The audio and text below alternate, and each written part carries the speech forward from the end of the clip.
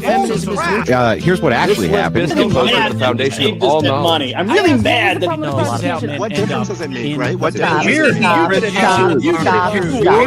Stop. Stop. The deregulation of the industry is obviously going to cause more of that industry. And to lubricate the trust connection between people until they have enough. Yet we could still look at biological reality in determining who's a female, even if there are. Why don't you denounce feminism the same way you're denouncing capitalism? If you don't... For something to be objective, it needs to be verifiable. And you can't verify... If I make a claim as a political pundit, it is true that I definitely could be wrong. Yeah, you're promoting, right? Ideology is the main tenet of politics, right? This is my ideology. So, 2015, anyone go back and watch the footage? The first GOP debate. Cool, Robert. Oh, that? With a crowbar, you said?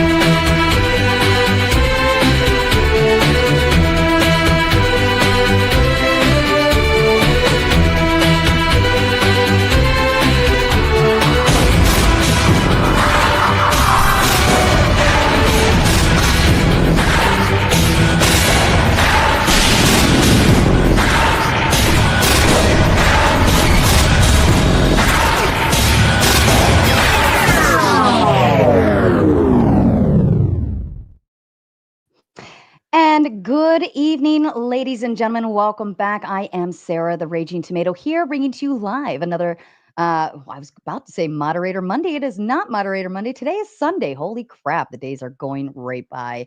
This evening, we are discussing the topic, is evolution real? I have Jed, the Flying Spaghetti Auditor, and of course, made by Jim Bob here, both to debate the question. Jed, if you'd like to start with your opening statement, please. Yeah, absolutely. Thank you so much for having me, Sarah, and thank you, Jim Bob, for agreeing to a debate. Today, we're discussing whether or not evolution, the cornerstone of all biology and modern medicine, is real. I will be arguing for the affirmative that yes, evolution is demonstrably real. I'm not going to be making an argument from authority by pointing out that 99% of experts in biology accept evolution, because that's a fallacy. Instead, I'm going to rely on the preponderance of facts and evidence which are all in accordance with evolution. So what is evolution? It's simply put, it's the change in allele frequency over time, or in other words, the change in inheritable characteristics in a population over multiple generations. This change is the result of non-random selection of random mutations. Some mutations are beneficial, some mutations are deleterious, most are neutral. But the beneficial mutations, which enhance an organism's chance of survival until reproduction, are more likely to be passed down to the next generation. Most creationists already accept evolution. They have to, because A, it's a demonstrable fact about reality, which can be observed both in a lab and in nature, and B, because without it, they can't fit all the animals aboard Noah's Ark.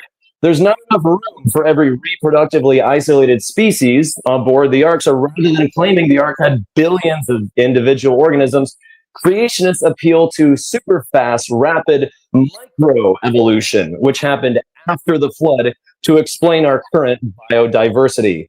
God magically created a couple different kinds of animals which are subject to microevolution within their kind, but prevented from evolving too much through some mysterious nebulous force. I'd like to posit that my opponent actually has somewhat of a burden of proof today. He needs to demonstrate that this nebulous force exists and where the boundaries are. What exactly is a kind? Under the creationist model, where every animal kind was magically created at the beginning of history, we would expect to find every animal kind in the oldest rock layer. This should include humans, modern birds, dinosaurs, Pachycetus, modern whales, but instead we find different organisms specific to certain rock strata, representing a slow change in phenotype throughout the geologic column. For example, if we look at whales or cetaceans, we see a very slow and gradual evolution from land-dwelling mammals to modern whales, starting all the way back 50 million years ago with Indohyus and Pachycetus, through Protocetus, Durodon, which is the last common ancestor amongst all whales. Now, you might have heard of Pachycetus, but there's a long list of over 15 different fossils, which all represent that transition from land-dwelling mammals to modern whales. Now, when placed in order, these fossils exhibit a slow and steady change from four-limbed land-dwelling mammals to exclusively aquatic modern whales. Modern whales have tiny little pelvic bones. Now, Durodons have tiny little back flippers moving backwards in time. Each cetacean ancestor has bigger and bigger hind legs until we get all the way back to Pachycetus, which can fully walk upright on four limbs. Modern whales have a blowhole on the top of their skull. With every regressive fossil, this hole can be seen getting closer and closer and closer to the front of the face, eventually reaching the very tip of the snout like we see in Pachycetus and most other land-dwelling mammals.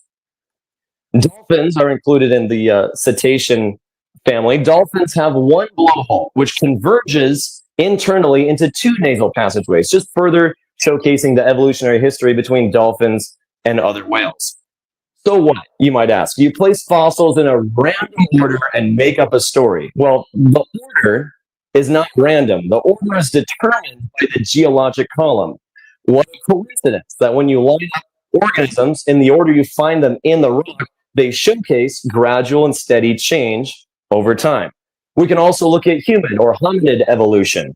We start here with Homo sapiens, which date back around 300,000 years. We can go back to Homo erectus, Homo habilis, Australopithecus.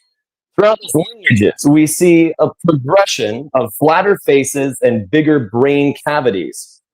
Footprints and long femurs suggest bipedal walking began about 7 million years ago, slowly and slowly becoming more and more similar to modern humans as time goes on. Our closest living relative is the chimpanzee, which not only looks the most like us amongst all the other organisms on Earth, but also shares 96% of our DNA. Evolution is not a ladder, it's a branching tree, and scientists debate about the exact placement of certain fossils all the time, with the evolutionary tree constantly changing and adapting.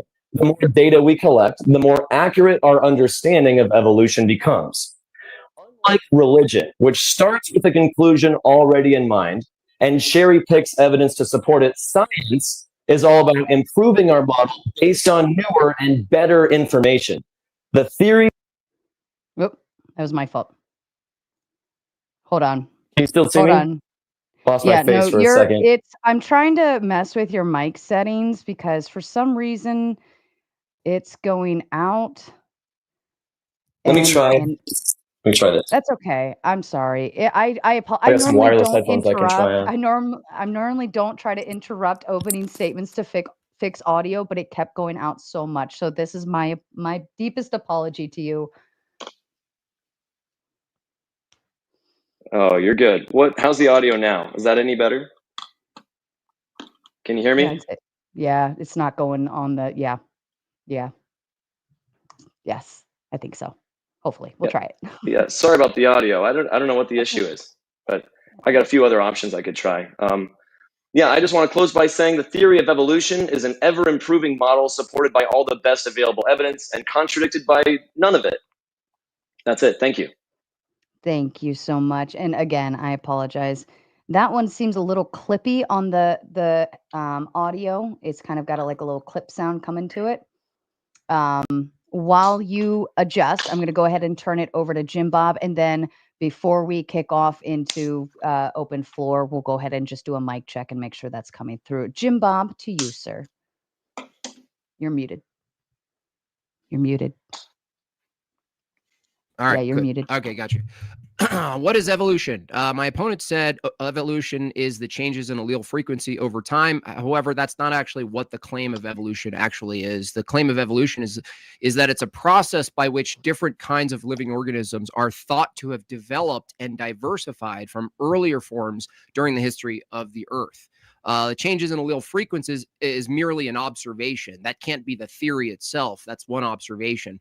We are not just speaking about adaptation. We are speaking about the macro claims that species we see today come from an entirely different type of animal. That is what's entailed in the evolutionary view.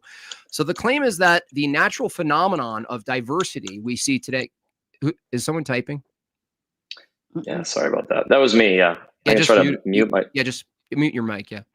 Sure. Let me see.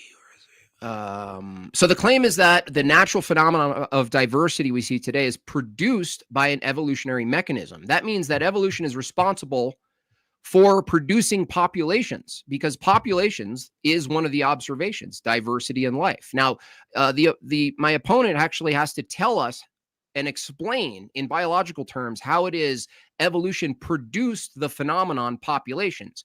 Now, what happens most of the time, and you'll see it here tonight, in order to talk about evolution in any meaningful way, the opponent has to actually grant himself populations first. He can't actually develop populations from evolution. He needs populations to talk about evolution. The issue is the evolution proponent can't argue for evolution without first granting himself those things. Evolution also assumes that mutations produce accidental phenomenon and functional mechanisms. Accidental mechanisms that serendipitously provide survival advantages to the population. What do I mean by specialized? Let's take the liver, for example, which filters and facilitates the expelling of toxins in the body. Evolution proposes that this is produced accidentally from a series of random mutations. Is there any reason to believe that a series of mutations would result in a mechanism just coincidentally being awesome at filtering toxins? No, there's no reason to believe that. Now, if something as specialized as a liver is the product of many generations of mutations within a population, this means that considerably more previous generations survived and reproduced just fine without it. Without a liver. They actually had to produce a liver, and the amount of time to produce a liver from random mutations, they would need to be already existing and totally fine, reproducing, defending themselves, consuming energy, living. It's multiplying, right? Now, keep in mind, all vertebrates have a liver. Now we have to assume that many different branches of vertebrates all accidentally developed liver systems without any knowledge of its future function. If you go from a single vertebrae, you have the problem of needing to develop those essential structures like a spine. So vertebrae are one problem. Now, vertebrae, considering that it's something like 5 or less than 5% of all animals are vertebrae. Keep that in mind. So they all have a liver that has to develop from evolution, right? The problem with evolution proponents is that they take a very broad approach to the story narrative. They sell you chapters of the book, and when we ask for details of how the chapters occur, they just present a new chapter of the book. They don't tell us how it happened. They tell us that it happened. You saw that in his opener. Now, there's also a philosophical issue with evolution. The entire paradigm of evolution relies on the term species. However, if everything is a common ancestor and every group we call a species is in flux and was once not a species and it's on its way to no longer being that species, then there's no real thing in nature called a species. And there's no possible way for my opponent or anyone else to determine when one species emerges and from a previous one. It's all this constant flux toward ever-changing masses of globular biology. That's all that's happening, right? Because there's no way to determine when a species emerges from a previous one, my opponent can't actually utilize the term species. Now, he does it colloquially. He says, humans, look at us, we're a species. And I go, are we a giraffe? He says, no. Were we once not a human? He has to say yes, right? So what do? They pin you in just human, similar to monkey, similar to chimp. They look at the biology, they say similarity, that proves evolution. Well, I'm sorry, but it's also the case that evolution proposes that humans come from very dissimilar things to humans. So it's not a win to say, look, that thing's like us. We must come from that thing, because you have to prove that we also came from things that are completely dissimilar, both in phenotype and genotype, perhaps. So what happens is my opponent will do it tonight. Instead of evolution proponent telling us mechanistically how this happens, that's what science is, how something happens. They say that it happened, and then they shield themselves and drowned you all in incomprehensible levels of gradualism. He'll say fossils, the view is that fossils prove evolution. No, fossils demonstrate similarity between things. That doesn't demonstrate how one thing becomes another over time, or one thing comes from another thing. That just says things are similar, right? That doesn't tell us anything about the mechanism. The worst part of evolution is it's touted as a scientific theory, as my opponent mentioned at the end there, but it doesn't even make its way through the scientific method. You'll learn that you would learn in 5th grade. Now, I would say that if you said something was a scientific method in natural science, surely one of the first things we would ask is, cool, let's take it through the scientific method. Well, I've done this debate maybe 500 times, and not one of those times has my opponent actually taken evolution from an observation to the conclusion, which develops a scientific theory. Now, what they do is they use scientific theory or science as a general statement, a colloquial statement about things, and then they assume everything else. They can't tell you from an observation how they get to a scientific theory called evolution. I will note that, again, when he opened, he said evolution is simply changes in allele frequency over time. That's clearly not the case, and not the fullness of the position at all. And I'll end by saying that might be your first observation.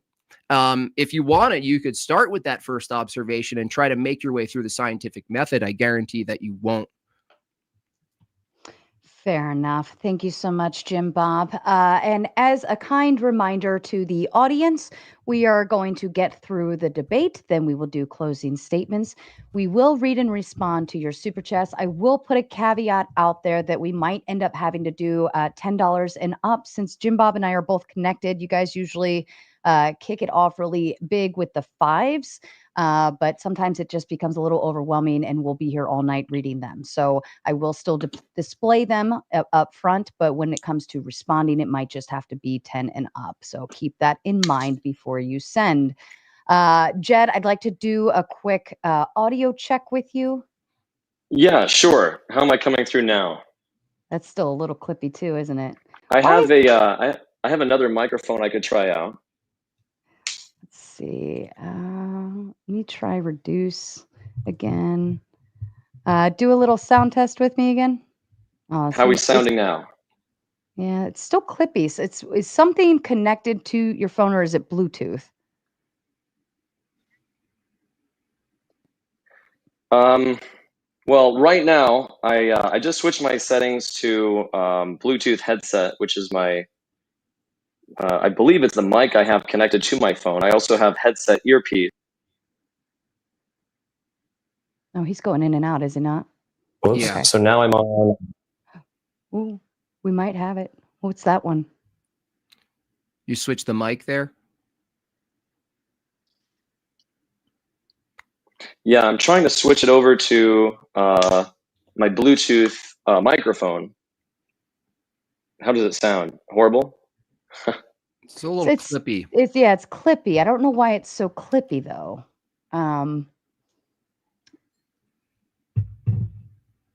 Yeah, it's Yeah, at the beginning. Wired headphones. I can try those one more time. See if they're any better. Yeah, sorry. okay. That's okay. It happens. It's okay. It happens to the best, and it's better that we do this now than try to get through an entire 2 hours with it. And you're using the phone, so I'm trying to figure out Bluetooth wise what would cause it to like clip like that. All right, how's the sound quality now? Any better? Mm-hmm. It's not clipping, so far. So okay, good. But was this the one that was going fishbowly while he was doing the opening statement, though, right? Because it was fine backstage, and then once he started, yeah, this is the same method I had backstage, and then it became bad later. Yeah. We'll start with it, and we'll see what happens. I noticed it was when your verbal volume started going higher that it started doing the weird fishbowl thing. But we'll give it a whirl and see what we can do. Okay, right on. Yeah, if it's still bad, then I'll try something else again. Yeah, sorry about that. Okay, no worries. All right, gentlemen, I leave the floor open to you. Yeah, I would just ask first, Jed, do you believe that evolution is a proper scientific theory? Yes, definitely. And do you believe that proper scientific theories need to be at the tail end, a product of the scientific method? A theory as robust as evolution should surely have multiple experiments that showcase the scientific method behind it. So not just one experiment, but multiple. Yeah, but the question was, if something's called a scientific theory, is it required to go at least to go through the scientific method? Sure, that sounds reasonable. Okay, and do you think evolution can make it through the scientific method? Yeah, of course. Yeah, so I've seen you use this tactic before, and maybe I can satisfy your need to have evolution go through the scientific method. So evolution, for example, has predictive power, which is a huge part of the scientific method. I believe it was actually Charles Darwin who predicted we would find Archaeopteryx in the fossil layers between dinosaurs and modern birds. And then sure enough, when we look in the when we look in the layer of rock strata, we find Archaeopteryx, along with multiple other fossils that showcase a slow and steady transition from dinosaurs to what we call modern birds. Okay, but that's merely an observation of something you found. If someone guessed where something is, certainly if I guessed where a star would be, and I was right, it wouldn't follow that what I presume to be the cause of what made that star appear in that place wouldn't be satisfied scientifically. So that's why I wanted to be a little more rigorous here. Sure. What would be the first step in the scientific method, Jed? Yeah, so observation. The observation isn't the results of the experiment. The observation is modern birds with theropod dinosaur fossils. Then the hypothesis is when we look in the rocks in this layer, younger than dinosaurs and older than present day, we will find Archaeopteryx. That's the prediction. And then the experiment is digging into the rock strata. And then the result is finding Archaeopteryx. And then the conclusion is the best explanation for this is that Archaeopteryx represents a transitional form between dinosaurs and birds. Okay, so your observation is you found two things? Yes. Okay, but I thought you did the digging was the experiment. It sounds like you started with what you're calling the experiment. Well, so like I said, it's not just one experiment. So no, this experiment. No, stick to this experiment. You said the observation was we found. Hold on.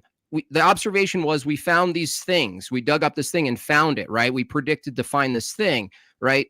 But you already dug up the thing. So the thing you're looking for, you already had an assumption of what you're looking for, right? So the reason I ask what the observation is first, right, is because when you make an observation, the question in science, in natural science is, well, what caused this phenomenon? What causes these things, in this case, to be similar, right?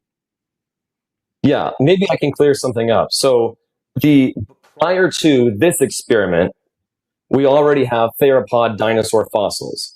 And then the prediction becomes, we will find Archaeopteryx. And then the experiment is digging in the rock strata between modern day and where we find dinosaurs, and that's where we find Archaeopteryx. Okay, let's stay there then. So the observation is we have something. The hypothesis is we want to find something else. We find the something else, and then the scientific theory is what? So the conclusion of the experiment is that most likely theropod dinosaurs evolved through Archaeopteryx into modern birds. Wait. Isn't evolve the thing you're trying to prove? Right. That's why it's at the conclusion and not the beginning. Wait, no, but the question is, how is it, if you're going to claim something evolves from one thing to another, the question in science would be, how did it evolve? Not stating that it did again. It sounds like you're saying you observed one thing that exists. You look for another thing that's similar to it. And because you predicted something similar to it, that means it grew from that thing. But I have a defeater to this, is that how would you know that you didn't just find something that could have just as well lived alongside of the thing that you're looking at now? Well, one reason that we can know that is that these organisms are only found within certain layers of rock. So if we expect that all animals lived at the same time, like under the creationist model, we would expect to find dinosaurs, Archaeopteryx, and modern birds all at the very earliest rock layers. No, that's not the question, because it couldn't an event like a volcano immediately bury a bunch of animals that would have otherwise lived alongside the other ones? Being buried by a volcano is potentially one way that you could come about having a fossil. Wait, I didn't ask. through I didn't quick ask. burial. I didn't ask how fossils are made. I asked, is it possible for natural events to bury different types of animals and kinds of animals at various different layers, right? Drastically in a quick moment. You cannot bury different organisms within different rock strata at one time. That's the whole. So I don't know if you've heard of the law of superpositioning, but this is basically the principle that newer rock layers are on top of older rock layers. So certain sediments take a long time to form into rock. So the lower you dig, the older the rock gets. And we can test the age of the rock through radiocarbon dating. Wait a second. Well, the reason I use a volcano when it comes to dating, when volcanic material erupts, everything you know about carbon dating actually resets to 0 when there's an eruption. Yeah, and in that case, we would expect to find a bunch of organisms that are all the same age, right? Well, we're talking about whether or not other variables can mess with what you assume the time frame is, but that's not even what's in question here. What's in question is, how do we take evolution, which is the assumption, I hope you take this other synonymous definition here, the process by which different kinds of living organisms are thought to have developed and diversified from earlier forms during the history of the Earth. That's the claim, right? So I want to know, okay, that's a biological claim, right? That's like saying this animal we have today is the product of a different thing that wasn't this animal over a long period of time. That's the claim. So what I wanted to know is, what's the observation? Because I would grant you the observation of like diversity of life, right? Let's say, would you agree that populations themselves would be an observation that you could start with? We can observe populations, sure, absolutely. Okay, so you grant that populations are an observation to kick off the scientific method. And so the next question, if I look at populations of animals that are all diverse, wouldn't it be fair to ask within the evolutionary paradigm to say, what caused this type of diversification? Populations, right? Sure. Yeah, absolutely. And so, then the next question after that becomes, if we have multiple different populations, we know that some populations are related to each other because they can interbreed. No, wait. Hold on a second. Hold on. We're not asking what might be related. What we're asking is populations themselves would need to be the product of evolution. But if you say things are related, you're already granting yourself populations. Would you agree that within populations, certain animals are related to each other? Like domestic dogs, for example, are they related? Are they part of the same kind? And the standard for relatedness is genetic makeup, phenotype, genotype? Because you would also say that we're related to a banana, right? I would. I'm asking you, do you think domestic dogs are related to each other? If the presupposition is everything's related, then saying... I'm not presupposing that. You just said it. As an observation, would you say that we can observe certain animals are related to each other, like domestic dogs, for example? Yeah, that they're similar in a type of family, if you will. Okay, so you think that all domestic dogs are in the same kind? In a category. They are a universal category. Would you agree? A universal category. I'm not like sure. Like a dog. Like if I said, what's a dog, you would know what I'm referring to, right? Maybe. Well, you could be referring to the domestic dog, which is a species, or a canidae, which is a family, which includes things like wolves, foxes. Yeah, let's go to the bigger one then. Let's go to the canidae. Great. If the canines, you would say canine is a universal category, right? It's a family. It's a label that we put on a bunch of organisms. Okay. Is it objective or is it ever changing? Is it static or changing? Our understanding of it changes. No, not your understanding. Does the thing itself, if evolution was true, there was once a thing that wasn't the canine family, right? There used to be things that weren't canines, yes. And became canines. So you're saying that a universal category, under evolutionary view, a universal category, canine, actually came from a universal category that isn't canine, right? That's the claim.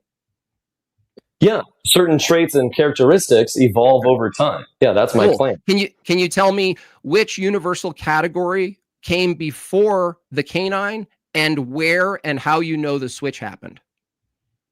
Yeah, so within canine evolution, carnivorians evolved about 50 million years ago, and this is thought to be the split between cat-like descendants and dog-like descendants. Caniforms are the dog-like, feliforms are cat-like.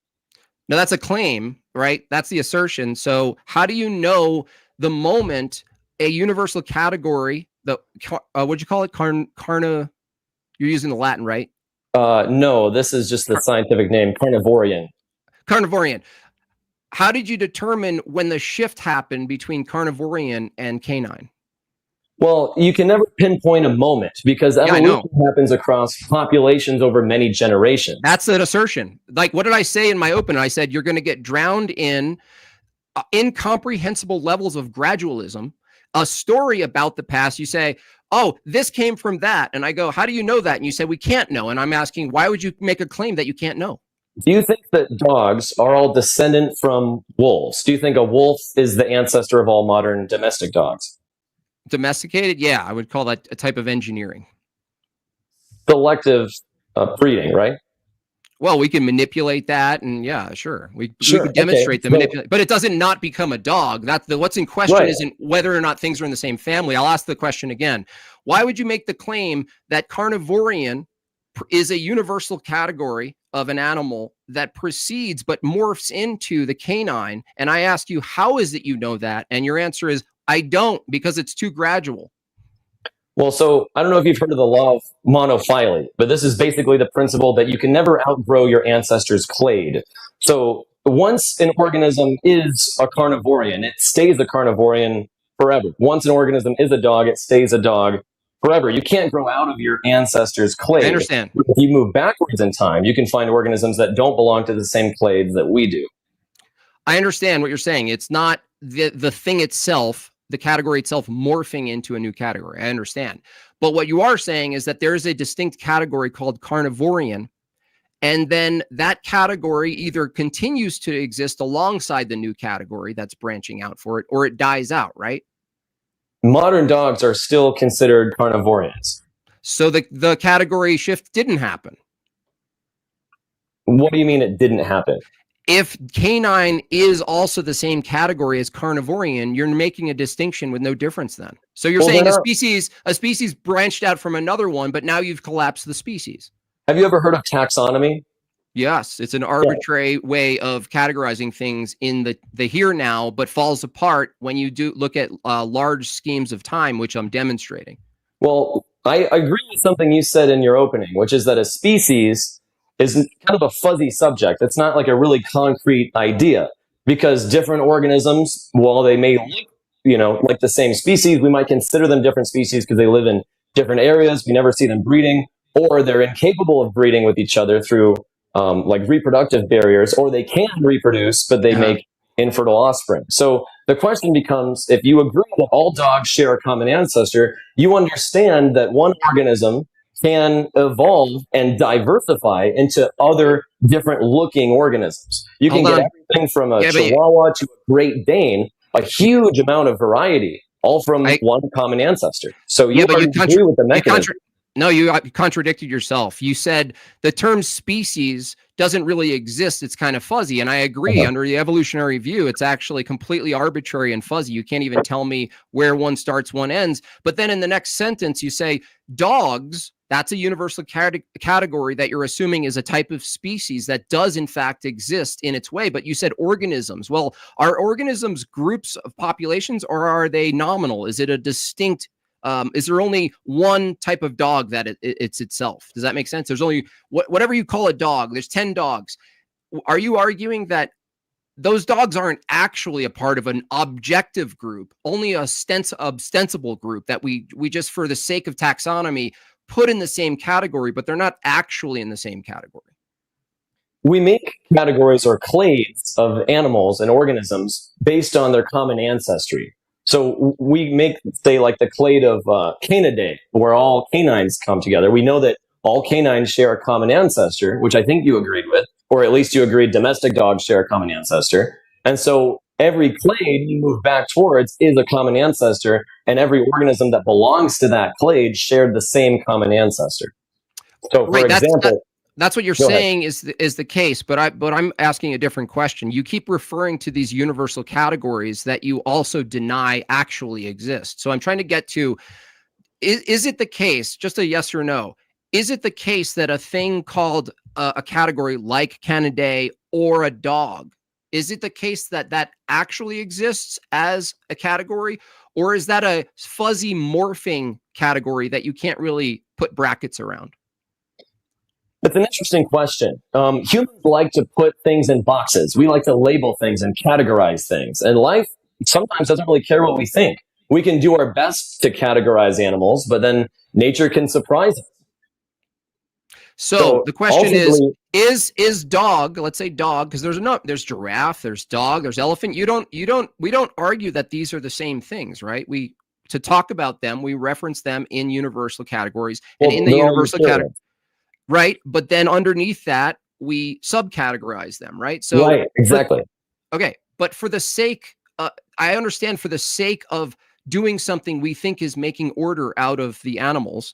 I'm not asking whether or not it's useful to categorize things. I'm not asking if humans like to categorize things. I'm asking, in the evolutionary view, is a category of a thing like dogs, like Canidae, like carnivorian, are those actual categories objectively, or are they in flux and changing?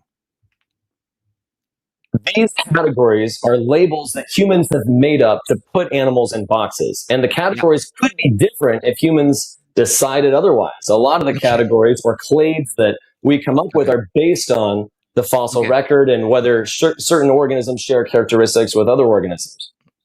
Okay, so would you argue that evolution posits that there's a thing called speciation? Yeah, absolutely. Okay. And we've observed it. Okay, hold on. If premise one is species is an arbitrary bracket system, totally made up by humans arbitrarily in time, and is ultimately fuzzy, that you can't really have access to this species you think you're calling a species. But you're also saying that evolution relies on speciation. How is it that you can rely on speciation if you actually deny the objectivity of a species? So one common definition of a species is an organism that's reproductively isolated. And so when I use a term like speciation, typically what I mean is here's one organism that diversified into two groups which have become reproductively isolated. Okay. So if humans, a bunch of humans that look a certain way, share a bunch of traits, suddenly can't reproduce with all the other humans, are they no longer human? No, you always remain a human because you can't grow out of your ancestors' clade. That's the rule of monophyly. So we would still all be humans, but maybe we would form some new clade to call these reproductively isolated humans. Well, I'm saying they're always going to be a human until they die out. Okay, so if they're always going to be human until they die out, how is it that under the evolutionary view, isn't it the case that one clade actually branches off into something entirely differently? Like, are you an ape? Yeah, absolutely. Okay. So are you. I'm an ape. Is George Floyd an ape? George Floyd is an ape, yes, or was an ape when he was alive. Yeah, we're all apes. All humans are apes. Okay, so if we're an ape, so if you think we're an ape, why do we make a distinction between human and ape? Well, one thing, we're reproductively isolated. So humans and say like gorillas, when we think of the colloquial term of ape, we can't reproduce and create viable offspring with gorillas. That's one way that we can determine. Hold on. Okay, hold on. But now you're in a contradiction because I just used the same hypothetical and I asked you if there's all these humans right now and there's this new mutation or whatever that produces a bunch of humans that can't reproduce with all the previous humans that produced it. You said that would still be a human, right? No. But now that's is that a new category or right? What is that? Because now you've made a distinction between ape and human, but now you said if the new human arises from the same process that the human arise from the ape, a new human. You're saying it's still a human, but when we emerge, right, we're humans now, right? Why human? Well, so like another category we could look at is primates. So humans and gorillas are both primates, but we can no longer reproduce. We're still primates. So like if someday two groups of humans were completely isolated, like say people go to Mars and then there's no travel back and forth for millions of years, we would still call them humans. They'd still belong to the clade of hominid, but they might diversify and we might call them some new species. Okay. And do you have any reason to believe the humans we have today could branch off into a subcategory that's still called human, that you'd still grant is human, but can't reproduce? The only way I could think of that happening is some isolation event, like if humans travel to Mars, for example. But in the world we live in now, there's so much travel and there's so much interbreeding amongst humans, the possibility that we could ever become reproductively isolated with other humans is incredibly low. Okay, let's get a little more granular here. Do you believe that something as functional as the liver was produced by whatever mechanism you're assuming is evolution? Yeah, absolutely. So basically your argument appeals to irreducible complexity. That the liver could not have evolved. Oh, sorry. No. I'm arguing that I'm not arguing something can't happen. I'm actually just getting what your position is. And are you saying random mutation produced a liver? Yes. Okay. Would you agree that the liver serves a very specialized function? Sure. Yeah. Okay. Are you saying that a random process produced a very specialized function? Yes. Now that always happens in gradual stages. So turning back the clock, we can see one, and I'll fully admit I'm no expert on liver evolution, but when we look at, with any complex organ, we can see it slowly and gradually evolving over time. So another common example creationists will point to is the human eye as something that's irreducibly complex. You can't get an eye because if you remove one part, then the whole thing becomes... I'm not making that argument. I'm actually would rather you stick to what I'm cross-examining here, which is if you believe random mutation produced a liver, you're saying that some random process produced hyper-specific tasks within a body. But not only that, but the liver itself as an isolated item also works in conjunction with other highly specific, hyper-specific, accidental, task-oriented mechanisms. What I wanted to ask you is, if it's the case that evolution produced the liver gradually, notice how he went back to the incomprehensible level of gradualism. If it's the case that a liver was produced from random mutation to specialize in filtering toxins and expelling them from the body, isn't it true that whatever earlier organism produced this through random mutation lived a long time without the liver? So my understanding is most invertebrates do not have a liver, and most vertebrates do have a liver. Is that true? Yeah. That's correct. So we have plenty of organisms that don't have livers and manage to survive. That's not the question. The question is, if you believe that the liver was produced through random mutation over many, many years of time through many, many populations, isn't it the case that whatever produced the liver accidentally also lived without the liver for many, many years? No, because evolution happens not within one organism, but within a population. So you're not going to have one individual who lived without a liver and then with a liver. Mm-hmm. Wait, well, no, it would necessarily be so that even in populations, there is a population that must precede what we now call the vertebrates. So if it's the case that evolution produced the liver, that means that the liver once didn't exist, in simple terms, yes? Yeah, sure. Okay. And we still have organisms living alongside those which don't have livers. I understand, but we're not talking about those organisms because we're looking at organisms that live without livers, right? Are they producing a liver? Not that I know of. Okay, we're talking about the one that you claimed ended up producing the liver and the mechanism that produces a liver. If your mechanism to produce a liver is mutations over time, I'm asking a very simple question here, which is, if evolution, the process of random mutation within populations, produce the final form of what we call the liver, right? That does what the liver does. Isn't it the case that that whatever ancestors, in this case you'd call them ancestors, didn't those ancestors not have a liver? It's a really simple question. Yeah. If you go back far enough in the evolutionary history, you'll find organisms without a liver. Okay, and can you tell me from the evolutionary standpoint, given that you're appealing to random mutation, natural selection, how it is, mechanistically how it is? Not that it happened over time, but mechanistically, how is it that non-liver organisms produce accidentally a functioning liver? I can tell you the mechanism, which is, you've already said it, random mutation selected for by natural selection. So if an organism produces some sort of proto-liver or some sort of really simple way of filtering toxins from its body, it's going to have a better time surviving. It's going to have a better chance of survival if it has some rudimentary toxicity filter. And so that rudimentary toxicity filter evolves over time through more and more random mutations until eventually you get to a modern. I understand you're saying that it did happen though. Well, that first step, right? You said if you have an organism that has some sort of proto-liver, now you're giving yourself a proto-liver. It asks the same thing. How does an animal accidentally, through random mutation, develop a proto-liver from not a proto-liver? You just said the mechanism. It's random mutation guided by natural selection. No. Mechanistic. Look, if I asked you how does if I asked you how does a an espresso machine work, right?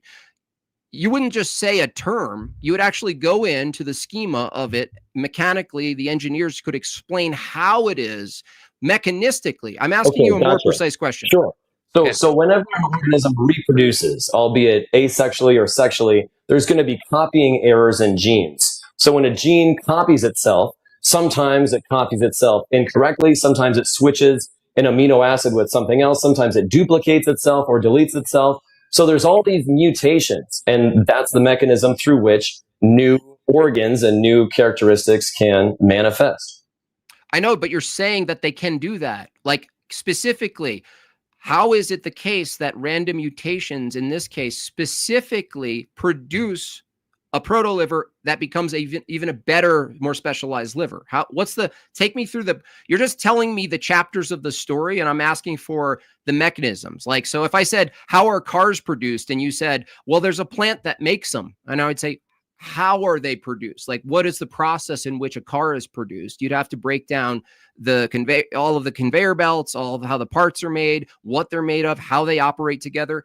You're just saying that a liver was produced and appealing to some sort of like mysterious journey of an organism in a population that just for no reason develops the capacity to process toxins, when in reality, the same organism that accidentally produces something to process toxins was alive enough to process to not be affected by toxins for long enough to process a new thing. So it's like, why is it that an accidental process giving something an advantage that it doesn't actually need? And right, you're appealing to mutation. So this, go ahead. Sorry, I was going to pause you right there. So you said mutations that it doesn't actually need. Now, I think that's where I might interject, because a beneficial mutation is going to enhance the chance of survival. So if a mutation happens and it enhances the survivability or enhances the likelihood an organism is going to reproduce, then that trait is going to become more highly distributed amongst the population. So it's not like all the ones living alongside it that don't have that trait immediately die off. Sometimes you get divergent evolution where one new trait forms, and that's when you have a speciation event. So the organism prior doesn't instantly go extinct because a new trait manifests. I understand that, but even other evolutionary proponents agree with me that you're actually just looking after the fact, after the story is told, and say, look, those sharp venom fangs that deliver venom, those were accidental, but in the long term, they were very advantageous. But that's a different statement than saying they were developed for advantage. Well, they weren't, because they're accidentally developed. So you can't have a teleological view of purpose, or lowercase telos, like, oh, I got to develop this lung to process oxygen, or I got to develop this liver to fight toxins and transform them and expel them. The organism, from your view, doesn't have any direction. It's, first of all, the step toward proto-liver, even if I granted that first part of the story, it's accidentally producing a proto-liver, right? Each next phase of developing the proto-liver is also an accident. So it doesn't just go, oh, look, this is working. Why? Because these organisms don't have evaluation systems. They don't evaluate from the evolutionary view. They don't evaluate the enhancement of the system. Actually, it's just as likely that another mutation from this view offsets the trajectory of a developing liver. Now, the problem with your view is just the liver as an example demonstrates how nebulous this process is. But guess what? That has to develop independently, but also alongside, in parallel, in conjunction, working together with all of the other organs in our bodies or other vertebrates' bodies, including the heart, blood vessels, super highways to deliver things, processing the ability to process hemoglobin and the rest of it, right? The brain, we don't even get into the brain. The problem here is Jed here can't even tell me mechanistically how. He tells me that it happened, but I ask, how does random mutation produce a liver? He says, natural selection and random mutation. How does it produce a liver? Mechanistically. How is it go from point A to point B? If you're asking me what organism had, or what's the specific gene that had a mutation that caused a liver, I don't know. I'm not an expert on liver evolution. So that's a really hyper fixated example, and I'm not going to be able to give you a really detailed answer about liver evolution because I don't know. Now, you said something, you mentioned how evolution does not act with intentionality. And that's absolutely true. Evolution does not have an intention. So you never see an organism think, oh, I could really use venom in my fangs, so I think I'm going to go ahead and evolve those. No, so the venom in the fangs is another instance of random mutation resulting in a beneficial adaptation, which allows the organism to more sufficiently defend itself, which allows it to reproduce more. Yeah, I know. That's just another story, though. Like, that's the thing is, like, if I said, oh, look, a venomous snake has a very hyper-specific combination of proteins, right, that not only develop inside glands, the snake needed to develop the glands. So do they develop the glands accidentally and then accidentally pack it with what happens to be perfectly suited for dissolving the inside of rats specifically? Why couldn't it be the case that they developed a B12 shot, Jed? Yeah, a lot of animals will have evolution where they're evolving alongside each other, like an evolutionary arms race, where like a rat and a snake or might evolve in ways where I don't know if this is a perfect example, the rat might get faster and faster at avoiding the snake whose venom gets better and better. So you have different organisms. One might be a prey animal, one is a predatory animal, and they're in an evolutionary arms race where they're constantly evolving better and better tactics to either stay alive or defeat their opponent. Jed, I'm sorry, but that is assuming intentionality. Tactic absolutely. No. Tactic means that there's towardness. So is the tactic to survive? The likelihood that they survive is the non-random selection of random mutations. Do things accidentally survive, or do they develop tactics to survive? Animals develop characteristics through random mutations, and then natural selection makes them more likely to survive with those characteristics and pass them on to their offspring. I understand, but that's not the question. I understand your view on random mutation, and which is, I would say, you're consistent with, right now you're consistent with the evolutionary view generally, which is animals accidentally, through random mutation and natural selection, develop things that at the time they don't even know will be or are advantageous. And because they're advantageous accidentally, they're able to survive longer than the other ones who don't have it, right? Even though there's tons of snakes that don't have venom that survive just fine, the question is, well, they also develop some technique. Well, the problem is with the view is like you have to choose. You either take an approach that all of it's accidental with no purpose, that removes that there's an actual purpose to the heart. That means you have to say when a heart is stops working, it's not actually dysfunctional, right? From your view? No, organs. If an organ stops working, then we could call it dysfunctional because it's no longer operating how we would expect it to. Well, not just expect, right? Because the heart has, like the liver, it's not just how we expect it to operate, but that it operates with a specific purpose in the context of the body. It's not just randomly operating in various nominal epiphenomenal ways that we can't track using induction. it operates in a very specific way. I'll give you a little example here. When a surgeon works with some biotech firm to develop a fake heart that's nearly identical, would you say they developed something that with a purpose and a function? Sure, yeah, because they're mimicking a biological organ. But they're mimicking something that, under your view, doesn't actually have purpose and function. It has an accidental behavior, right?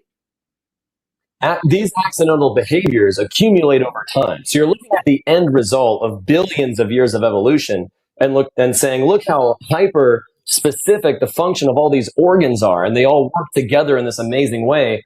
But that's simply because there's been so much time. So much time. Every time. Does you time cause... hold on. Jed, does time cause milk to spoil? Milk spoils over time. No, I didn't say whether you require time. I'm asking, does time cause milk to spoil? Time is a necessary component, but it may not be the cause. Well, it's not the cause, because I could put milk in the fridge, right? Time goes by, it doesn't spoil, right? Well, it will eventually, right? Okay, well, different times, right? Generally speaking, when we're referring to spoiled milk, you leave milk out, there's a certain time frame in which it spoils. The reason I'm bringing this up is time doesn't cause things. Time allows for the thing you're claiming is caused. And I think we agree there. But so you mentioned this notion of incomprehensible time. So little changes can add up into big changes over time. So here's an example. So if we look at the way mountains form, I don't know if you believe in plate tectonics, but when plates smash into each other, they can form mountains. And we can track the height of a mountain. It might grow 2 or 3 inches every year. So these are really small incremental changes. You're looking at those changes and going, there's no way a whole mountain that's 5,000 feet in the air could ever form with these little changes. There's no way these could ever add up over time. But just logic alone tells us that if you add 2 inches over 2 inches over 2 inches, eventually you get to a 5,000 foot mountain. Jen, I appreciate the attempt at the analogy, but there's no function of a mountain. We're talking about hyper-specific functionality inside biology, like a liver and a mind or a brain and a heart that does very specific tasks. Now, the body is super complex with a lot of components, a lot of which we don't even fully understand. And so the mountain forming from some sort of disaster or plate movement is not even close to analogous to evolution causing over a long period of time hyper-specific tasks with otherwise unrelated particular elements of the body. For instance, when the liver develops, is it developing with some sort of communication, even if it's pure biology, with another thing called the developing heart? Like these things you said work together, right? Inside the body, they work together as a holistic system. But evolution reduces to a nominal view, which is to say you're only really looking at particular things doing particular things. So a particular part of the body is doing a particular thing, even granting your deep time over a long period of time. The section that you would in the future call a liver would finally become a liver, right? Would be over time, but it would be unrelated to the other things growing, and yet they need to work together. So yes, even though didn't come prepared to make the irreducible complexity argument, I would argue that it's on you to explain how independent, unrelated particular mechanisms develop hyper-specific functionality unrelated to each other, but in conjunction with each other. How does evolution do that mechanically? Well, again, you're looking at the end result of billions of years of evolution. It's not end result, though. It is. We are the end result of billions of years of evolution. No, we're not. We're not evolving right now. The heart isn't on its way to being something else. Okay, so I don't know if it's on its way to being something else, but everything is constantly evolving. That means that you can't say there's an end result. To say there's a heart that does I never said there was an end result. Well, sorry, is it possible that what I'm saying is that you're looking at hearts now as the end result.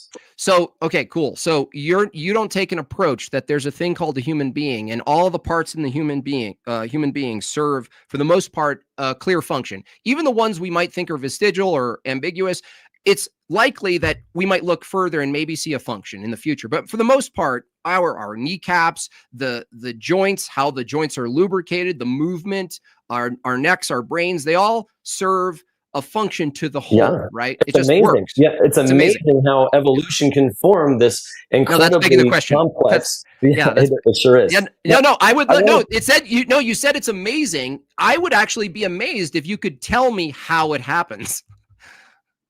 Well, I've tried articulating the mechanism. Let me try a slightly different approach. So, since you believe that dogs have diversified from wolves, we talked about that earlier. What's the mechanism through which you can get new characteristics of dogs? So, like, say you're trying to breed a new type of dog. How did the pug evolve from a wolf? Can you explain that? The pug evolved from a wolf, just crossbreeding. Crossbreeding. Yeah, they have to be able to have sex. Like, so you go, hey, this tiny little dog can have sex with something similar. And it goes, oh, yeah, you can do that. It shoots out this ugly mutt thing. And then you keep doing it and you get surprised at what it spits out. You know what I mean? It's like a kid's toy. The problem is you're still talking about that inside a universal category that you denied actually existed, right? So the question, Jed, isn't whether or not you can take an existing category and splinter down a whole variety of things, even to a useless dog that could barely walk, like one of those like hot dog dogs. The reason they're called dash hounds. The reason I bring up the dog is that, and I think what you were trying to describe is selective breeding, where you take, say, a population of wolves that have, maybe you take the two smallest wolves and you breed those together. They have a litter, and then, amongst other dogs, you take the smallest dogs, breed them together. You take the dogs with the shortest faces and breed them together. So you're breeding for these traits that you want to see, and you're exacerbating the existence of these traits over multiple generations. Jed, That's I would call that. Would you? Works. I would call that degradation, though. Would you? Degradation. What do you mean? Are you so if you start with some pure animal, right, and they're breeding with each other. Pure animal. Okay, I agree. Under the evolutionary view, there's nothing called an actual species either. So, but let's just say you have wolves, right? You're saying wolves are not the same as chihuahuas, right? In this hypothetical, they're not the same. They're not the same dog, right? I'm asking you how you can get a chihuahua from a wolf. Do you think a wolf is a pure animal? No, the word pure, I'm not attached to the word pure. What I'm trying to say with that word is that there's a distinct group you call like wolves, right? There's a little category over here. And maybe you see another thing that's dog-like that shares traits and characteristics. And you say, that's kind of like that, but it's not that. You're asking me a question about some type of engineering. What I'm saying is that when you do all this crossbreeding, what that is human beings doing it. There's people doing it with intent, where they get some sort of different form or combination of the animal. What I'm arguing is if that's evolution, are you saying that animals crossbreeding with other animals that it already can crossbreed with is what produces new species? It can if they're isolated long enough. So there's evolution by natural selection, and then there's evolution by artificial selection, and that's the case with dog breeds. So you call it degradation, I think, because the pug has a worse chance of surviving in nature in the wild on its own compared to a wolf. So you might say, oh, it's less suited for survival, and that is probably entirely true. But it's still a form of evolution because we're taking traits and making them more and more prevalent in daughter generations. I don't agree with that. I would say that what that is a type of engineering. So like artificial selection is a form of engineering, sure, but it's biological engineering. We're manipulating evolution in order to get certain results. But in nature, selection pressures through nature are the selection. That's what chooses these random mutations. Can you give an example of a selection pressure so I understand exactly what you mean by that with an example? Yeah. So we could say animals that live in the Arctic tend to have white fur. Polar bears, Arctic fox, snow leopards, snow rabbits. All these animals that live in the north, in the snow, they develop white fur as an evolutionary advantage to survive and blend in better in the snow. Let's stop there. Are you saying each of those different animals that you would say some of them aren't even in the same, quote, family, taxonomically we're speaking, right? You're saying eventually they come from the unifying ancestor, right? That's the view. I'm saying everything you just listed that has white fur. Are you saying that all of those animals at different times, based on their geography, happen to accidentally have the same mutation in the same geographic location that turns their hair white? White. Yeah, okay. Absolutely. Okay, cool. So what's hold on. Because I want to make sure you're making that claim. You're claiming that a random mutation that you can't isolate or track in differing animals on different paths of their evolutionary process had the same completely random genetic mutation that also completely randomly produced a random effect. No, you know what I would say as a better explanation of that, Jed, is that their bodies already included the information to participate in that type of location. That wasn't a mutation that accidentally by chance produced a collection of unrelated animals having in a time frame the same exact epiphenomenal effect on their in their fur. It's more the case that the animals already have it encoded in their DNA to have that type of fur. You couldn't tell me each of those animals you just claimed, you couldn't tell me where a mutation that was random actually produced that effect. There's no way.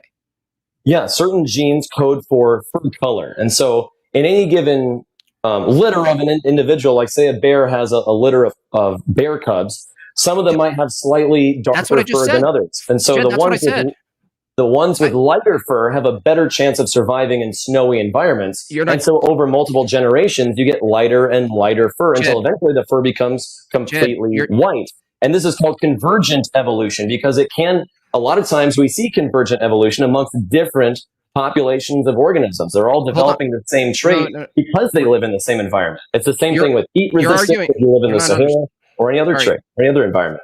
Okay, sorry, but you're not understanding the problem here. I actually just said what you just said. I said that those animals, if it's their genetics that's informing, encoding, and instructing the type of fur they're producing, right? That's what you're saying? The genetics informs the type of fur they have, right? Any population is going to have slightly different variables in the way their fur looks. You're saying that Please answer the question. Please answer my question. What was your question? Is it the case that the genetics of these animals inform the fur color? Phenotype affects phenotype, yes. I didn't ask because we agree. If it's the genetics that informs this type of adaptation, whether it didn't exist before and it does exist now, all you're pointing to is existing genetic information that informs what color the white fur is. The question I asked isn't whether or not these animals have genetics that inform the physical trait. What I asked is, how do you determine a random mutation produced that genetic section and that they all did it independently, right? And they all did it randomly. It was a total accident. Sure. That all of those animals. You're appealing to they already have the genes to have white fur embedded in them, and then that's the observation. Yeah, and then the snowy environment is making this gene that's laying dormant in them become more prevalent. That's what you're saying, that the gene is already there. So we know we're both agreeing. We're both agreeing that the genes that are there inform this phenomenon. The difference between what I'm claiming and what you're claiming is that I'm saying that these genes are new. They're the result of mutations. You're claiming that these genes are embedded, say like a bear. Every single type of bear has the ability to have white fur. It just needs to be in a snowy environment long enough. And then the fur will become manifest. No, I'm not it's saying already in the genome, is what you're saying. I'm not saying that. I'm not saying if you put any animal... Now, maybe using your deep gradualism, maybe it I didn't say any animal, but... Well, I'm saying, like, I don't believe that you can just do that. I'm saying that I agree with you. The observation we agree with. The observation is the types of animals that have white fur in the Arctic plains share some characteristics and a type of gene that informs the white fur, right? It's a genetic thing. Yeah. White fur, white environment. Great. The question I'm asking isn't whether or not these animals have white fur. The question I'm asking is, how did you know that it was a specific type of mutation that occurred from not that mutation to this new mutation and produced, alongside of one animal, many unrelated animals, not in the same family, produced how did you determine that it was a specific mutation for each of those animal families that produced this? Yeah, I'm happy How did you to determine? So the idea that every organism within a population shares the genes to have every kind of hair color that variation has is ridiculous. We know that that's not the case. So with humans, for example, there's certain genes where we have two of them, like we have two copies of our genome. So you might have the genes to have brown eyes and blue eyes, and because brown eyes are dominant, you're going to showcase brown eyes. But if you only have those two, then you're missing genes to have green eyes. So we know that within a population, there's organisms that have some characteristics and organisms that have not that characteristic, or I should say, there's organisms that have the genes to have blue eyes, and some organisms don't have that gene. Many people have two brown-eyed genes, and so they don't have the genes to gain blue eyes and given in a new environment. So these are genes that aren't present in all organisms. I understand, but isn't it the case what you're referring to is epigenetics? That's what you're referring to. Epigenetics is where the environment, epigenetics is where the environment makes a dormant characteristic that the animal does have the gene for. Okay, I'm going to ask you a very direct question. If you know the difference between the epigenetics and what's referred to as like a random mutation that occurs that alters fundamentally the DNA code itself, this is what's in question, and you're actually just assuming the answer. If there's two things next to each other, a group of animals that all have some epigenetics, right, going on, that doesn't fundamentally change the gene. It changes something epiphenomenal within the organism that is still genetic versus a random mutation that would fundamentally change the gene, and then downstream from that would have to produce white fur in this case. So I'm going to ask you, what's your methodology for distinguishing in the case of white fur between epigenetics and random mutation changing the gene? Sure. So my understanding of epigenetics is that within one specific individual organism, the environment determines how that genes are expressed. So if epigenetics is responsible for, say, a polar bear having white fur, if we take one individual polar bear and put it in an all black environment, we would expect the fur to turn black. But that's not what we see. We have polar bears with no snow around. We see zoos with polar bears with no snow, no white objects around, and the polar bears stay white because it's not epigenetics that makes their fur white just because they happen to be in the snow. It's because it's their genes only allow for white fur or slight different variations of different shades of white fur. Okay, so it sounds like you're saying also that it is epigenetic for that particular group. That means it's epigenetic and not some sort of like dramatic mutation in each of that family, right? To me, it's even more likely that, to me, it seems more likely at least. I don't know how I would determine this, but the likelihood. But it seems more likely to me that how we understand epigenetics would actually account for the white trait inside those animals, rather than each of them independently, completely unrelated to each other. The lower likelihood chance of each of them having the very specific mutation, but not just the specific mutation, one that produces a very specific phenomenon like that. Would you at least agree that's insanely unlikely? But it just, no, absolutely not. Because how is it likely? Because they live in an exclusively white environment, like polar bears and Arctic leopards, and they live in this area that's all white. They live in the snow all the time. So blending into their surroundings is going to be a huge survival advantage. All across the animal kingdom, we see organisms that camouflage into their surroundings. That's a huge benefit. No, Jed, that's assuming that the animal already has it coded to know how to respond to it. Saying that it was a mutation. Hold on. Yeah, that's what you're arguing. Look. I'm arguing for random mutations is the result, is the mechanism by which we arrive to white fur. How do you prove that snowiness produces a random mutation that produces something related to snowiness? If we take the polar bear, we can falsify it. We can test it by falsifying it. So if we're going to test epigenetics, let's take a polar bear and put it in a black room, and we would expect it to turn black. That's not the question. No. Forget epigenetics. That's what you're asking me. How do I know it's mutation and not epigenetic? That's exactly what you asked. I'm putting. And so the way we test that is by falsification. So if it is not random mutation and it is epigenetics, we can take a polar bear out of the snowy environment, put it into a zoo in a black enclosure, and we would expect its fur to drastically change codes, Dude, but we don't see that. You're not even arguing with the majority of the evolution proponents right now. You're saying that an organism or a population being in an environment are more likely to have the environment actually inform the animal on how to have a random mutation that helps them. That's fundamental evolution. That's called natural selection. No, that's not. That's not. No, Jed. That's what natural selection means. That's wrong. Natural selection is this.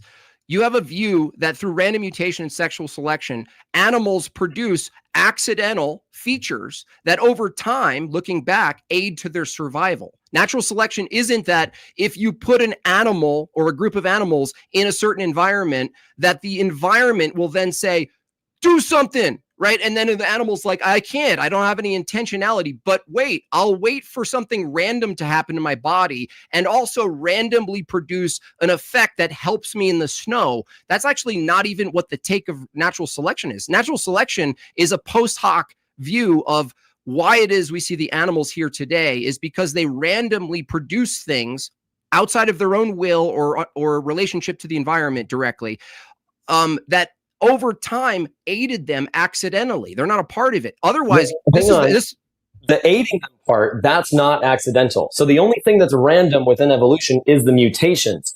But nature selects for certain mutations based on survivability. That's different. That's different than cause. No, that's different than causing. You're confusing two things. In one statement, Jed, you're saying the cold weather and the whiteness caused, like sort of provoked a mutation. No. Let me clarify. The whiteness in their environment, the snow, was a selection pressure. And then that made lighter furred animals more likely to survive because they could more easily blend into their environment. And so the selection pressure selected for traits that had whiter fur. So the white fur survived, the darker fur died out. Let me just make sure you understand the distinction. Do you agree that saying weather and climate and environment cause a mutation? Do you agree that that statement's different than random mutation causes an animal in the future to survive in the location? Two different statements. Yeah, so the environment doesn't cause the mutation. The environment causes animals with a mutation to be more likely to survive. Okay, and you're saying that the randomness of that mutation occurred in the same time frame for a bunch of unrelated animals. I don't know what the time frame is for them. Well, they're coexisting right now and they're unrelated, right? Yeah. So the answer is well, they are related. So all the ones that we've talked about so far are mammals, for example, foxes, wolves, polar bears, snow leopards. So these are all white animals that live in snowy environments. So yeah, they all did convergent evolution because they're all filling a similar environment. And do you agree that a mutation that starts the process, something like developing white fur, requires that also the environment they're in stay the same, such that at the end of their task of accidentally developing white advantageous fur, that they are still in an environment that is white, right? Yeah. So if the environment changes, then they're going to have to, the organism, if it's going to survive, will have to evolve to fit that new environment. Okay. And we see that all the time. Okay. Do you agree that adding the necessary component of environment, right, needing to stay the same over a long period of time is an added variable that goes against the likelihood of evolution? Do you agree with that? It goes against the likelihood of evolution. No, it's fundamental to evolution. No. Let me explain it again. There's a population of animals that you're saying has random mutations that might or might not produce some advantage, right? Fair? Yes. Okay. They live in an environment that if that environment stays, the random mutation, if they hit the lottery, will be advantageous over time, right? Yeah, sure. If this environment changes, it won't be advantageous necessarily. Right. So isn't the environment, the fact that, is it true that environments change? Yeah, absolutely. Doesn't that increase the variables for evolution to play out? It sure does. Yeah, evolution. Okay, hold on. I'm almost done. Doesn't increased variables increase unlikelihood? No, not in this case. Okay, not in this case. Why is it not in this case? Including, you increase the amount of unfavorable outcomes that are possible, and you're saying that doesn't affect the favorable outcomes. How is that? If I add more numbers to the roulette table, you're going to say that it doesn't decrease the probability? The environment is constantly changing, and organisms have to continue to evolve to match the environment. So our planet is very dynamic. So if you go back 65 million years, there was way more foliage. Most of the planet was a lot more tropical, from my understanding. There was more trees, there was more oxygen in the environment. So you had organisms that were more well suited to live in that tropical environment. And then when the environment changed, like a giant extinction event, you have a lot of organisms that require lots of air dying off, and those organisms that are smaller tend to survive longer, like smaller mammals, for example, which can survive the extinction event of the dinosaurs. You have lots of times the environment changes, and organisms either have to adapt or they go extinct. Absolutely, and that's the driving mechanism of evolution. Would you say that? Okay. Would you say that? Go ahead. Oh, sorry. Sorry, I interrupted. Go ahead. The last thing I was just going to say is that's why we see drastically different organisms. If we go way back in time, huge organisms like dinosaurs needed that oxygen-rich environment to survive. Well, didn't they need to survive without that, or for like I saw this once, this claim where it was like, why did we develop lungs? Why did an animal develop lungs? A population develop lungs? And you would say because it was a drastically lower oxygen environment, right? When it comes to lung development, well, maybe I don't understand your question. So, I'm asking, if you're saying mutations somehow trigger, I'm still not sure if you're saying mutations are triggered by the environment, or mutations happen and they either produce something that's good to live in that environment, or bad to live in that environment. Are you saying the latter? The latter. Okay. The latter, for sure. Yeah. Okay. Yeah. So I guess I would ask, would you agree that the animals that we see today, they exist because they were selected for? Their traits were selected for? Yeah, that's reasonable. Okay. And would you say this because you see them? You see the animals because they exist? If they're currently surviving, then they're well enough suited for their environment to survive. Okay, so it sounds like premise one is the animals we see today exist because they adapted and mutated to survive. And when I ask you how you know that, you say because we see them. You see a problem with that? Well, if they weren't well adapted to their environment, then they wouldn't exist, right? Because they would go extinct.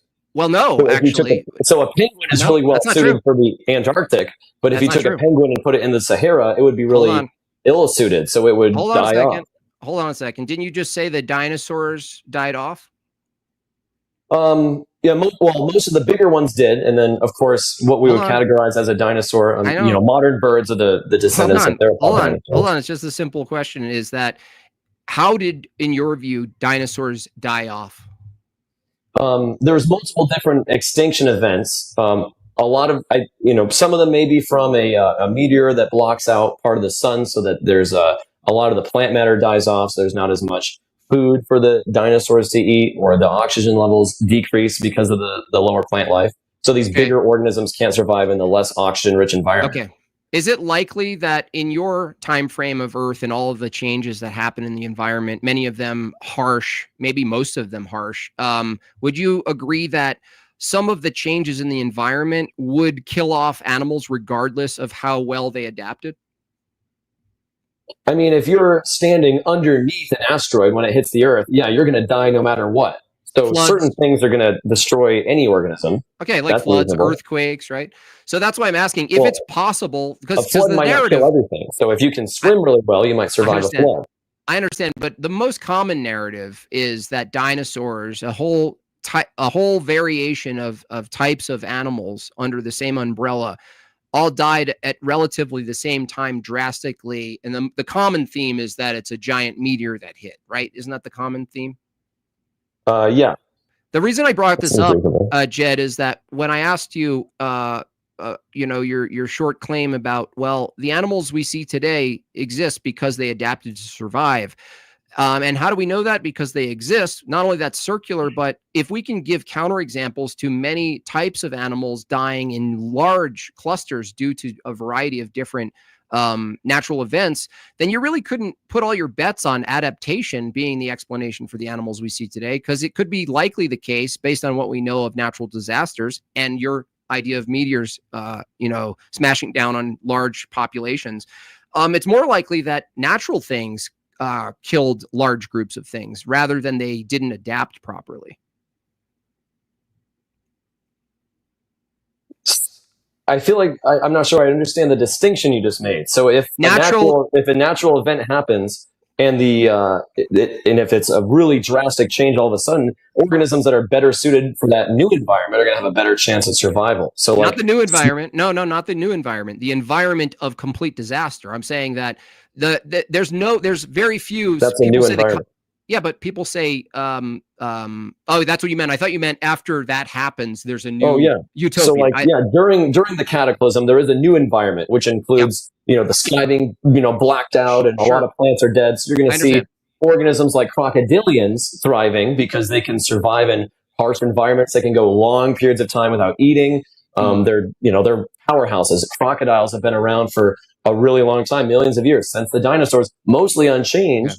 Because they're so well suited to a variety of different environments. Okay, but here's the thing about the environment. Would you agree the environment is also largely composed by other living organisms? Oh, absolutely. The ecosystem includes every organism that's around you. The organisms, the earth, everything.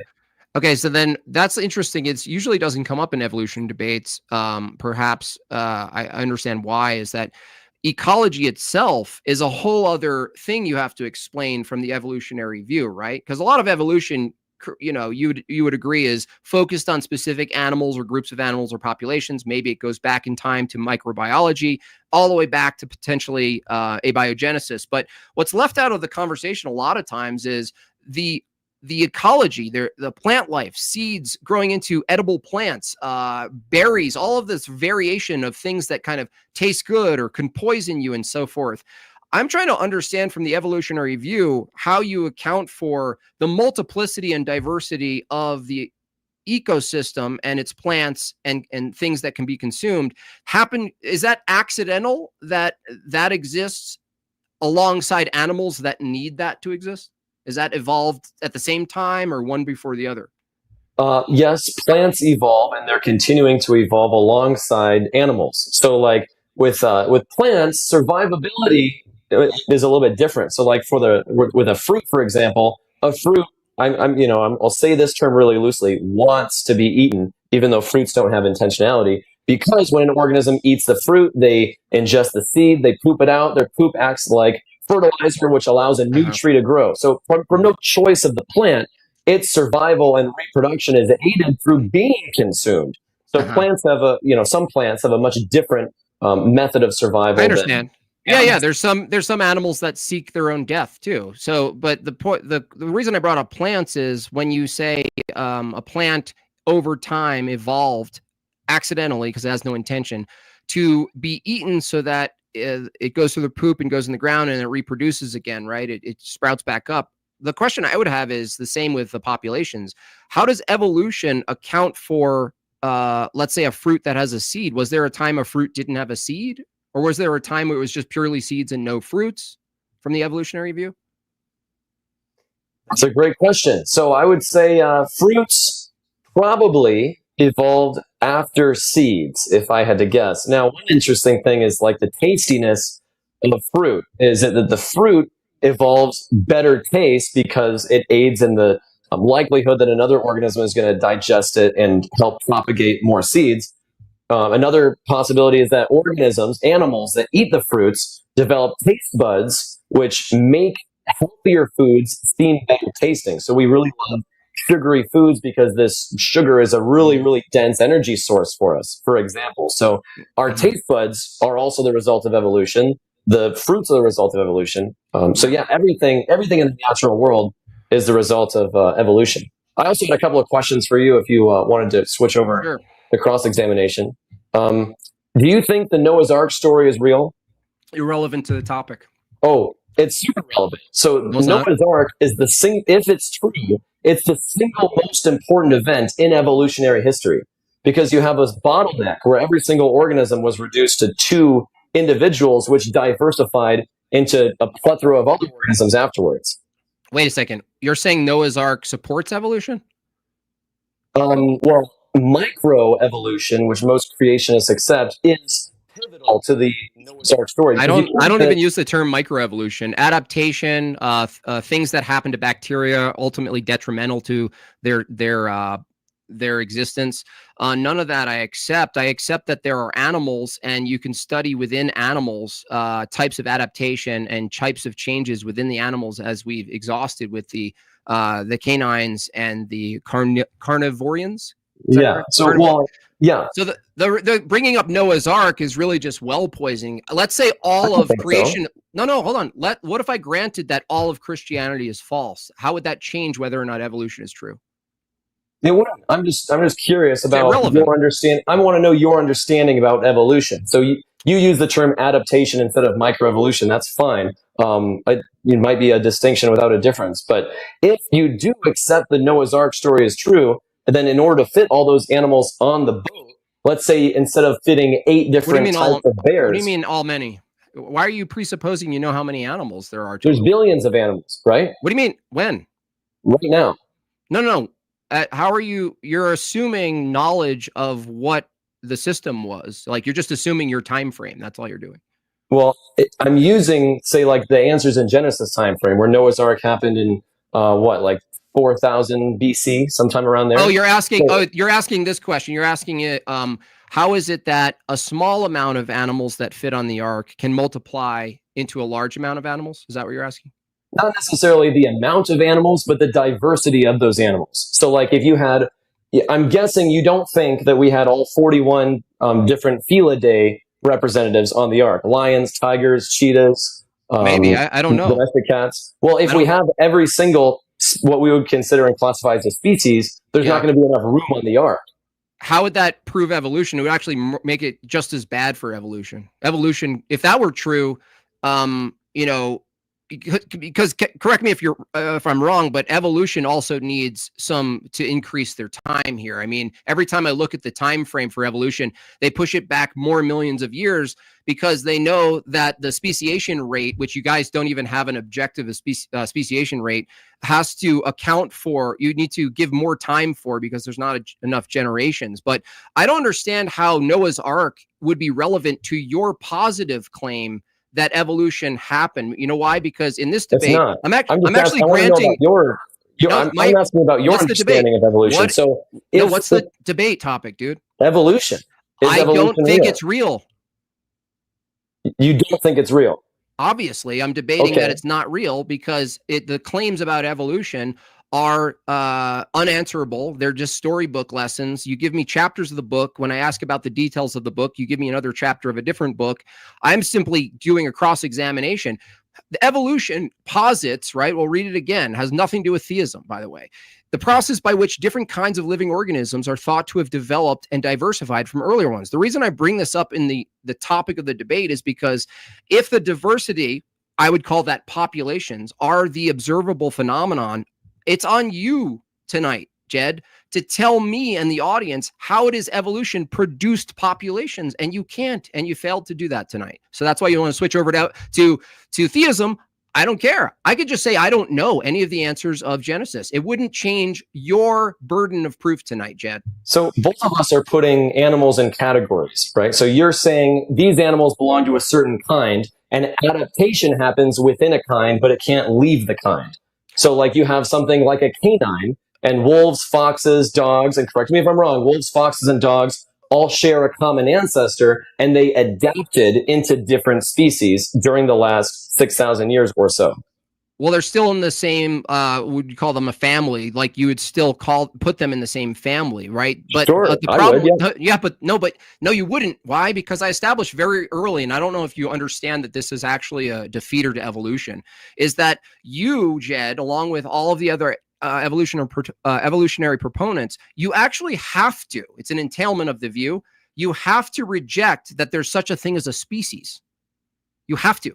I've already said that a species is kind of a fuzzy label that we great. Does speciations happen then? Does speciation depends happen? On how we define the word species. The way evolution, reproductive isolation. If two different groups that are descendant from the same parent population, if they become reproductively isolated, that's what I mean when I say the word speciation. Gotcha. But if you're saying, when I hear speciation, you're talking about two fundamental universal categories that are distinct, right? And one, over time, given lots of time and lots of mutations and lots of unseen phenomenon, something branches off from that and it's no longer that thing, right? It develops into an entirely new thing. For instance, humans, right? I go, what's before a human? You say an ape, right? A chimp or an ape or something like this, right? No, chimps and humans are cousins of each other. Chimps are not our ancestors. Just grant me the generality. Got you. Whatever the family is, you're going to go back further, right? Hominoidea. Okay, and then that's still a standing, hunched over being, or? Well, some apes like us walk upright, and a lot of the ones in the fossil record, there's evidence that they walk upright, like Homo erectus and Australopithecus. Okay, keep going back though. Isn't it the case that if evolution was true, if you go back far enough, these things that are looking like us, you're using similarities to say we're like that, and some genetic stuff to say we're like that. But your own view holds that it keeps changing over time to a point where it's completely dissimilar, right? There's a thing that precedes a human being that's an ancestor from your view of a human being and is completely dissimilar to a human being, right? I don't know about completely dissimilar. We would look at it and probably say you might call this our ancestor a different kind of thing. If you go back, I don't know, 500 million years and look at what a human ancestor looked like then, you would probably consider it a totally different thing. Let's just take the most absurd case. You agreed during this debate that a banana is your ancestor. No, I did not say that. I said I'm related to a banana. Humans and bananas are cousins of each other. Am I related to a rock? No, rocks are not alive. So evolution works with biological organisms. So you have to be alive in order to evolve. Okay. If I'm related to something in the past that still exists today, but I'm related to a banana, is there any fruit that you believe that is our ancestor? No, I don't think any fruits are our ancestors. Okay. What is something that you can tell me today is completely the most dissimilar to human beings that is our ancestor? The most dissimilar to us that is our ancestor? Well, probably Luca, the earliest common ancestor of all living things. What is it? Is it a shape? What's the shape of Luca? Nobody knows exactly what it looks like because it existed billions of years ago. How do you know something existed billions of years ago, but you have no idea what it looked like? Well, we know that life existed on Earth billions of years ago. So wait. We know life existed. First of all, that's a different question. But the question is, what's completely dissimilar to human beings that you think is our ancestor? You said Luca. I said, what's that? You said, I don't know. Yeah. So Luca is the name that scientists have given to the common ancestor of all living things, the earliest common ancestor. But so that's your God, basically? That's your God, basically. No, I don't worship Luca. Do you worship your grandpa? No, it's a God you don't worship. Do you worship your dad? No. Okay, so we don't have to worship our ancestors. Do you worship your great-grandfather? Can I believe in a God that I don't worship? Yeah. Logically? Okay, so Sure. what are you talking about? So that's not a good argument. So if you said because of your ancestor, it's your God. I didn't say because. I said it's your God because essentially you're creating an arbitrary starting point for something that you have no access to, that you completely that scientists or whoever the hell completely fabricated. Why? Because you needed a start point for all things. Right? In biology, you needed a first start point, right? So your definition of a God is something that people just make up, and gods are completely made up. No, from your view. From your view. No, you're saying that if Luke is my God, critique. It's my God because it's made up. So gods are made up. You know what an internal critique is? Yes. What is it? You're critiquing your standard. Model. Yeah. I'm critiquing your cross-examination of a believer, and you're believing in something that's fully faith, right? That you have no evidence for. And you say, Luca was the first ancestor. And I go, what's that? And you go, I don't know. People said that it existed. And I go, how do you know something existed if you can't tell me what it is? And you said, well, life existed. So therefore I'm going to invent Luca. and not tell you exactly what it is, but tell you also, I'm expected you to be the communicator of science tonight, right? And we're all expected to believe you. And I ask you, who and what is Luca? What is Luca? I don't know. You think that there's lines in the sand that divide certain kinds of organisms, like a human is a different kind than a dog, for example. Well, you're using two different terms, so you also believe that. So, in my perspective, humans and dogs share a common ancestor. You think that all dogs share a common ancestor, right? All dogs converge from wolves. And I'm not sure if I got a clear answer before. You think that foxes, wolves, dogs, African painted dogs, dingoes, they all share a common ancestor. Is that true? Yeah, I would grant that they're in a type of a family of similar Okay, animals. they're all in the same family. They're related. They have a common ancestor. So we both agree. Yeah, but what family doesn't come from a previous family of its kind? Everything comes from something previous. No. I didn't ask whether it's something previous. I already know that. That's why I asked the question. Tell me one organism that doesn't come from a version of itself. So it sounds like you're going back to the law of monophily, which is Can you just answer the question? An organism, say it one more time. Give me an example of a kind. I'm a human, right? You could use anything that comes from something that's not it. That's not a version of it. How about if we go back to whales? So a modern whale, would you say is different than a Durodon? Do you know what a Durodon is? That's begging the question. That's what's in question, right? I go, give me an example of something that didn't come biologically from its kind. And you go, let me presuppose the thing in question by saying there was a land whale and the land whale became a not land whale. And then maybe some not land whales. And I'm giving you an example. No. You asked for an example of something that came from something that looks drastically different from my understanding. That's what you want to know. A different kind of animal. You would probably say that a Pachycetus is a different kind than a whale, right? Is it a kind of whale? Pachycetus is an aerodactyl, and whales developed from aerodactyls. Is it a type of whale? A Pachycetus is not a type of whale. Okay, so a non-whale is a aerodactyl. Okay, so you're using arbitrary. You admitted during the debate you use arbitrary taxonomy to draw out similar things. And the question is whether or not you think things are similar. The question is, can you demonstrate a type of animal that you can observe, that you can demonstrate comes from a not that animal? And you go, yeah, the thing that I'm asserting, which is the thing I can't demonstrate, which is there's a thing that precedes a whale that's whale-like that must have been the thing that produced this whale. Well, you're saying they're two different things, right? The question That's what you asked for. You asked for an example of something that precedes something else that looks like a different thing. How so did I'm telling you, determine? Pachycetus. Yeah, so I went over this a bit in my opening statement, where if we look from modern whales, we go back in time to, say, Durodon, Protocetus, Ambulocetus, Pachycetus, Indohyus. It's a long list. There's 15 different species I have here written down that represent a slow and gradual change from land-dwelling animals to modern whales. Now, the question becomes, are each of these organisms its own separate kind, or are they related in some way?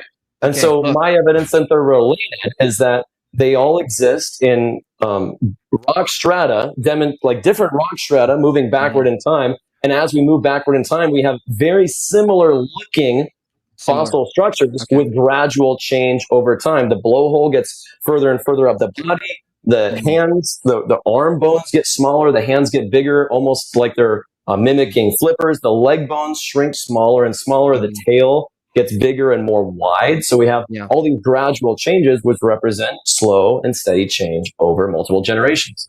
And you said before with dogs is that the phenomenon of different phenotypes, even absent, there are animals absent similar genotypes that have similar phenotypes. You're just looking at phenotype, right? With the case of fossils, that's fossils and rock strata is the only thing we can look at. The answer to the question is yes, I'm only looking at phenotype. And rock strata. Where we find the fossils is extremely important too. Hold on a second. Is it possible for different animals of differing phenotype to share similar genotype? Yeah, we call that, well... Hold on. Can that exist with whales? Yeah. So whales look a lot So you don't like know then. for example. So whales and fish share tons of characteristics. They both swim in the water. They both, You don't understand to what an just happened. untrained eye, might look pretty similar. But You don't understand what just happened, Jed. Upon Jed, further investigation, you're asking if two different organisms, which aren't closely related, could share characteristics that arrived separately. And what determines under the evolutionary view what things look like is random mutation that exists over time that produces some sort of phenomenon that allows them to function in the environment. Well, the problem with your argument here is that you can have a variety of different animals in differing families that share similarities in their phenotype. Why? Because you're looking at the function of the phenotype. So it's similar because the functions are similar, but it's not logical because I just demonstrated, isn't it possible for two things to look very similar phenotypically and be completely dissimilar genetically? Sure. Well, if that's the case, then all you're doing is assuming that there's this different thing that morphed over time into this new thing, when really you don't actually know. The truth of the matter is it's a fact that things that have similar phenotype might have different genotype. Things that with similar phenotype might have the same genotype. But the problem with your view is that it's demonstrably the case that something could look like another thing and they share function. And because their function, flying wings or doing whatever their tasks are, their phenotype will look similar.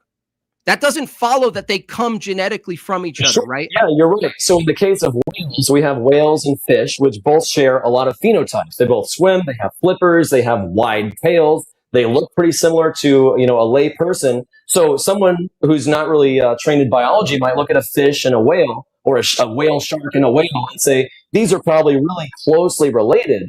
But in reality, a whale's closest living relative is the hippo, which is also an Aerodactyl. Now, when we look deeper than surface level, we see characteristics that are shared amongst those two. So whales have hand bones and arm structures that are similar to all mammals. Okay. They have fur, they give breast milk, they give birth to live young, just like modern mammals, which tells us that whales are more closely related to mammals than they are to fish, because when we look deeper than just the surface level, we see shared characteristics amongst them and mammals. Okay, cool. Let's talk about this process because I'm fascinated by this specifically. I've seen this animation so many times.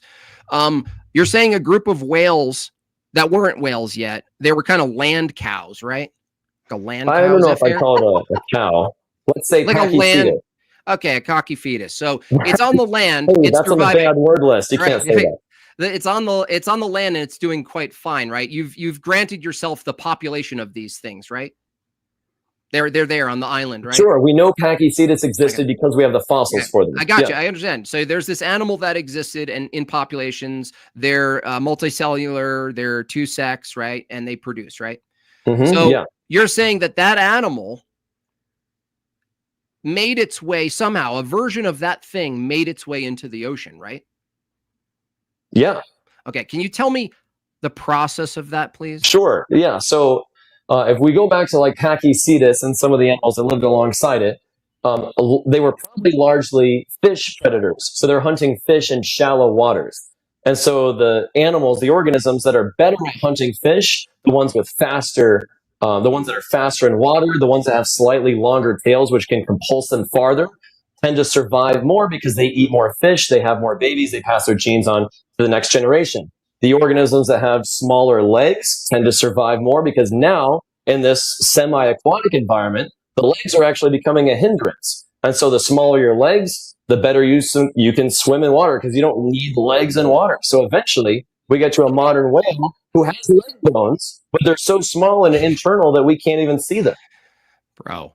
Okay, so what I heard in all of that is there was an animal that was on land, and you just described the advantage of being in the water, and I'm asking, what's the process of getting into the water? Is it how many generations does it take to get in from the kiddie pool section of the water to the deep ocean, according to evolution? Pachycetus lived about 48 million years ago. That didn't answer the question. So if it's like the transition between the Pachycetus doing what it wants to on land, it's totally figured out life. It figured out how to reproduce, defend itself, find the right bushes to eat, what not to eat, poops, all of that. It starts to walk into the what? like the 6-inch water, 1 foot Sure, water. yeah, Now, shallow for a water. million, how many millions of years is that Starts part? to hunt for fish in shallow water. So you're Yeah. aware that bears hunt fish, right? So Are bears on can their way walk to on- being whales? Bear whales? Is that what you're saying? Maybe when some Yeah, polar maybe. ice caps Yeah, why melt, not? maybe Why bears are not? gonna have to start getting Yeah. better at swimming. Yeah, why not? So I stick to the land whale here. So land whale, shout out to land whale, by the way. Pachycetus. So Pachycetus walks into the little water, knowing that millions of years before has produced a population that is totally surviving and thriving on land, and against its own nature up to this point, starts frolicking in the water with its little elephant feet? What do you think it looks like? I wouldn't call it against its nature. Lots of animals hunt for food in the water. Okay, no, Lots of animals hunt okay. fish. I'm granting you that it's doing a little bit of fishing in the 2 feet water, right? Okay, sure. Okay, so then what you're saying is that even though it's completely designated to land, accidentally, by the way, because this still has to be some sort of genetic mutation that's causing the thought, if you want to grant the animal a thought, to go further into the water, which it never has before. So it's testing its boundaries, right? The problem with your view is that you have to make this insane story between 10 feet of water and finally just being in the water. Now you're acting like there's a bunch of these weird elephant cows that are diving down into water and hunting like they're spearfishing, right? And then they come back to their home to eat their fish, right? And then what's worse is they have to develop this intense, stressful ability to hold their breath, even though that's not built into their previous structures at all. So you have these combinations of things that need to happen between being on land and becoming a whale that you cannot possibly, with a million words, explain in a way that doesn't sound like a children's book. We have about 10 more minutes and then we'll wrap up, gentlemen. Sure. Yeah, so I don't think it's that extreme of a suggestion to say that animals can hunt fish in the water, and they might also be well suited to eat other animals on land. We see that all the time with bears, for example. They eat fish. Yeah, so if a Pachycetus wanders into the water and says, "Oh, look at all these fish. I'm going to start hunting fish because they're easy to catch and eat." The Pachycetus that are better at hunting fish tend to survive more because they can capture more food, they survive longer, they have more offspring, so they reproduce into the next generation, and the random mutations that are better at swimming, the better swimmers tend to survive better in that new environment. Dude, what makes them go into the deeper parts of the water, right? What are you saying? There has to be this threshold, by the way, which the land whales, the desire to catch fish. That's their motivation. The desire to catch fish. Right. Yeah. So why would there be a desire to catch fish? You know what also want to catch fish? Cats. You ever notice that cats want to look at fish and they want to catch the fish? Yeah, some cats are great swimmers, like black panthers, for example. Yeah, and do you see a cat whale anywhere? Maybe someday, maybe in 50 million years. Yeah, but not without an explanation, right? Well, the explanation is that we've been over this a couple of times. The black panthers that are better suited at swimming are going to pass on those genes to the next generation. You're Lots of basically animals saying, can swim and walk on land at the same time. No, you're saying that desire somehow influences random mutation. That's what you're saying. Survivability influences random mutation, and then most organisms have a desire to survive because the desire to survive is ingrained within us because of evolution. If you didn't desire survival, then you wouldn't survive. That's why every organism alive today likes, for the most part, likes surviving and likes reproducing. How did you tell me how the Pachycetus land whale developed a defense system against larger predators in the ocean? Maybe it went into the water to avoid predators. Maybe it was hiding from predators that were on land. Bro. Is that what I asked? What is this? Don't answer the question. You're asking me to speculate about a Pachycetus avoiding predators in the ocean. Look, any predator in the ocean. Hang on, any predator in the ocean big enough to eat a Pachycetus could not get into shallow water. So if the Pachycetus is in shallow water, it's going to avoid sharks. Aren't sharks the oldest? The oldest what? One of the oldest from the evolutionary view. One of the oldest animals. No, I wouldn't call sharks one of the oldest animals. Are they older than Pachycetus? Yeah, probably. Okay, cool. So do they actually habitually hunt in shallow waters if needed? Do you think Well, do you think a shark would probably want a nice bite of a land whale's ass? Maybe, yeah. Probably. And predation is all over the environment. So hang on. Pachycetus, who are better swimmers, are going to be better suited at avoiding predators like sharks. I didn't ask that. A swimmer. You're asking, dude. What's a seal? You're asking about whether a Pachycetus. Bro, hold on. You're asking whether a Pachycetus could avoid a predator, and I'm saying. You ever see a seal? Have you ever seen a seal? I've seen a seal before. Yeah. Do you ever seen a seal successfully or not successfully dodge a shark or orcas? Sure, yeah. Do you think that a Pachycetus, in the time frame it needs to be in the water, can develop seal-like defense in time for enough time to reproduce? By the way, does their sex change in the water? What do they just do? Water sex now? They find each other underwater? What is wrong with you? Humans can have sex in the water. Yeah, yeah, sure. It doesn't follow we can Why couldn't live a underwater. Pachycetus have sex underwater? No, that means that they give birth underwater too after giving birth on land. Humans can do that too. Not underwater. Have you ever heard of a they tub need birth? oxygen. Dude, you need oxygen. You need to get out of the water. It's a tub, dude. Yeah, modern whales still breathe oxygen. Hey, do I find did I find my wife underwater? What is she, a mermaid? Humans can give birth underwater. Humans breathe air. I didn't say whales give birth underwater. Whales breathe air. I don't understand what your objection is. I didn't make the argument that I could give birth. Someone could give birth skydiving. You can give birth? No. Well, you believe that. You're progressive, right? So the point is that you go from land animal sexual selection all sorted out after millions of years.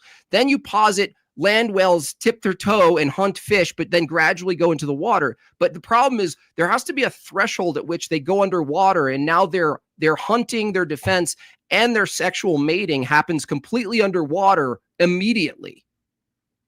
Not immediately. It doesn't have to be immediate. Then what? Tell me how that looks then. So an organism like humans could have sex in water or outside of water. Humans can give birth outside of water or inside of water. I don't find my mate in water. You could. What if you go to a swimming pool and you meet a nice girl? I don't know if you're into girls, maybe you're into guys, but that's fine. No judgment from me whatsoever. That's not analogous. That's not analogous. Why? Because you just said, why can't I find a wife in the water? And I'm saying you underwater. And underwater, the ocean, not a pool.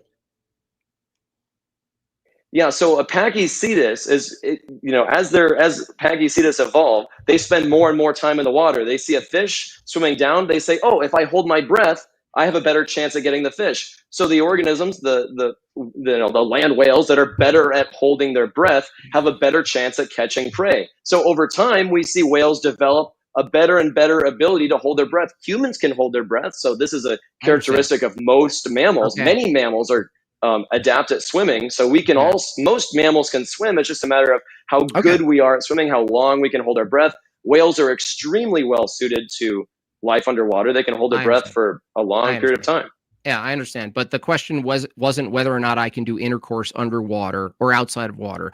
The question is the transition, in your view. You're telling this story about how there's this land animal that gradually becomes not a land animal. And because of that, what's necessary, I'm positing what's necessary under your view. What's necessary under the view is there's a transition that's made that's long and arduous between sex and procreation and finding your mate outside on the land, and then you move toward in the water, right? So the problem I'm posing is not just a logistical problem of time, but it's this other problem of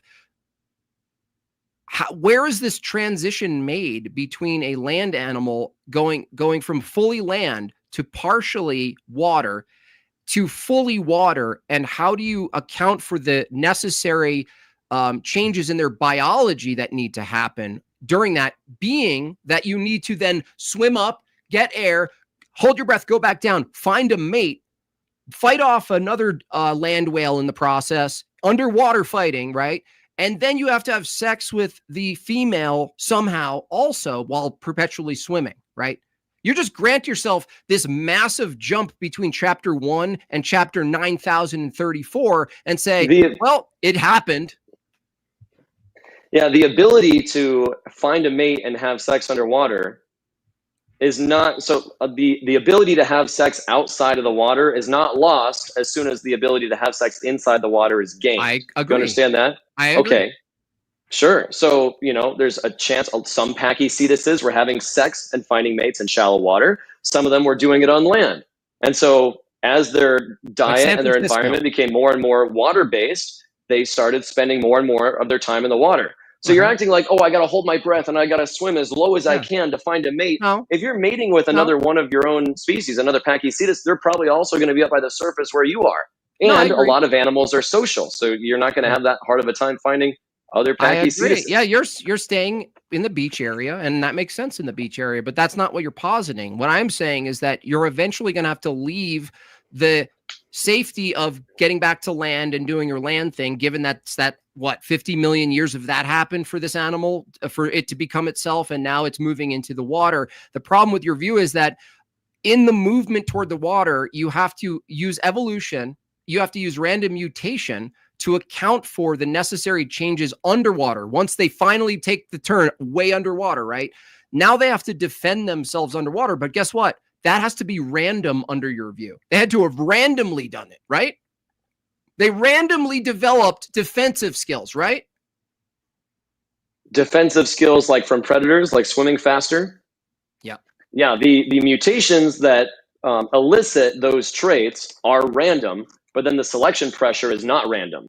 So if you're a really fast swimmer, you're going to be better able to avoid a predator so that you're more likely to be able to pass your genes on to the next generation. If you're a slower swimmer, then that predator is going to eat you up. So you're not going to pass on your genes to the next generation. So as we go through time, the better and better swimmers tend to survive and pass on more and more of their offspring.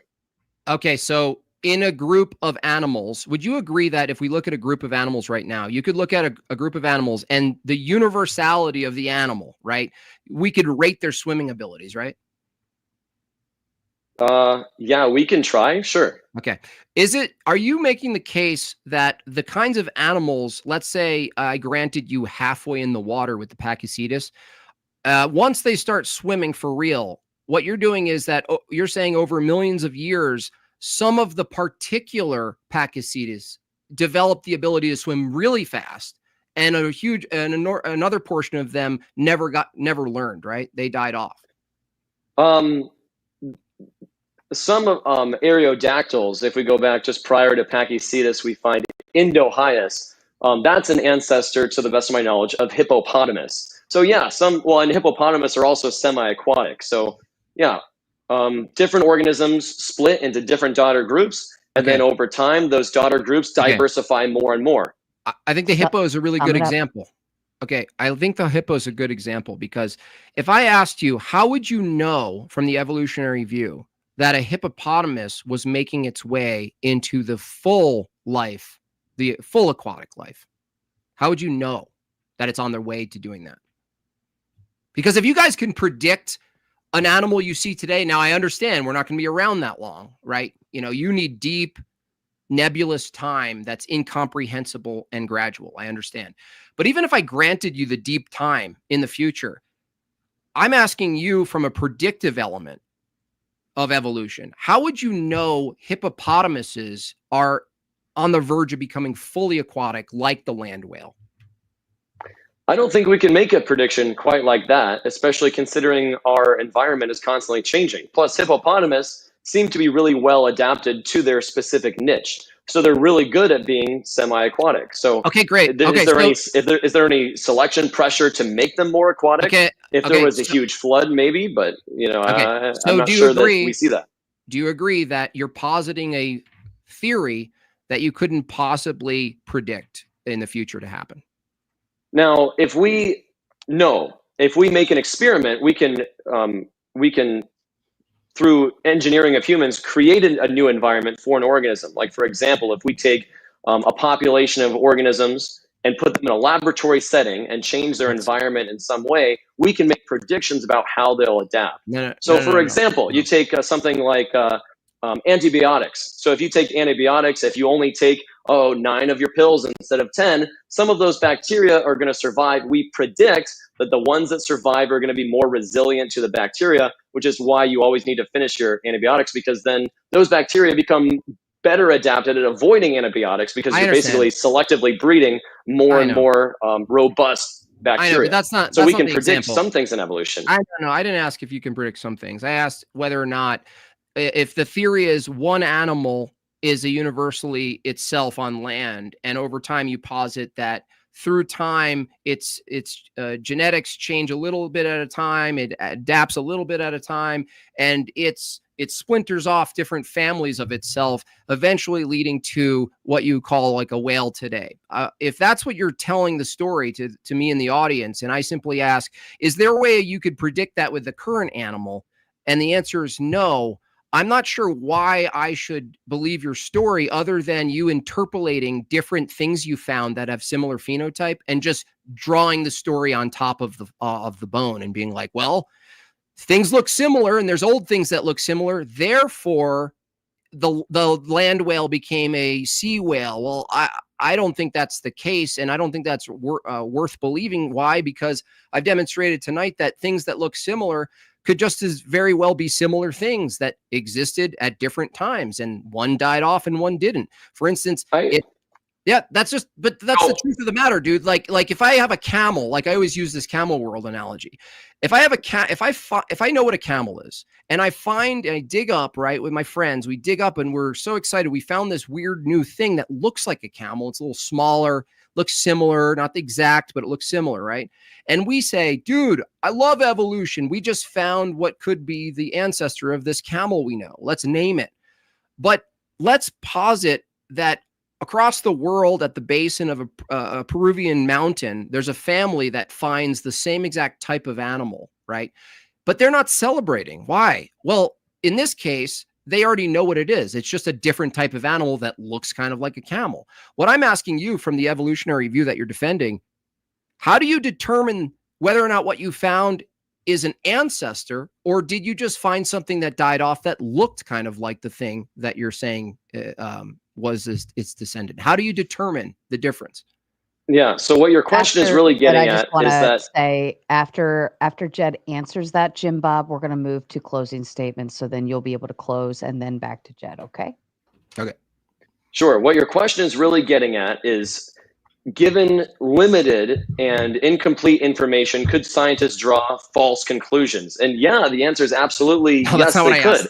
And that happens all the time. Well, yeah, you did. You said no. I said, what's the methodology? Looks like, you said if people found what looks like a camel ancestor, and they conclude that this is a camel ancestor, but it's actually just a llama or something else that lives somewhere else in the world. If they've never seen a llama, would they mistakenly think that's an ancestor?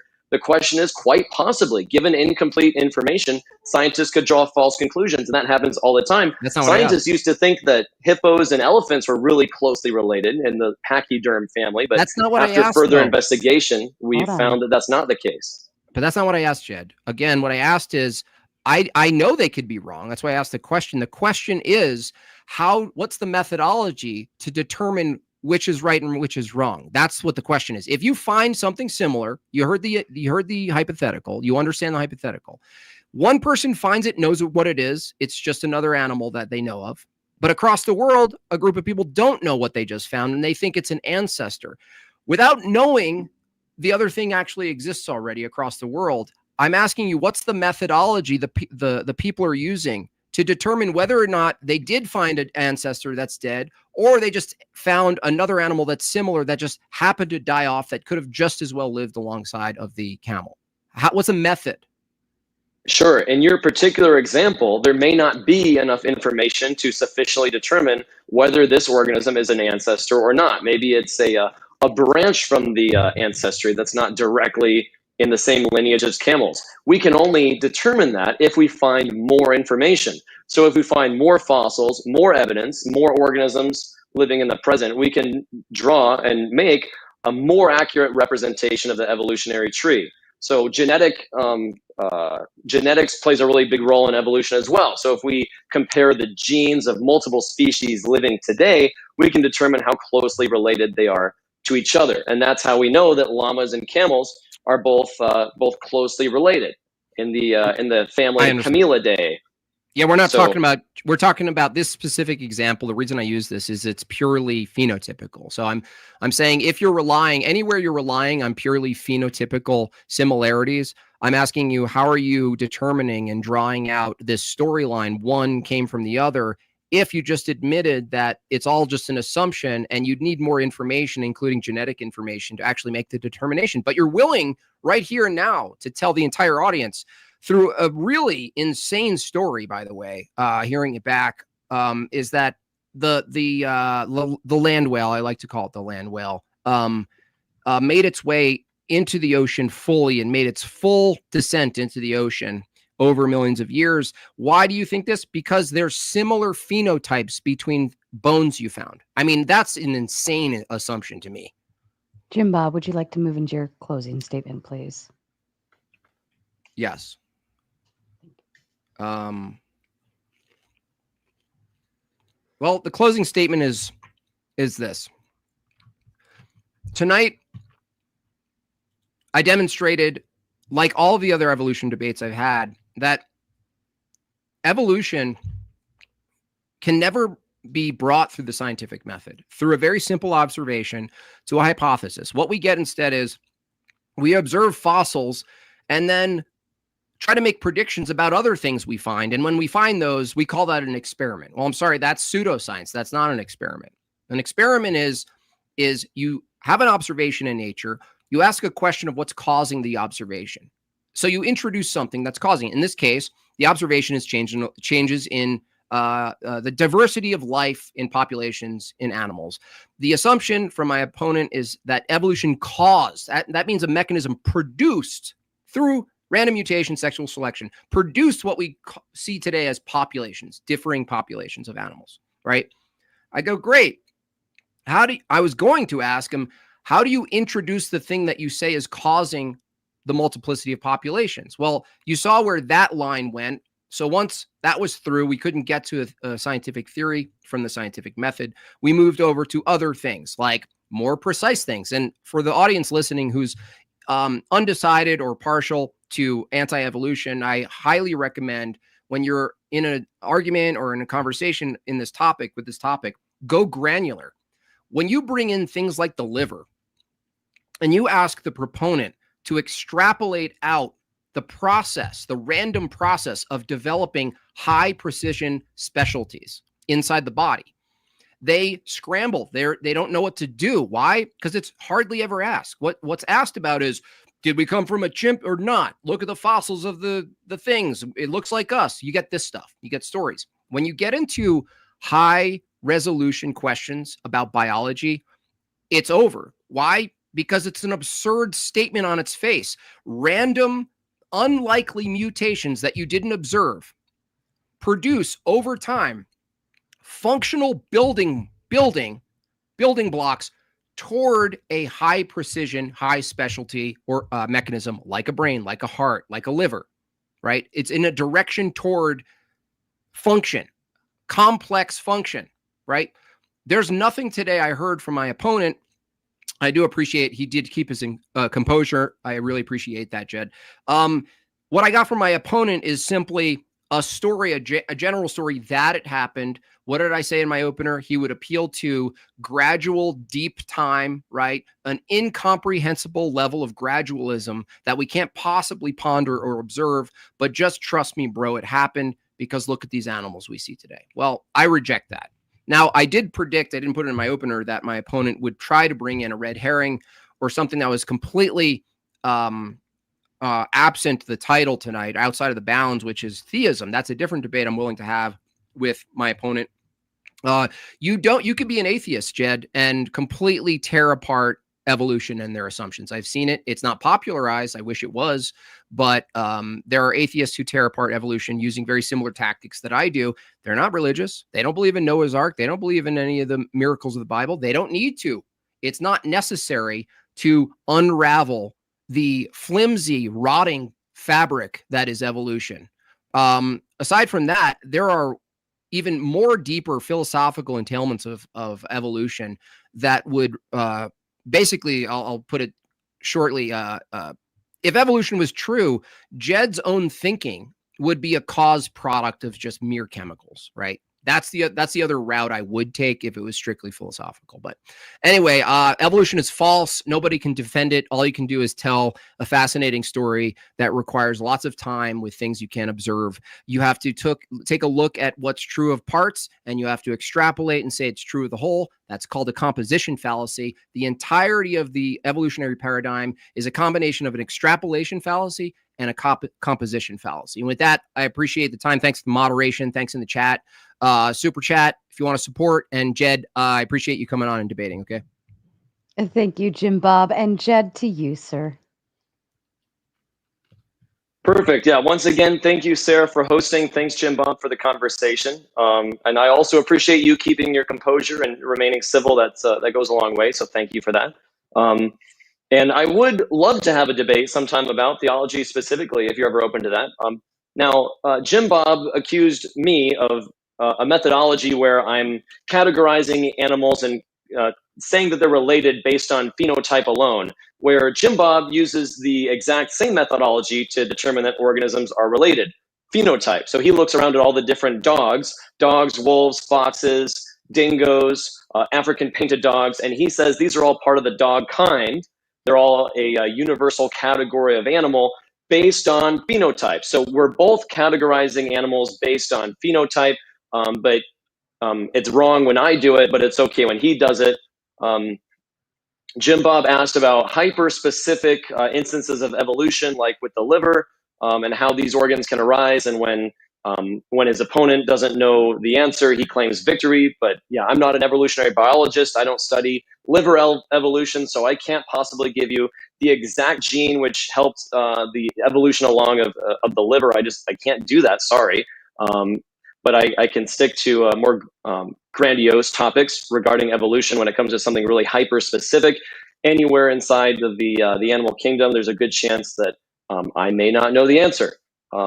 He refused to answer whether he believes Noah's Ark is real. And I will assert again that Noah's Ark, and whether it's real or not, is absolutely the most important event in history. It doesn't, I'm not saying it's real as to prop up my own claim about evolution. If Noah's Ark happened, then evolution has to be real. But not only evolution, super fast, rapid evolution from one pair of proto-dogs into the 37 different species of canidae that we have today. One pair of cats evolving into the 41 species of felidae that we have today. And if you claim that all of those organisms, all billions of organisms we currently have here on Earth, were on the ark, then there's just not enough space to fit everything. So you have to reduce it down to these proto-kinds.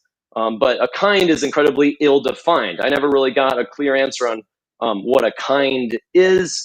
There's kinds within kinds. Cats are part of domestic cats are a kind, but they're also part of the felidae kind. So I'm not sure where the boundary line is that prevents a certain organism from evolving too much.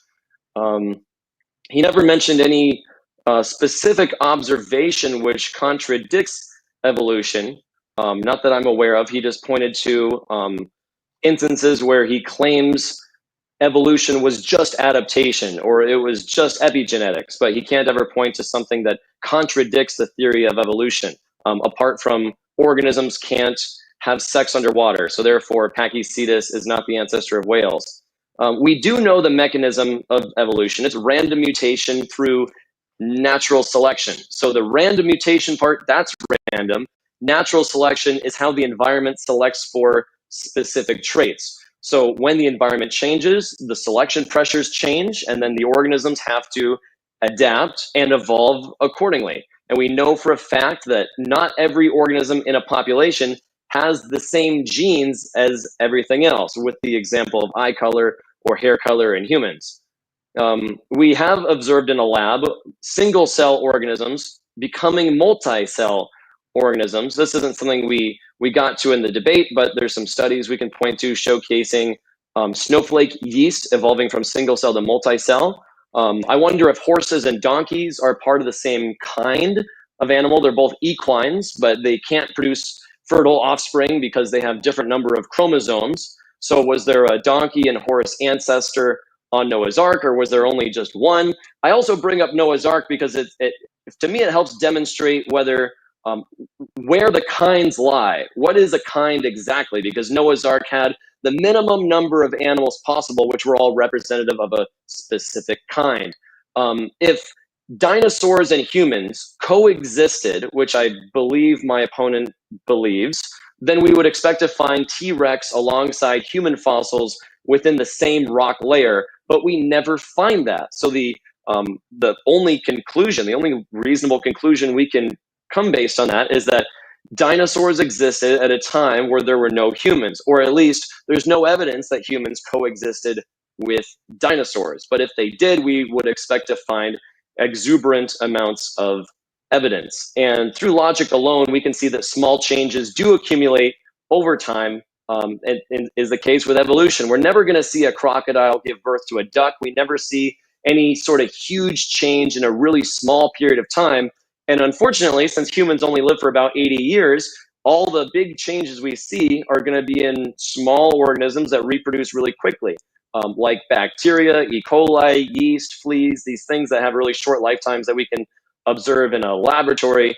But of course, the E. coli never becomes something that's not E. coli because of the law of monophyly. So that's a tenet of evolution, of course. And that's about all I've got. Thanks again so much for the debate, and I look forward to answering some questions.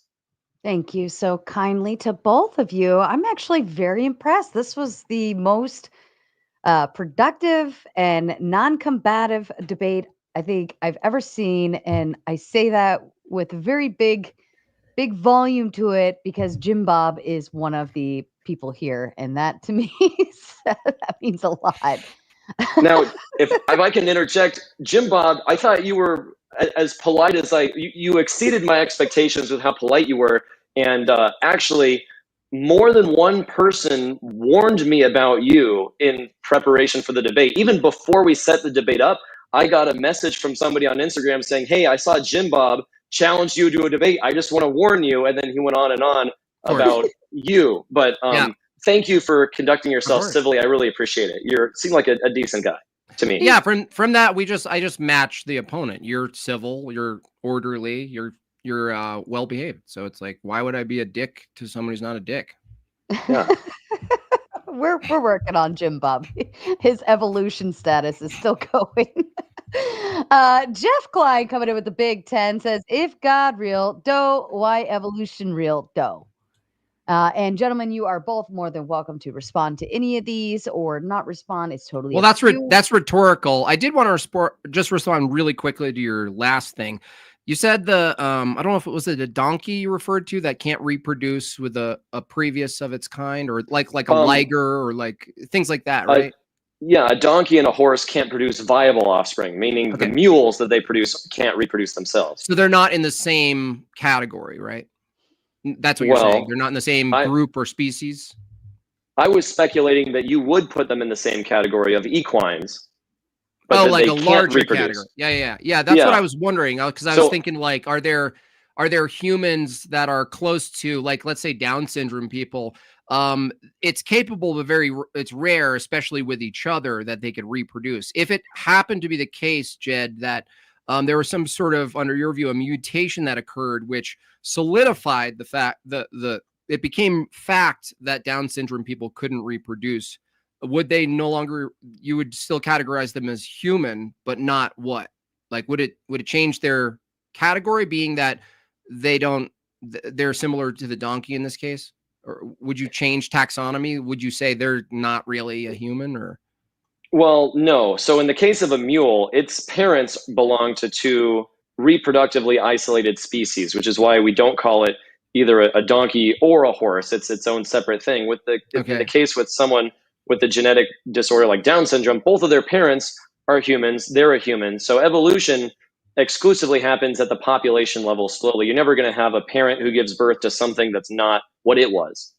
Okay, so you don't hold the view that eventually over time, what we call human now, through a number of genetic mutations, could splinter off and become something not human? It would always be human, but would just devolve or change, or like, is that what you're saying from your view?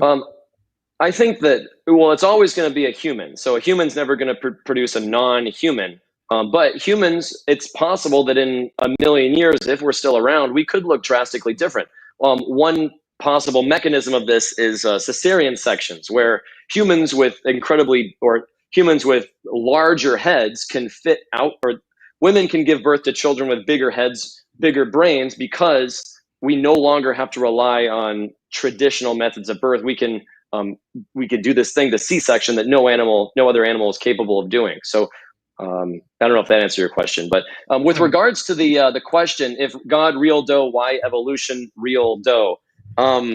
My understanding is that under the creationist model, if God is real, then microevolution within a kind happens, but it can't happen outside of a kind.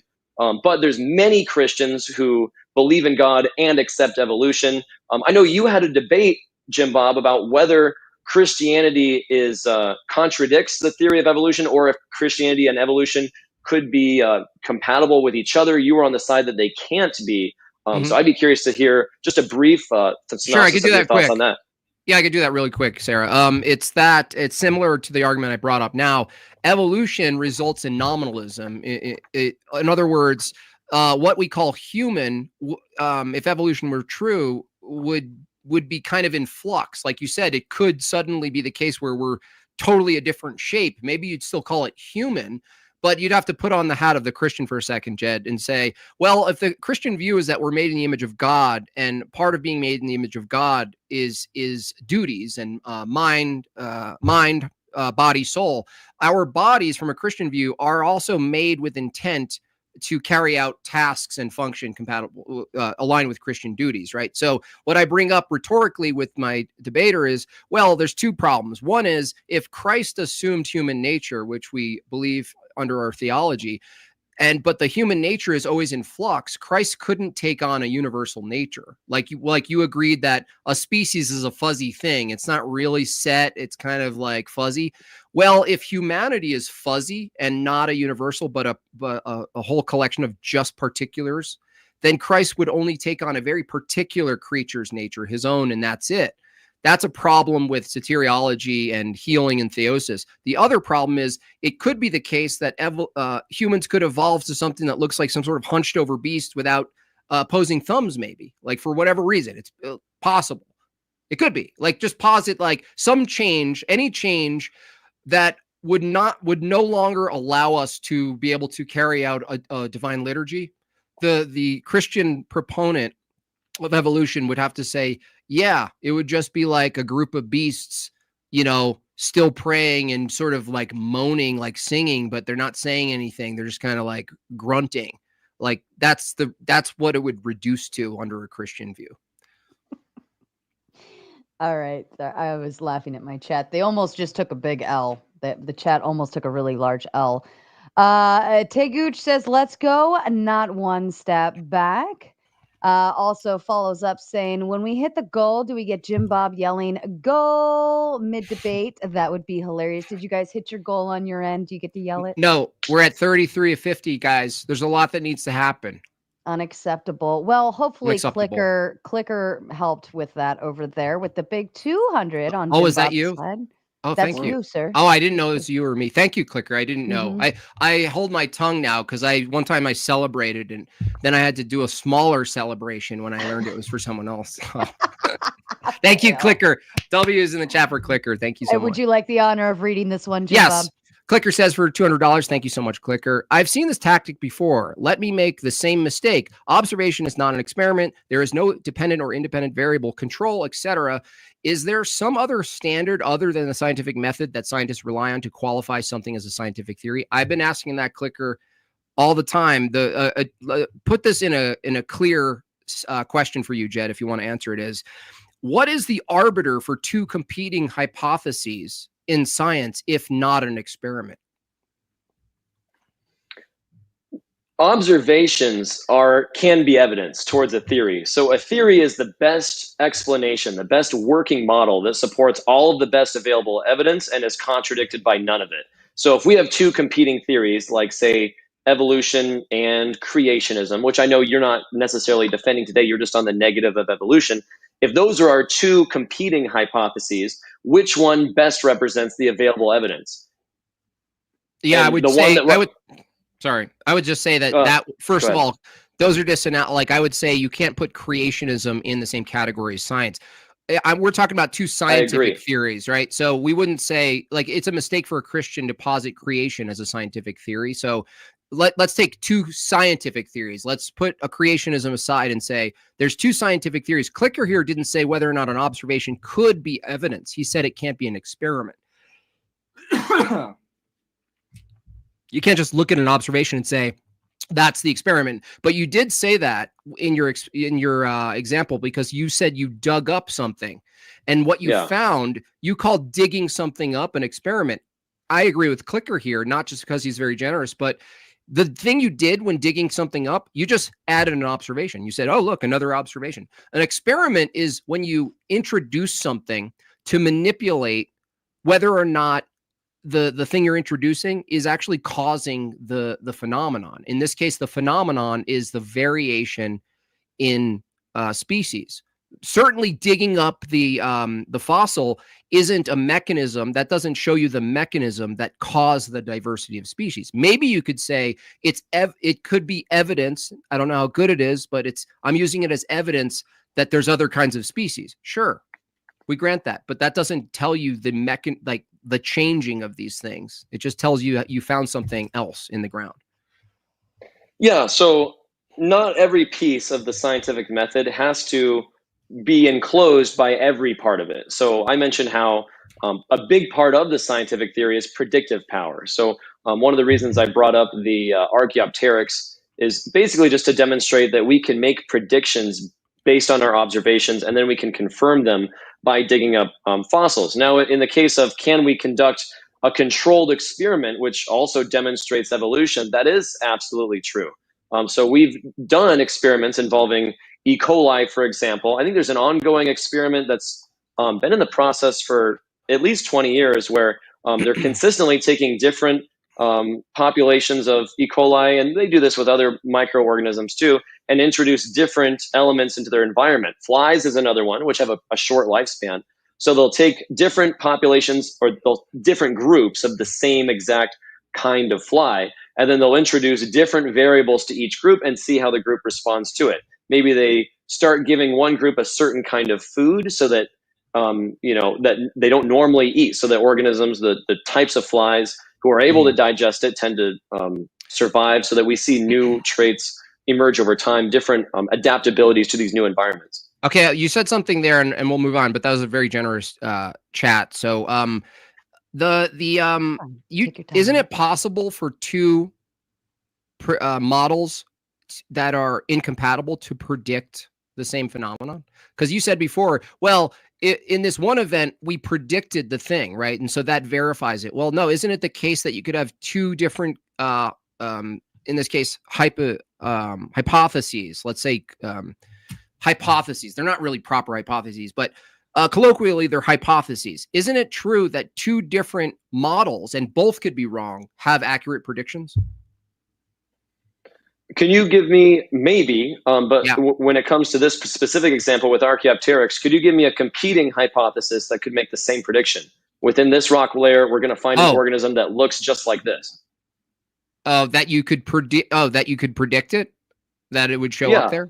Well, I would give you a counter. I would give you a counter is that they've also found a fair amount of things that show up in places that they predicted they wouldn't. So it's like all you need really is that one counter to demonstrate, well, your predictions could be wrong, your predictions could be right, but if the standard that you're using to predict can be wrong and it's demonstrated it could be wrong, then you're basically just kind of guessing and hoping you get it right.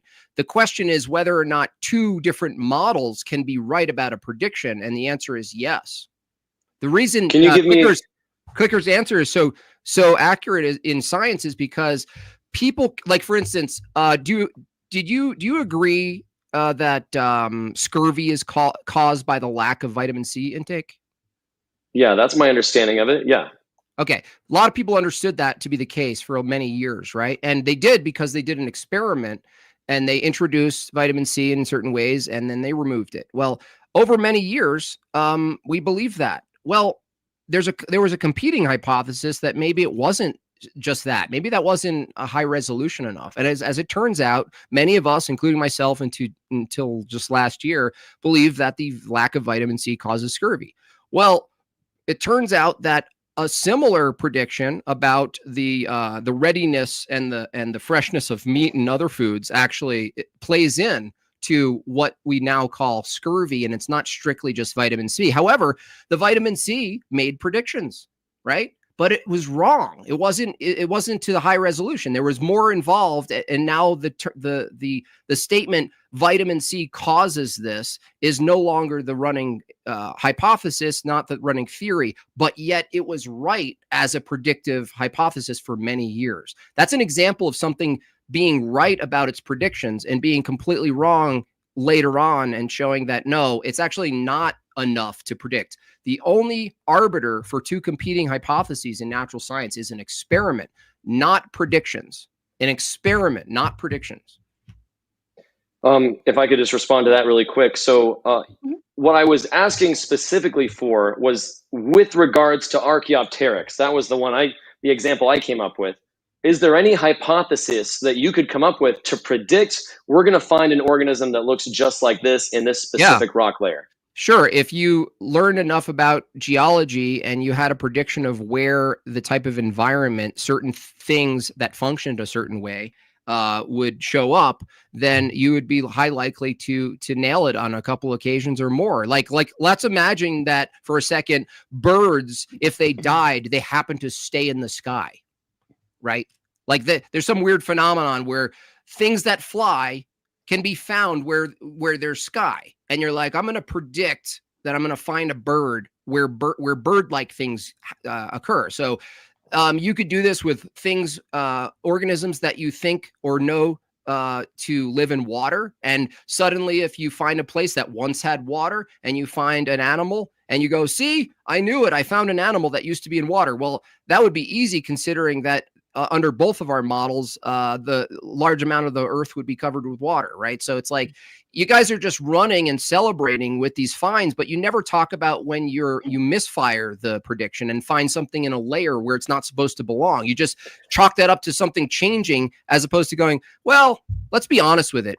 We like this model of finding things in the ground in different strata, but because of the way things layer and shift, that we know they layer and shift. We know the volcanoes and earthquakes and all sorts of things happen enough to push a mountain to the sky. You admitted in your opener. Well, like you could be right or wrong where you find things, right? Because you have a shifting environment, you have shifting layers. So I don't think that's a really good win. I honestly think evolution proponents should try to stick more to biological descriptions and explanations, because that's the thing that's going to try to convince someone like me. It's not going to be deep geological assumptions about something that's found. It's going to be, can you predict and demonstrate? Like, that's why I asked you about the hippo. Like, what would it take to predict a hippo is on its way to being a sea whale? I want to know that. Mm-hmm. Sure. And that kind of future prediction of evolution, I'm not aware that we can have. Now, you mentioned how all the time we find fossils where we wouldn't expect them. Do we ever find humans mixed in with dinosaur fossils? Like large animals, you mean? Do we ever find the fossil remains of modern humans mixed in with like a T-Rex? I don't really know, but I don't grant a T-Rex anyway. I grant large animals, but I don't. You don't think T-Rex is real? No, I think large animals are found and they're largely constructed. The rest of them are constructed. They're fabricated, the rest of their bodies. Really? So you think that a T-Rex is a fake animal? It's not even real? No, I think what's found is a large animal, and then what's contrived is the thing called the T-Rex. You would admit it too, because guess what? You just admitted during this debate that taxonomy is totally invented and arbitrary, dude. You think me denying a T-Rex exists denies that there are certain animals that could be found and parts of them that are found that are large? No.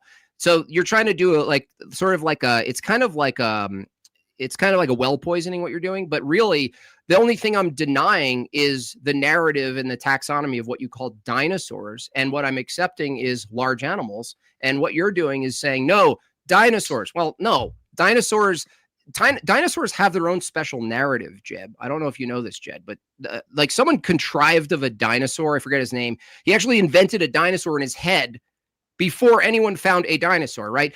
How old are humans, by the way? How old are About humans? 300,000 years. Great. And so 300,000 years, how are there any dinosaurs that are found at the surface? Like maybe something poking out, something pretty ancient. I don't know. We're never going to find a rock layer that has fossilized dinosaurs mixed in with human fossils. I didn't ask that. I did not ask that. I asked. So you're asking, is it possible for an old rock layer to be towards the surface? That Yes. may be possible. Okay. Sure. Okay, cool. If it's possible, right? I'm just wondering, like, was there something that had to have changed in the time frame where dinosaurs got really popular before advanced technology, where suddenly we're finding what's called dinosaurs shortly after someone invents the term, and we didn't find any of these in the past throughout 300,000 years of human civilizations, right? Not a single one found a dinosaur. It's entirely possible people. It's a peculiarity of the 1800s. It's entirely possible that people did find dinosaur fossils and didn't know what they were. So that might be one of the reasons why people. Okay. Have you ever heard? Well, people think that ancient myths like dragons, people think, oh, dragons might be dinosaurs. Dragons could have existed from an evolutionary. So dragons could have existed, but dinosaurs definitely didn't exist. No, what? No, you're not understanding me. I'm not talking about dinosaurs in reference to large animals existing. I already told you that exists. I'm telling you that a dinosaur isn't just a large animal. So if we find a specific fossil, like a T-Rex skull fossilized, that belonged to some organism, right? I just want to know if you think dragons are possible from an evolutionary view.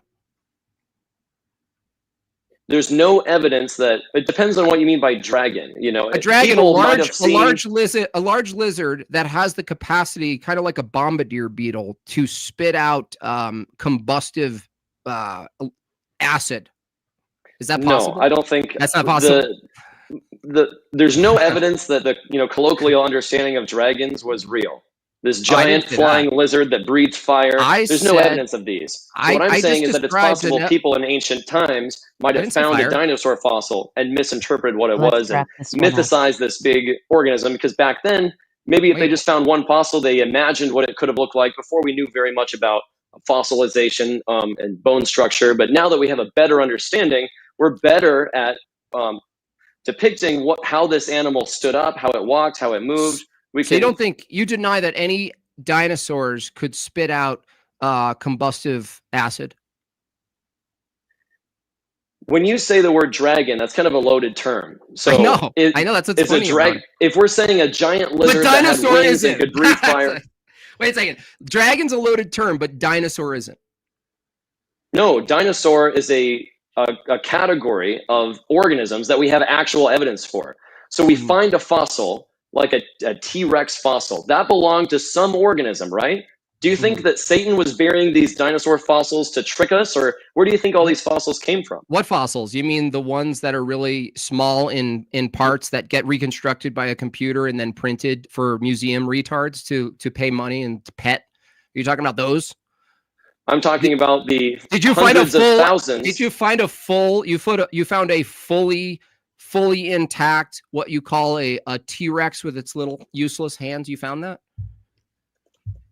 I have small. Yeah, you found found a giant. Every fossil, every dinosaur fossil is incomplete. You're never going to find a 100% skeleton, but a lot of organisms are symmetrical. So let's say you found one half. You can reliably estimate what the other half looked like, right? If you're missing a couple of ribs, I understand. You can fill in the gaps. So it's not like scientists are completely randomly making stuff up. If you find 30% of a skeleton, you can reconstruct what the rest of it looked like with fairly good accuracy. Okay. Let's move on, and I'm going to run through the rest of these fairly fast. Any responses going forward, short, precise, to the point. Sure. Kokomo with the big 16 says 16 Australian dollars for 16K subs. Yes, we hit 16 on our way in the door for this show. Jim Bob, I will catch up to you. Other guy says, I was evolved to send a higher super chat from my ancestors in chat. Jeff Clinton says he's toast already, laughing my ass off. I like my liver paired with fava beans and a nice Chianti. I didn't know Jim Bob started a cooking channel. Stop taking my money, Sarah. No, I will continue to do so. Sarah's Jedi mind tricks, forcing donos. I'm not sure what this question means. Regarding the arms race, if life began through asexual reproduction, what Evo pressure would force a penile nub to spawn? Where would the new DNA info come from? This also has to apply to the proto-vag. Proto-vag, yeah. Yeah, I've heard this this argument before. Essentially, what he's getting at is how did sexual reproduction arise from asexual reproduction? Sexual reproduction has a lot of benefits that are missing out from asexual reproduction. So if you and another individual are reproducing and creating offspring, you're making basically a hybrid of your DNA. So your child shares half of the genome of each of your parents, which means they're more genetically diverse, which could make them better suited at avoiding disease. So a lot of organisms also are capable of asexual and sexual reproduction at the same time. So some animals or some organisms can do both. So there didn't need to be all of a sudden an asexual parent gave birth to a sexual reproducing child. This can also be something that exists simultaneously, like giving birth underwater and outside the water. Okay. Sarcastic Saint says, what do you call it when chemicals in a primordial soup evolve into Darwinist soup to nuts? Besides links, what else was Darwin missing? His marbles.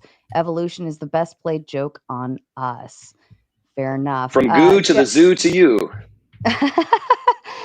Jed, explain how Jim Bob and I are in the same environment, but he evolved to have thick, luscious locks, and I evolved to have a skullet. Please explain so I can tell my wife. A skullet.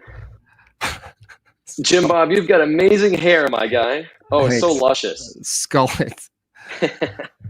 Fair enough. Aren't genetic mutations and environmental changes independent processes? Doesn't that make it near impossible for them to overlap in an apparent dependent fashion?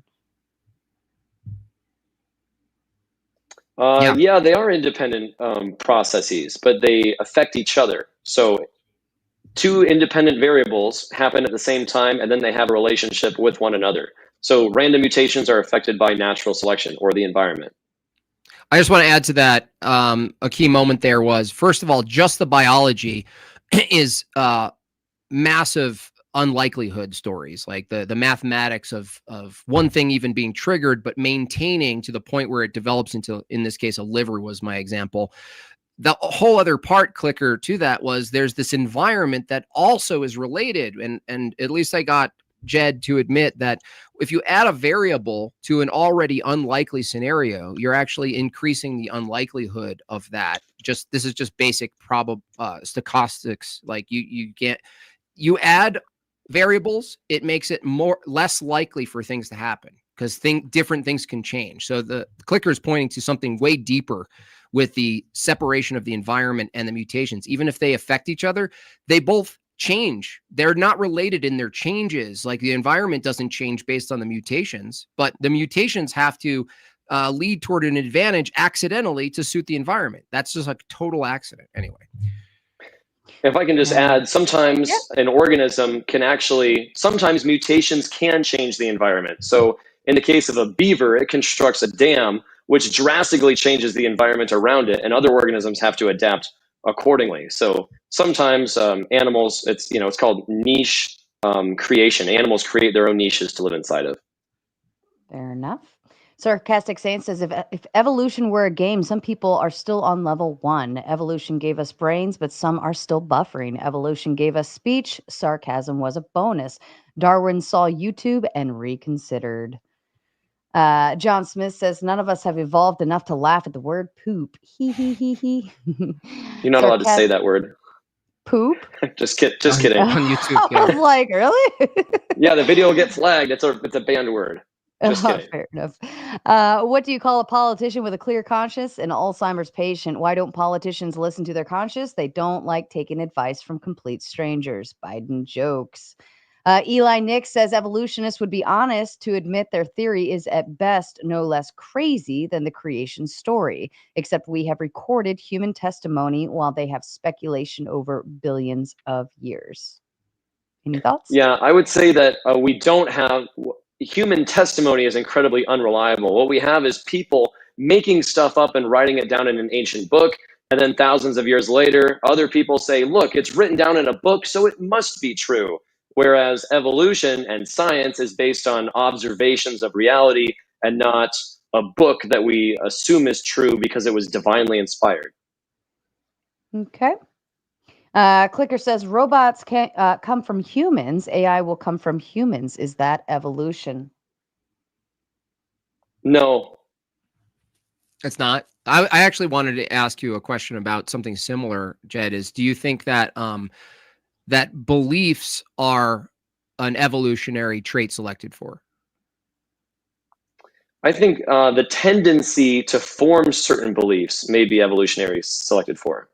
So, for example, humans are pattern seekers. So, or an example might be humans are really, they like to apply agency where there may not be any. So we see a rustling in the bushes. We think, oh, maybe there's a lion behind that bush. It's going to try to hurt us. So we run away. Now, whether it's a lion or not, we're still going to survive if we run away. So the belief that there was agency there aided in our survival, even though it's kind of insufficient evidence to conclude that there is. Let me just ask you agency. more directly. Do you think we evolved to believe in God? Did we evolve to believe in God? We might have been. I don't see any evidence of that necessarily. Well, I mean, how could it not be the case if believing in God aids to survival? How could that not be a trait selected for neurologically? Well, going back to the agency, if humans assume agency where there is none, like the rustling in the bushes, we could also apply agency to something like lightning. We see lightning in the sky, we think the gods are mad at us, so they're going to zap us with electricity. Where really, once we actually find out what the explanation is, there's no agency there at all. Similarly, people used to think, oh, if we perform certain activities, the gods will favor our actions. They're going to make it rain if we do certain things. So humans are pattern seekers. They love seeking these patterns. So you're saying that believing in fiction is a trait that was selected for? Potentially. I'm saying assuming agency where there is none may be a trait that was selected for. Well, let's say assuming something that exists, not just agency, assuming anything exists that's not really there. You're saying humans do that? Repeat the question one more time so I understand it fully. Do you think humans evolved to believe things exist that aren't really there? The degree to which evolution plays a role in the belief in God, I'm not sure about. Not just God, anything that exists. For instance, do you believe human rights exist? Rights are something that humans have made up. Well, no, so I asked if they're exist. Based on. Sure. So human rights are largely based on empathy, which is an evolved trait. So empathy is an emotion that we have. I asked you. I know. I brought empathy up because rights, it relates to. No, human empathy is just a signal that you could be right or wrong about someone's emotion. A lot of times, scientifically, it's proven that we project what someone's feeling from our past because they're making a face that we recognize, and often we're wrong. That has nothing to do with the question. Do you believe human rights exist actually, or are they a fiction? What do you mean by fiction? They're just made up. They don't exist in the world. There's no reason to believe they exist. Just like your view of God. There's not a good reason to believe God exists. I'm asking you, is there any good reason for you to believe rights exist? Sure. Human rights are laws that humans make up. So if humans were erased from existence, human rights wouldn't exist either. Laws are made without human rights as well. So that's not true that they're just laws. I agree that laws can be made up, which is backed by force. But the reason I'm bringing this up is that I have a feeling that your epistemic system that often critiques God, beliefs and things that don't exist from your view, I think you somehow get around it when you appeal to things like rights. That's why I'm trying to ask you directly. Are you someone who touts human rights and goes like, these people are trying to take my rights? Are you that kind of guy? I haven't watched enough of you. I'm just actually honestly asking you. Yeah, what I tend to appeal to is well-being. which is based in empathy, which is why I brought it up. So empathy and the desire to enhance the well-being of people around me is what fuels a lot of my my desire to see fairness in the world. Okay, so if it were the case that believing in certain gods increased well-being, would you then no longer argue against those things morally? Like, would you just stop arguing against them?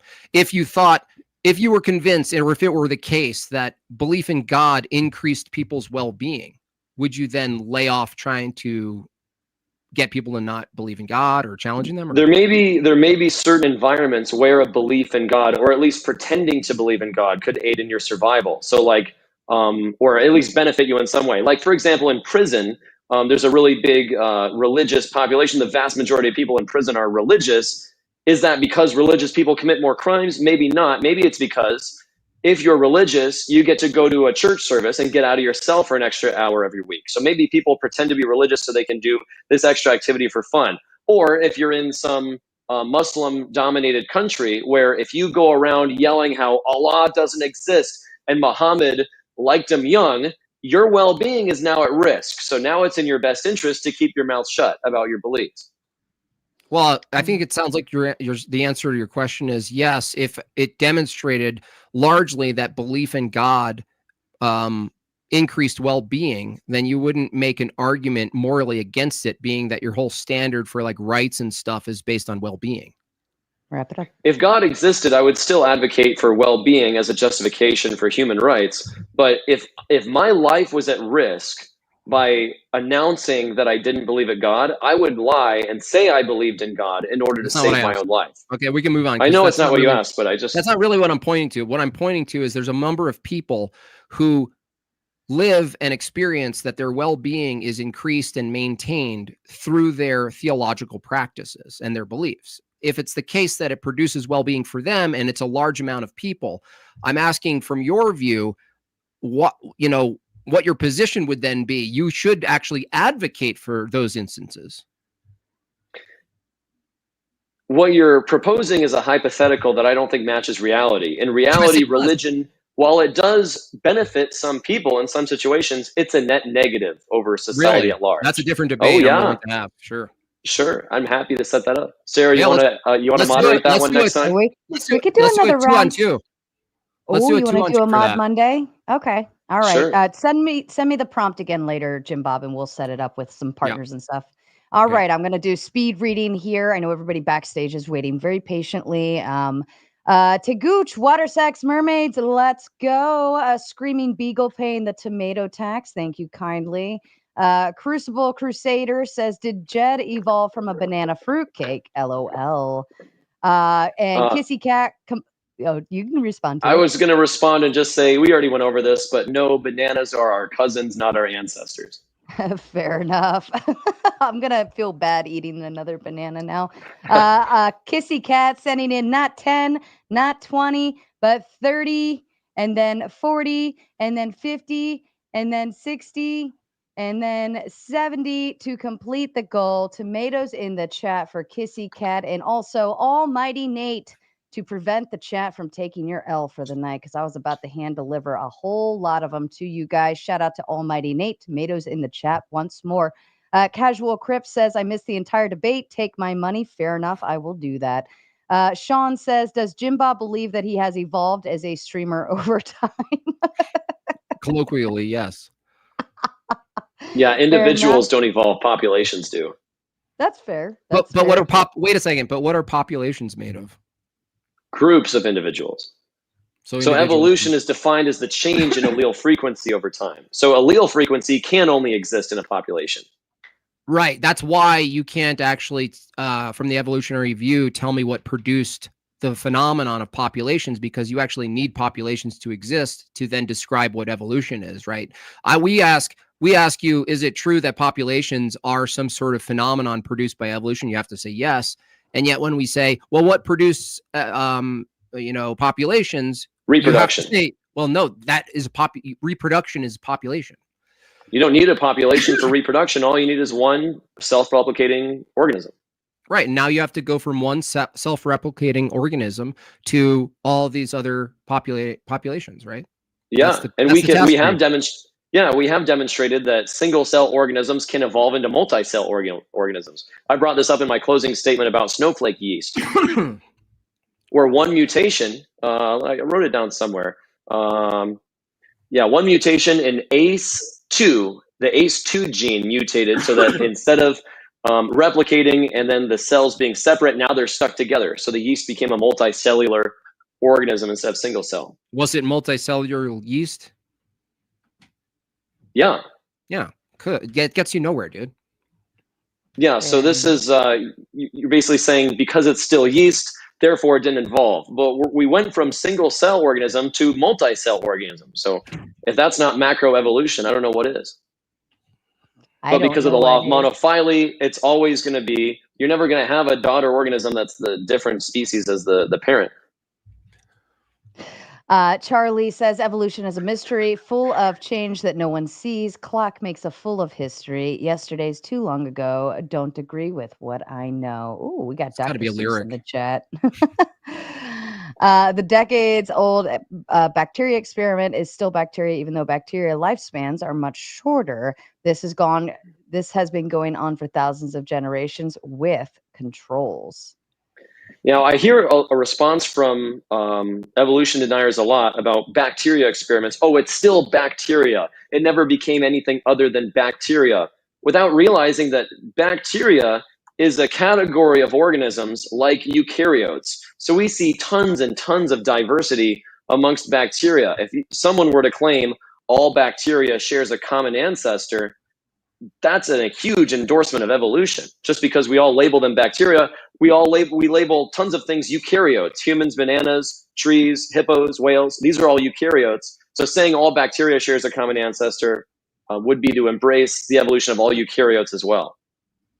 Okay. I would just add, though, the bacteria situations, they're all demonstrating some sort of degradation. It's actually, they introduce things to bacteria. Yes, they change, but you guys selling change as if it's like producing some sort of new advantageous system or scenario is just not, it's just not true. You guys just introduce things to bacteria, watch it change, and you go, look, it's basically changing. And you're like, yeah, you're introducing things and it's responding to the things you're introducing, but over time, it doesn't advance to anywhere. It actually degrades over time. It's not advantageous. They're not. It's better suited for the new environment you created. Yeah, so it requires a human oversight to manipulate and play Sims with biology, and that's your argument for evolution, that it happens without the human. That's not reasonable. Yeah, the experiments are a way to control the variables, but the variables that we see in nature are through nature itself. So nature presents variables which change organisms over time because environments are constantly changing. AJ says, I want a hippopotamus for Christmas. Fair enough. I want my 2 front teeth. Cool says, I'm a dinosaur. Mrs. Wilson asks, how did T-Rex have sex? Have the scientists reconstructed It's at a kids museum, I think. I saw it. Yeah, in Portland. That's actually an interesting question. Yeah, I'd be curious too. You know, a lot of birds have sex in the air, mid-flight, but T-Rex probably couldn't fly. So that's fair. Okay, I'm going to hold the rest and we'll get to them during open panel. I just want to move it along. We've spent the last hour going through the super chats, and I think the panel is ready to go. But we'll get through them. I'll have to just interrupt the panel a few times. Gentlemen, buckle up, strap in. We're going to have some fun.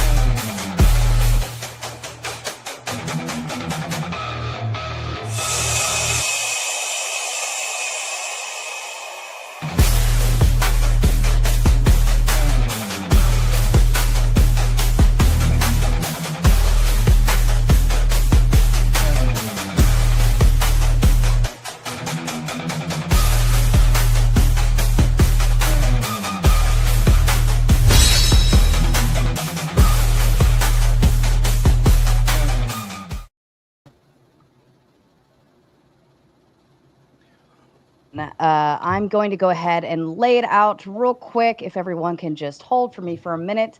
The gauntlet is officially open. I'll give you about 5 minutes to start heading over there. If the mods could start dropping that link in the chat, that would be incredibly helpful. I'm going to try to make a swift move to shut down the tomato side. Start moving to the gauntlet. If you don't know where it is, the mods can help you. Outside of that, I will get through the super chats. I'm going to let the panel run for just a little bit, and then we'll start moving back into them to interrupt. All right, who would like to? Let's see, Evan, ask your question. I know you got one, and we got a lot of people backstage hanging out. So, all right, I'll make it quick. To Jed, the horseshoe crab is said to have been evolved 250 million years ago, and it hasn't changed, and it has remained around that entire time. How is that possible where it wouldn't be outcompeted or by something that evolved in a way that was superior to the horseshoe crab in that time, considering that incredibly long period of time that's been around? Am I audible? Yeah. Okay, so with many organisms, the horseshoe crab, we talked about sharks earlier, and crocodiles, animals that are really well suited to their environment and really good at what they do, don't need to evolve. There's no selection pressure that's put on them to change in some way. So if the beach is always a very similar environment for the horseshoe crab, it's a robust organism that survives well in its given environment. It doesn't need to change or evolve into anything else because it's already well suited for survival. Just like crocodiles and sharks, these organisms which are great at their specific niche don't need to change. Dude, evolution, from your own words, I correct you during the debate. Evolution the mutation doesn't occur out of a need. It occurs as a random thing that happens, and a random thing produces something that only after time you look back and goes, oh, that was a really advantageous accident that happened. You're saying, well, the horseshoe crab doesn't need to because it's doing just fine. No. Evan's essentially asking, why didn't the horseshoe crab experience random mutation? Because the environment, the water doesn't say, hey, I'm water. Hey, there's sharks around and there's other things getting better than you. You better step up your game, bro. Insert random mutation. That's not what evolution assumes. Because evolution mutation only takes over if it's advantageous. Yeah, isn't it possible that it was that there were changes that were emerging, and those changes just happened to be less advantageous than? Do you understand what I just said? Do you understand? Yeah, I understand it. So it's a process called No. It's called punctuated equilibrium. So this is exactly that. So there's random mutations that are actually deleterious because if it's already well suited to its environment, it is constantly mutating. The mutations didn't stop. But any mutation that changes it in some drastic way, those organisms are going to die off because now it's less suited to a static environment. How does an organism receive the signal that it needs a mutation, sir? The mutations are random. They happen randomly. Contradiction. That's what I've been saying the entire time. The mutations are random, and the selection pressure is not random. But in this case, if the environment stays the same, then mutations that change it in some big way, they don't get passed on to the next generation. Dude, that's a contradiction. You can't say in one sentence, the horseshoe crab didn't evolve because it didn't need to, and also say that all mutations are just random. Because if all mutations are random, they wouldn't be based on need. They would be based on accident, and then time going by and looking at the accident and calling it a happy accident. That's not a need. That's an accident. Yeah, the selection pressure is the environment. So if the environment doesn't change, and then the organism doesn't need to change either. So these mutations that are neutral may be passed on to the next generation or no change at all. And then the mutations that are all other mutations are deleterious because if it's already well suited for its environment, it's already great at its niche, it doesn't need to change in order to be better at survival. So the mutations are still happening. They're still random mutations. And nature is non-randomly selecting for organisms that have fewer mutations. Wait, wouldn't that mean that all the mutations on that crab, since it hit that point, have all been advantageous to its environment? In other words, it's just been a string of perfect mutations which never caused it to have natural selection act upon it. No, it doesn't need advantageous mutations. All it needs to do is maintain the same phenotype that it has now. So it undergoes change, or it undergoes mutations, but the organisms that are drastically different might tend to die off because it's already hyper specialized to its niche.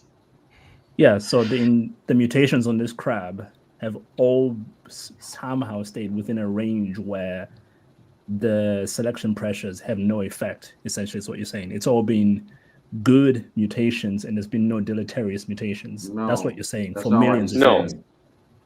There are still deleterious mutations, and those organisms die off. And the environment is still providing hold on, pressure. let's It's make still a the same question. level of pressure. If it's deleterious, it's only deleterious based on the environment. So Right. if the crab has survived in the same state for millions of years, that means there actually hasn't been any quote unquote deleterious mutations, because if there had been, which can only be determined by the environment changing or staying the same and the random mutation being disadvantageous, then You get how those would die the out, though, crab right? would- If would the die crabs are out. all black and Yeah, all of a you're sudden one basically is born saying that- white and something can see it easily and it dies before it can mate, you can understand how a deleterious mutation wouldn't make it further in the population, right? Yeah, or they get But then discriminated. he's saying that the crab has basically No, there are has individuals only in the had- population that are going to be affected by deleterious mutations. The population Hey, as a whole isn't going to have this trait passed on to it, which is what evolution is talking about. It's Yeah, saying but within Corinth- the species is this trait going to be continued to go on for an extended period of time. Corinth, I know, but it sounds like there were two claims from Jed here, because he was saying, well, it did the horseshoe crab stayed the same because it didn't need to experience a mutation in response to the external stimuli He's called talking the about the environment. right? population as a whole in the first statement. That's not the right way to think about it. The first It's statement always he's using been- horseshoe crabs as a species did not need to change. They're already to a sufficient threshold of fitness for their environment. I know, but that assumes that evolution happens when it needs to, rather than it happens randomly. Natural selection does. So what he's saying is then the mutations that happen to a given horseshoe crab is going to be less fit to the environment. It's going to be deleterious. That lineage from that horseshoe crab that had the deleterious mutation is going to die off sooner.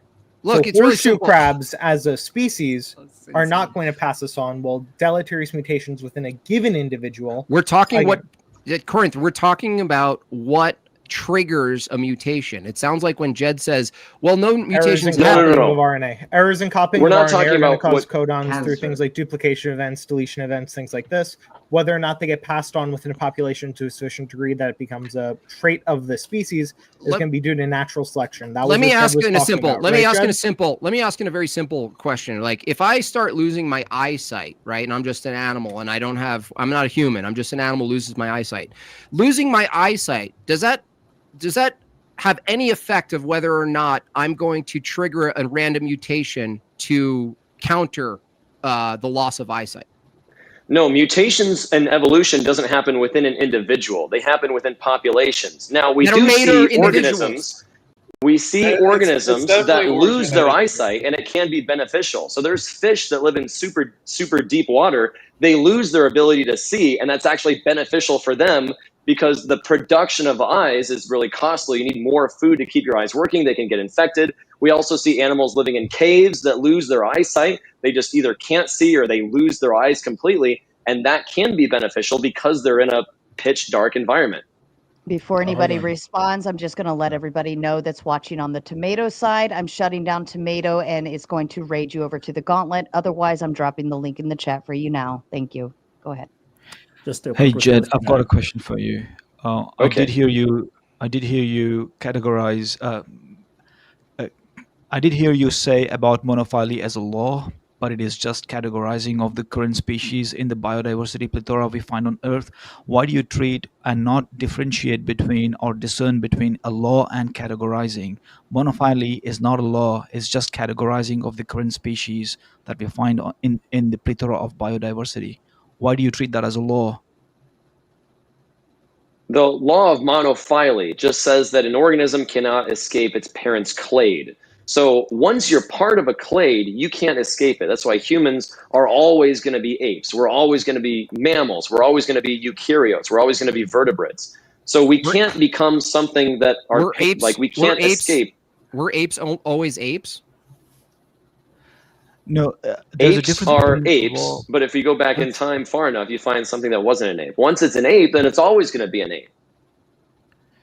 So the way the law works is it's got a cause and effect. That's a law, right? So when we categorize animal species into family groups, why do you even call that a law? And then post hoc rationalizing that as a valid premise for evolution. We haven't really found even a single common ancestor of modern species, as you know, which potentially could be a evidence in favor of evolution. There is no finding of one single fossil that could be related as a common ancestor to modern species. So why do you even want to go and say monophyly as a law that can be verified as a cause and effect, kind of mechanism?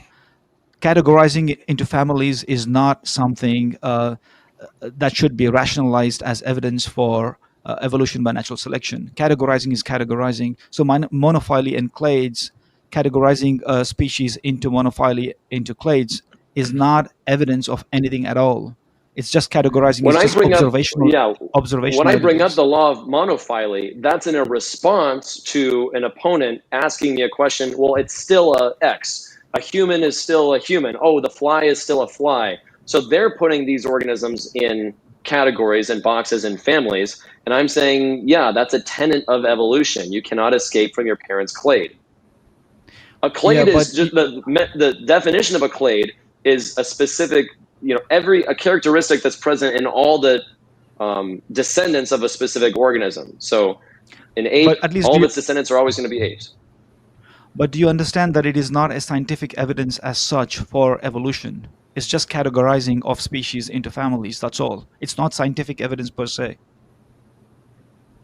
It's not scientific evidence per se. Okay. Yeah, thank you. The law of monophyly in itself is not evidence.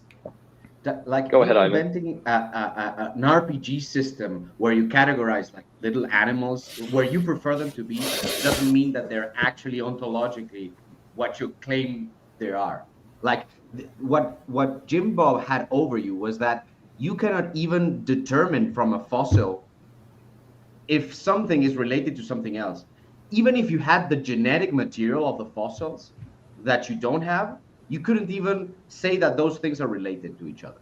And the fact we that can you determine have like that, no, how? Well, we can. I was going to say we can determine two organisms that live at the same time. If we have the genetic code for two organisms, we can tell how closely related they are. So humans and chimpanzees, for example, share 96% of their DNA.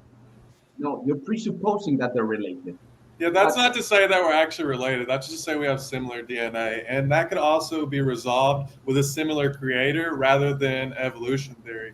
Which well, if you're going to appeal to magic, anything's possible. No, I mean, it's not magic. It's not magic. It's function. I'm glad you brought up Jim Bob magic. made this argument to you. It's like, function. I have a chair and I have a table, and they're both for putting things on top of them, so they must be the same thing. No, they're different things. They're different things. They share chairs and tables don't reproduce. Do chairs and tables reproduce and create little chair table hybrids? The analogy still holds.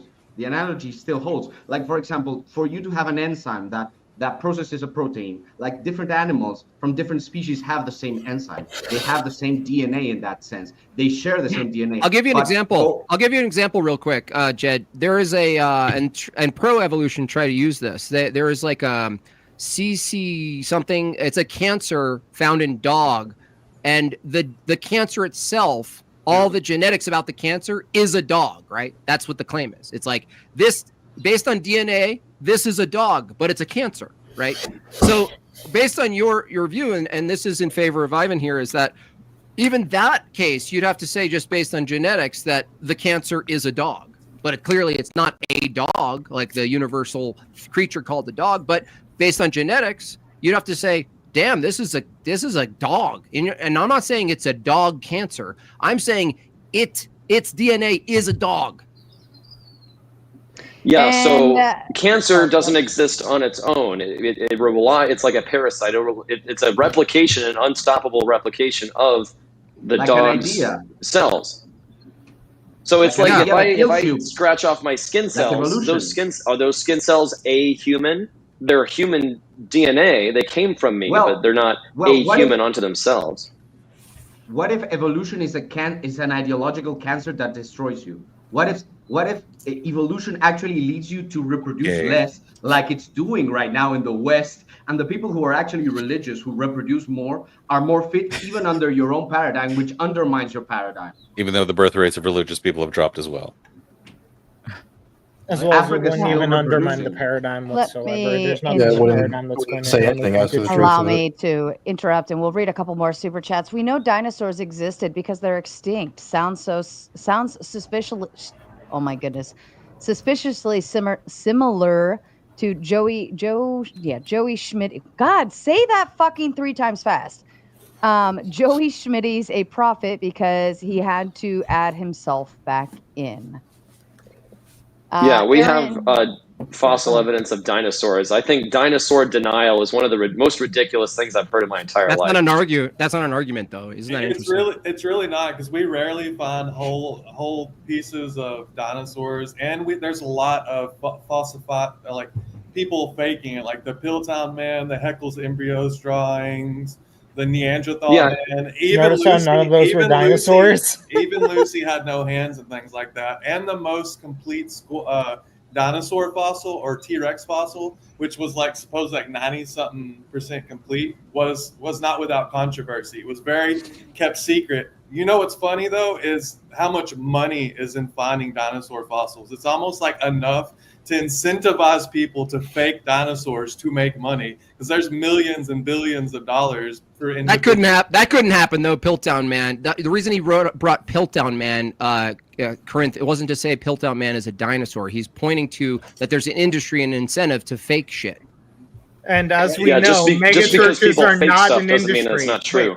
As we know, going out and preaching to a bunch of Americans for whatever Christian belief you have has no economic benefits for all the megachurch preachers. I agree. What? That's the sarcasm I'm putting forward, Jim. That's not the argument. That's sarcasm. That was the tail end of what his statement was, yes, we have economic incentive to go do this.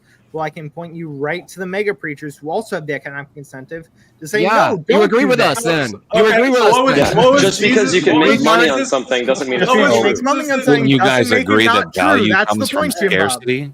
What would what's more Jesus say to all 12 disciples? I can clarify exactly what the argument you made here. all know my rule here. A lot of you are very familiar with it, so please stop.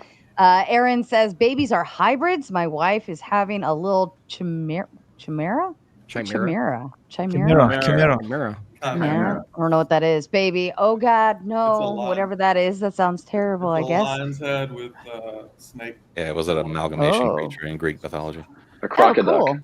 Cool. Due to your incredulous nature of human testimony, you would also have to deny Socrates' existence because he was only mentioned by a couple philosophers in their writings. This is also true of other historical figures. Yeah, Socrates may not have existed. He might be a fabricated character that other people just wrote about and used as a pen name. Yeah, and dinosaurs too, because you don't have a way to date stones. Like Yeah, they're we all don't. referential. We sure do. It's called radiometric dating. And how do you know that's accurate? Well, you can. So with because any they rock use layer, other similar fossils. No, and no, you're no. really- You we're don't gonna know run how out the to. contingent You don't that know how other to fossils test the do method exactly the itself. You don't have You don't have access to test the method. You have to have. We faith on actually the have method. access to testing methods, especially for carbon dating. We So- can no, test you it have to to test it tree with rings. other We actually can methods. test it to tree rings. You can say, So that's carbon ring- 14. that's another It's, method it's to make completely year cycle. different from dating dinosaurs. I Calm down. apologize, gentlemen, but I'm not going to have to keep repeating this, am I, all night? Keep your interruptions to yourself. You all know I don't like it. Just wait till somebody finishes talking. Thank you. And I just want to get a shout out to Christopher Scott because he sent the same thing twice, one on Jim Bob's side and one on mine. So thank you so kindly. I guess maybe there was some confusion on whether they would be read or not. Corinth, I think you were saying something if you wanted to finish it. Yeah, I'll leave so it we back to actually you. do have a method of testing, specifically carbon dating. We can look at tree rings to date 2 trees based on tree rings to the same age, and we can count these. If you know how tree ring dating is, it's going to be based on the amount of water you get in the given area and the given year is going to. Yeah, but that's not carbon dating, though. We can map. Let me finish what I'm saying. Again, we just talked about interruptions. I'm going to finish what I'm saying here. Okay, okay, bud. So we can map these 2 things on. We can find out how old the tree is. Then we can do carbon dating on that same tree. And we find out that it does track with tree ring dating when we do it on this. So specifically, at least for carbon dating, we can double check our radiometric dating, see, hey, this does actually track. No. Well, you're assuming that there's okay. So we can also test. You can, dude, the reason the tree doesn't work is because you can compare that with existing trees and you can grow trees in the same lifetime and view the fucking lifetime of the tree, retard. Yeah, we can. We can also test. You can't do that with you can't do that with all of this ancient land, dude. So the claim was we can't test radiometric dating, Jim Bob. I'm showing you how we can do some radiometric dating with a tree because that's in a small time frame. Yep, you can verify it with an object. Yes, you have. I just told you, dude. I just told you. Carbon dating just works accurately for like less number of years, like 50,000 years, and thereafter the accuracy just deteriorates, and you just can't rely on that. That's why we use different methods. Can confirm at least this form of radiometric. What's the margin of error? What's the margin of error? 2 million years, Corinth. 0.1 for carbon dating. So 2 million years. It's about 1% for argon lithium dating. Is that what you're referencing, Jim? No, you don't have access to that 1% or whatever. You don't even have the margin of error. You're using so, Jim, what's the percent and which form of dating? Hold on, now Ivan's talking. I mean, I could directly ask the question. Corinth, stop. Corinth, don't fuck around with me tonight. And you're saying, no, this is going to Ivan. be constant. This is going to function all the way until the end. It's like, no, that's faith. You have faith on your system, but you don't have access to that time frame. You have access to the first, 50 years, 50,000 years. Longer than that, it makes no sense. And so we have induction. This has nothing to do with the claim that was brought forward that we have no way to test radiometric dating. I showed you, hey, we can confirm this type of radiometric dating specifically. We need to see a symmetry breaker for why these other forms of radiometric dating aren't. If you're saying the inductive case fails here, but now I'm going to be talking to Jim Bob as he said something. By the way, if you want to interrupt me, if Sarah yelled at me to interrupt you, we can point back to that. But Jim Bob, you said, I don't know the margin of error. Which form of radiometric dating are you talking about? There's a margin of error of 2 million years. And what percent margin of error does that 2 million years correspond to? Well, first, you said the margin of error. If you disagree with me, what did you say it was? I said for carbon dating, it was about 1%. And how did you verify the margin of error is accurate? Because we can do the carbon dating test. Oh, carbon dating! I got you again. Did you hear the end part of that bro? Did Jim Bob not hear the second part of the sentence, or did his interruption again the way? How do you verify carbon dating? We tested alongside the tree rings, which we just went over. Dude, we just told you tree rings exist in a very small time frame. We're talking about large time frames. They don't apply equally. Fine. So carbon is only one isotope, but you can for other trees. Unbelievable. So specifically, we can do tree rings for say one tree. We can map it onto a second tree because they have these. Because we have access to both trees, right? We have access to both trees, and we know how old they are, right? We know how old the tree is, right? Yes, that's how we're verifying it, Jim. But you're asking me for verification. Why? Because we can plant the tree, right? Did you forget what the question was? Why? Because we can plant trees, right? Did you forget what the question was? Can I, Jim Bob, did you forget what the question was? You're asking. So we can verify. Can you show me how we verify? We have access we actually to do trees. Know what the other number is. We have access to trees locally in our time frame. And tree fossils. We have both. We have both. I've got a question to Jed. We're going to go off half-life on carbon-14 for carbon dating, which has a fluctuation depending on how much radiation, how much oxygen, how much a lot of things are in the air, and even with the other ones. So what we actually do is we look at sediment layers, and we take those sediment layers and we put presuppositions on how long each sediment layer is taken. And then when we get fossils from those, that's how we actually date dinosaurs. And the issue with that is we have entire trees, like hundreds of feet that go through multiple different sediment layers that is fossilized. So you're telling me that this tree just stuck through multiple layers and fossilized over like hundreds of millions of years? Or are you telling me that there might be an issue like a global flood that created a rapid burial of sediment layers? Because the only way you create a fossil is rapid burial in sediment underwater, and then the slowly rock like replace the materials in the bones. And Also, I'm going to theories add are in not an constant. extra thing. Don't forget, you can still pay to boot people from the panel if you so choose. The only two that you cannot boot for the evening are Jed and Jim Bob. Bless you. Thanks. I also wanted to bring up Hey, a Jed. pretty big issue with evolution.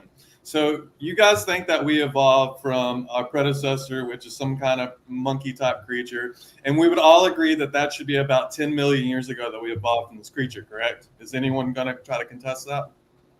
Okay, I didn't think so. I'm sure at least a couple of us are familiar with Haldane's dilemma and Darwin's doubt.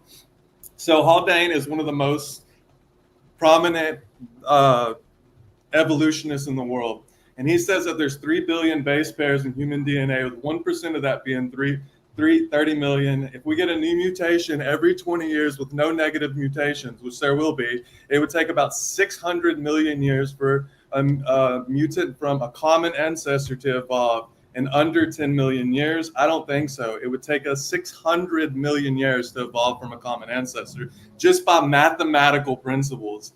And if you guys haven't read Haldane's Dilemma, and if you have not read Darwin's Doubt, you should go do that and then get a little bit more informed on why because of DNA and mathematics, we could not have evolved from our common ancestor. Yeah, the rate of mutations within organisms is not always the same. So sometimes organisms that become really good at their specific niche or fit into their niche well are more resilient towards avoiding mutations than other organisms. So the rate of mutations is not constant amongst all organisms. So whoever's doing this math saying, oh, certain mutations happen at this rate, it's not always the same. What is the rate of speciation? The rate of speciation? Yeah, what is the rate of speciation? I don't know.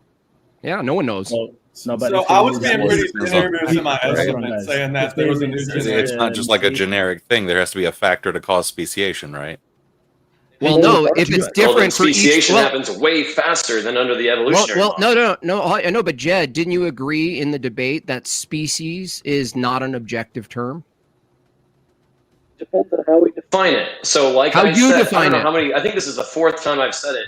We can define species as being reproductively isolated, and we can measure organisms which become reproductively isolated from their parent ancestors. Yeah. No. But that's begging the question, bro. Yeah. Because like you're presupposing relationship there. You presuppose ancestor. You gave yourself ancestor. That's what needs to be proved. That's the. Here's an example. So there was some time, and I think it was London, a population of flies was inside of a sewer, but they closed off the sewer. They were no longer using it. And so then a couple of 100 years later, they reopened a sewer and found that the fly population that had been thriving inside was no longer capable of breeding with the flies on the surface, even though they shared a common ancestor. So there was a deficiency. So there was a deficiency. Are they still flies? Yeah. Great. So you did because after 300 years, you're not going to see a ton of change. You're not going to qualify it as something other than a fly. It also doesn't contend with my point because speciation is accounted for in it. I just took the amount of base pairs that human DNA has, so the total amount, and I took 1% of that, saying that we're 1% away. So 99% of our DNA remained intact. So that would be 30 million pairs. So if we can assume we get a new generation about once every 20 years, it would take 600 million years with each new generation for us to actually evolve from there. And that's with no negatives. That's with a mutation every generation, a positive mutation every generation.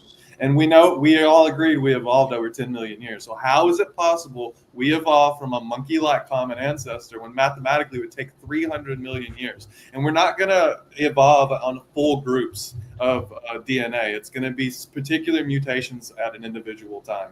I just posted So how do you know that 1% of the genome changes in some? What was the time frame for 1% of the genome to change? What was that again? So it would take 30 million new mutations. So 30 million base pairs will have to change for full mutations, and I did that, and that goes over every 20 years. 30 million is 1%. 30 million. They can be happening simultaneously. Research from the chain Wait, Science this is Publishing, just as I posted in the back chat, for shows DNA? that the Like, rate I'm not used in sure what he's asking. Haldin's dilemma has been shown to be much under what we can show in sexually reproducing species. It amplifies the speed very much. Say that again. So Noah's Ark is possible then? Do you know the issue of why Noah's Ark is not possible? Do you want us to actually go over that argument, or do you want? No, to please, stick with please. your prior Anything statement that of stops this you particularly from talking would be the best. Yeah. Hey, Okay, so no, you don't want to go Noah's and Ark. argue Can you issues. tell me what Jed, ChatGPT just do you told recognize- Haldin's dilemma? Must do talk about ChatGPT. animal incest. Sure, I'm not talking on ChatGPT. I'm talking about research from the Canadian Science Direct.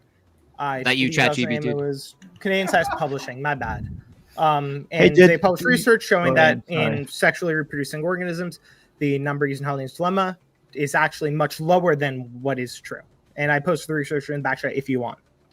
Now you can keep saying it's ChatGPT. I've talked about these things for a long time. I know what I'm So talking you about here as well. Googled what somebody. You talked for a long time, so you know what you're talking about. That's I've talked about these things for a long time too. You fucking idiot. Hey, Jim Bob. I know where the radio Jim Bob, I talked a lot. I talked a told lot you- about stuff, so I know what I'm talking If about. I 'cause only talk a heard like lot. 1 out of every 3 words like you do, I would also come to really stupid conclusions on things I said. I And heard if every I word had of that people as statement. dumb around me as you do, I would be laughing like the idiot. You're I am around me over right here. now, idiot. Wait a cell phone. Hey, Do you Jed, think do I you meant recognize that there categorically, is or are no you doing the single 1 out of every 3 fossil- words thing again, Jim Bob? What? Hey, Did you- Jed, I've got a question think for I you, meant Jed. categorically, or doing the 1 out of every Did you 3 find a words girlfriend thing, yet? Jim Bob? Or are you still diddling Yeah. boys? Yeah, I do. Jim Bob, Jim Bob, Water. Yeah. please. I would say reproduce, but Yeah. I'm gonna go with my question right now. Jed, do you recognize there is no single fossil specimen identified as a definitive common ancestor of any two closely related modern species? No, I would not agree to that claim. Then you must have evidence of a common ancestor, For right? example, can I give an example? Durodon is believed to be the common ancestor amongst all modern whales. beliefs are awesome. That's what he asked for. That's what you said you believed. That's what he asked for me to provide, so I did. A belief. Common ancestor amongst other organisms. I think it's so remote. It's so remote. You can't even identify the common ancestor for the two cosmopolitan fly species, like the fruit flies, Drosophila melanogaster and simulans. You can't even because these are only drifted away. Say, for example, 2 million years ago. They don't even identify a common ancestor. They say they infer they have descended from common ancestor, but they cannot identify a common ancestor, and they can't even reproduce a common ancestor, right? So it's pretty impossible to make a claim of a common ancestor and be able to demonstrate that scientifically. You know what I mean? Yeah, exactly. The claim that the common ancestor exists. So when we're making claims about the past, the best information we have to go on is the fossil record. Fossils are like a snapshot of No, the that past. requires We have to make interpretation. inferences. No, Yeah, I it know. sure does. We have to interpret the evidence. No, no. But wait.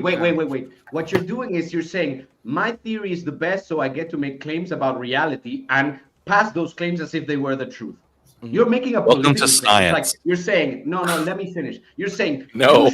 peasants, you should bow to our superior knowledge because we're the experts, and we're telling you that these two things that have no relationship. That's with each exactly other, what they're actually religious related. people do. They say we have absolute knowledge and you need to follow everything we say. In science, it's the opposite. In science, everyone No, is you encouraged know, to falsify you- all the you information. So you can go out and you can make tests and observations, and you can Wait, turn wait. science on its head, Jed, and you'll Jed, win a Jed, Nobel Prize Jed, if you do.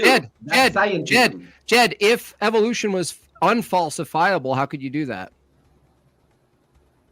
I don't think evolution is unfalsifiable. You start with the claim that all of us are related to everything that's previous. Everything's related to everything, right? Everything. All biology is related. Cool. Yeah. So how do you falsify that claim?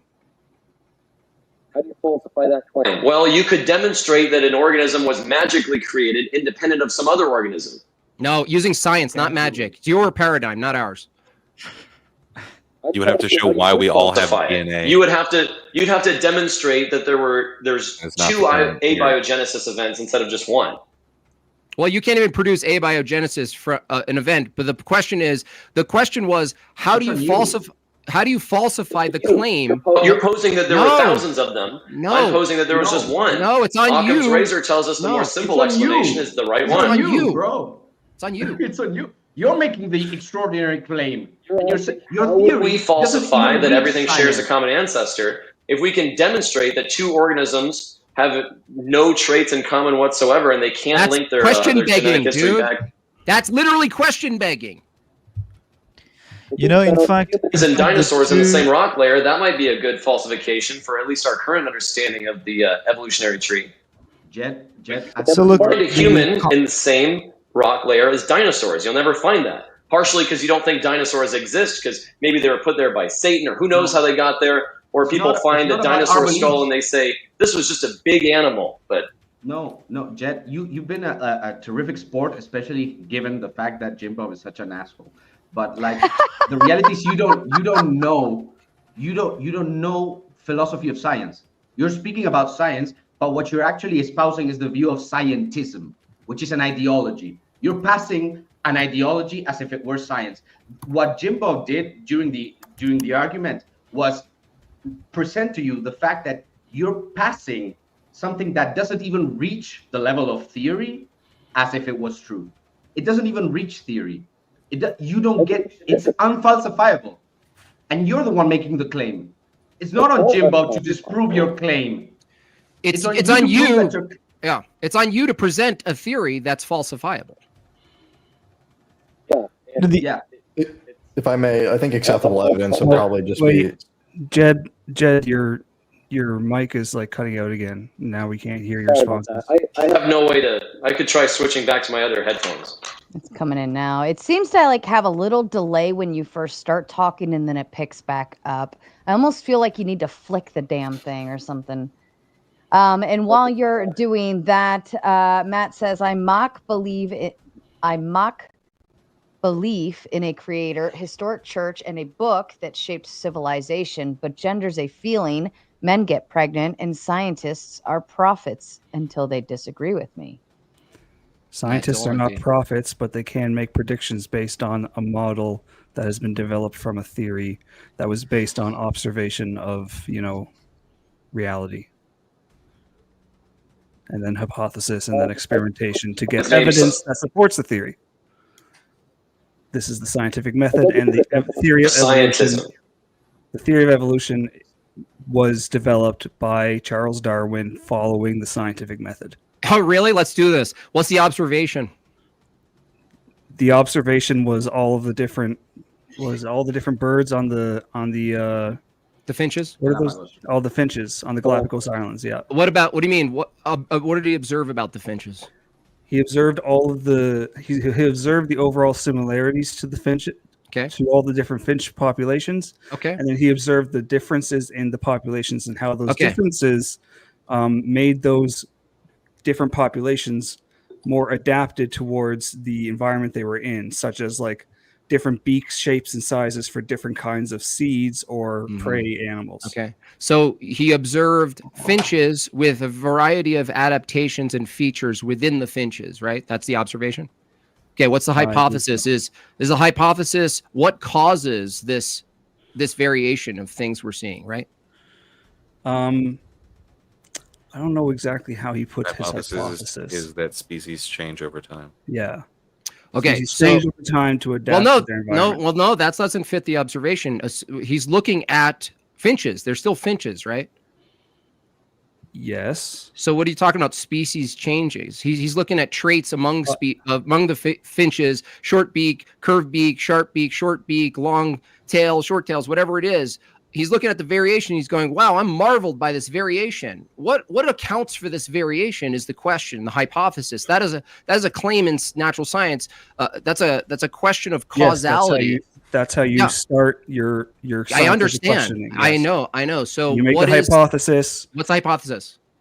The hypothesis is that species change over time to fit Okay, their hold on. So this is already off to a terrible start. The observation. No, it's not. No, You don't hold on. like it, but that Good. doesn't mean it's not Let me off to a talk. terrible No, start. I didn't say I don't like it. Watch. What I see is that animals are changed. They're changing. They're changed, right? Right? Your hypothesis is animals changed. populations of animals change. Yeah, over that's your time. observation. How's your observation the hypothesis, dude? This is a joke. No. The observation. I want to make it. Just I of want the to make it really, observation, really the fact that we see different organisms is That's the observation. Yeah. No, the and observation was the current populations of finches. What's the hypothesis? The hypothesis was that those populations are the result of changes in traits over time. That's literally a tautology, bro.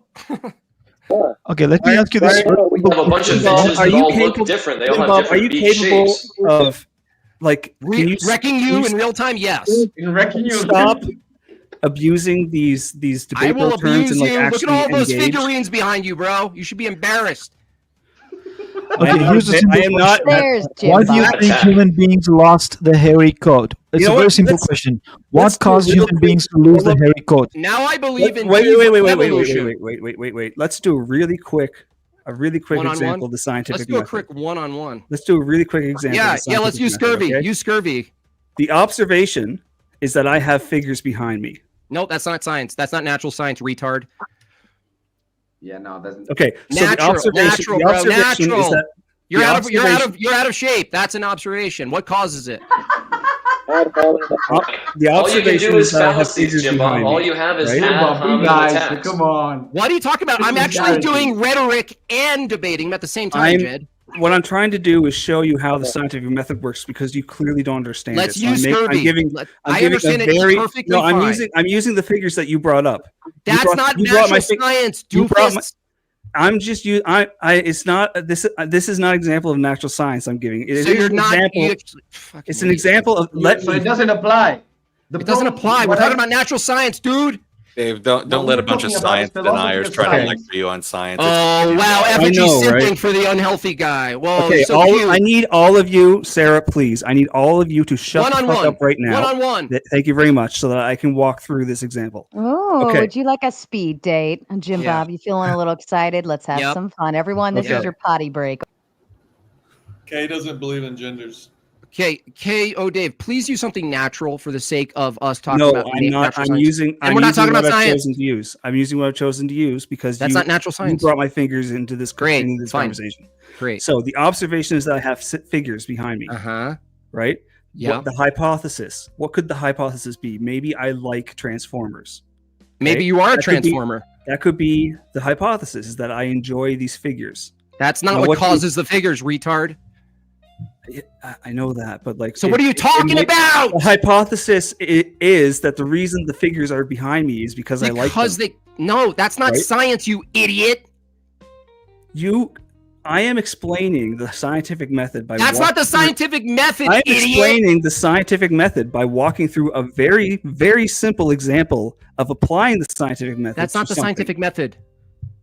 You can keep saying it's not the. That's scientific not the method, scientific method, dude. but If I have that a doesn't mean anything because Look, you let's- don't know what the scientific method what is it? Tell me what the scientific method is, step by The step. scientific method is what I'm trying to explain. What does it start But with? you keep interrupting. So the observation, the first Yeah, step. next. The observation is that I have figures behind me. Okay. Next step, hypothesis. Something to try to explain the observation, right? That's right. So a possible explanation for why the figures are behind me Yeah. is that I like having figures behind Great. me. What's the right? experiment, doofus? What's the experiment? You could Ask you how you got them? You could give me another figure and see what I do with it. No, can I ask you? No. Okay, Dave, An shut up for a second. experiment. No. An experiment. ask It would be very simple. You could give me another figure and see what I do with it. If I No, put it that's behind not- me, no, that's it not means I logical. like it, No. which means No, which could that's possibly explain. No, that you know, doesn't it would- explain it. No, that doesn't explain it, dummy. What explains it? What I could just ask you how you got the figures, right? That, like that's. Can I that ask? could be another Hey, experience. can you just answer me? Could I just ask you how you got the figures? I bought them. Yes. And if I could just ask you how you got the figures, why would I need a hypothesis if I can just ask you?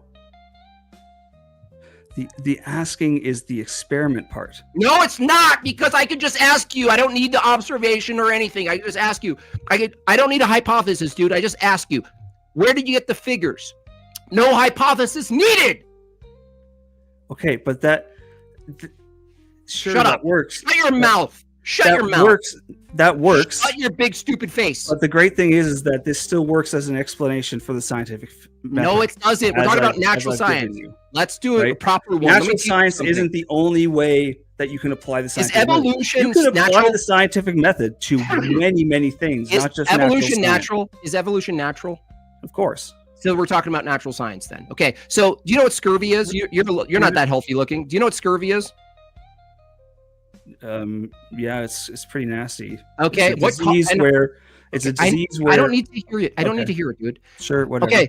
We know what scurvy is, okay? If I were to ask what causes scurvy, I can't ask scurvy, right? No, it's not exactly something. So then that's great. So what do I have to do? I have to present a potential hypothesis of what causes scurvy. That means I have to introduce an independent variable, right? Mm-hmm. Okay. And then I can experiment what causes scurvy by introducing what the variable is and removing it and introducing and removing. Then I could develop a scientific theory. Okay. That's what's missing. That's why evolution can't be taken through the scientific method, because your observation, watch, dude, that's just your assertion. Watch this. We observe differences in finches. Your hypothesis is differences in animals cause differences in animals. That was not the hypothesis. Okay, what's the hypothesis that causes the differences in finches? What's the hypothesis? The hypothesis is that the species, the population changes over time. That's another did you observe that? That's a hypothesis. These changes in species over time cause the changes in the population. The differences in the populations, yes. How do you introduce the changes in species to determine whether or not that's causing? How do you introduce that and remove it? How did Darwin do that? He didn't. I don't know. I haven't read his paper, so I don't know. You don't know what the fuck you're talking. Get this guy out of here. I'm done. Fair enough. I just want to let everyone know before I bring everybody back. Jed did say his goodbyes backstage. Hi, Jed. We will reach out to him and get you guys set for 2v2. Does anyone know how exactly how? I should read the paper, but does anyone know exactly how Darwin went through that? Maybe he bought write the paper. He wrote the novel. He didn't do anything, dude. He wrote a story. He wrote a didn't story. even know about genetics, bro. Experiments with crossbreeding plants to try and push the idea that speciation could happen in living things across distance. I did want to answer Homeboy's little dilemma earlier. He sent me this big dissertation I just had to read through. It took me this whole entire time. And the big issue with it, while it does kind of cover the advantages of sexual reproductions, the assumptions in it are fully realistic, and they're kind of like perfect conditions that aren't really going to be realized. The article he sent me has actually already been debunked multiple times. I just forgot the article when I was reading it. So I wish he was still here to where I could call him a dumbass, but he's not. Definitely not, says, calm down, Jim Bob, calm down. Take a little chill pill. Jim Bob, please calm down and stop screaming. You're acting like a child and it hurts my ears. L behavior. Adapt. That's pretty good. Jim Bob hasn't threatened to fight one woman on this whole panel. I'm proud of him. And Jim Bob has the patience of Job. This came in far long before this moment.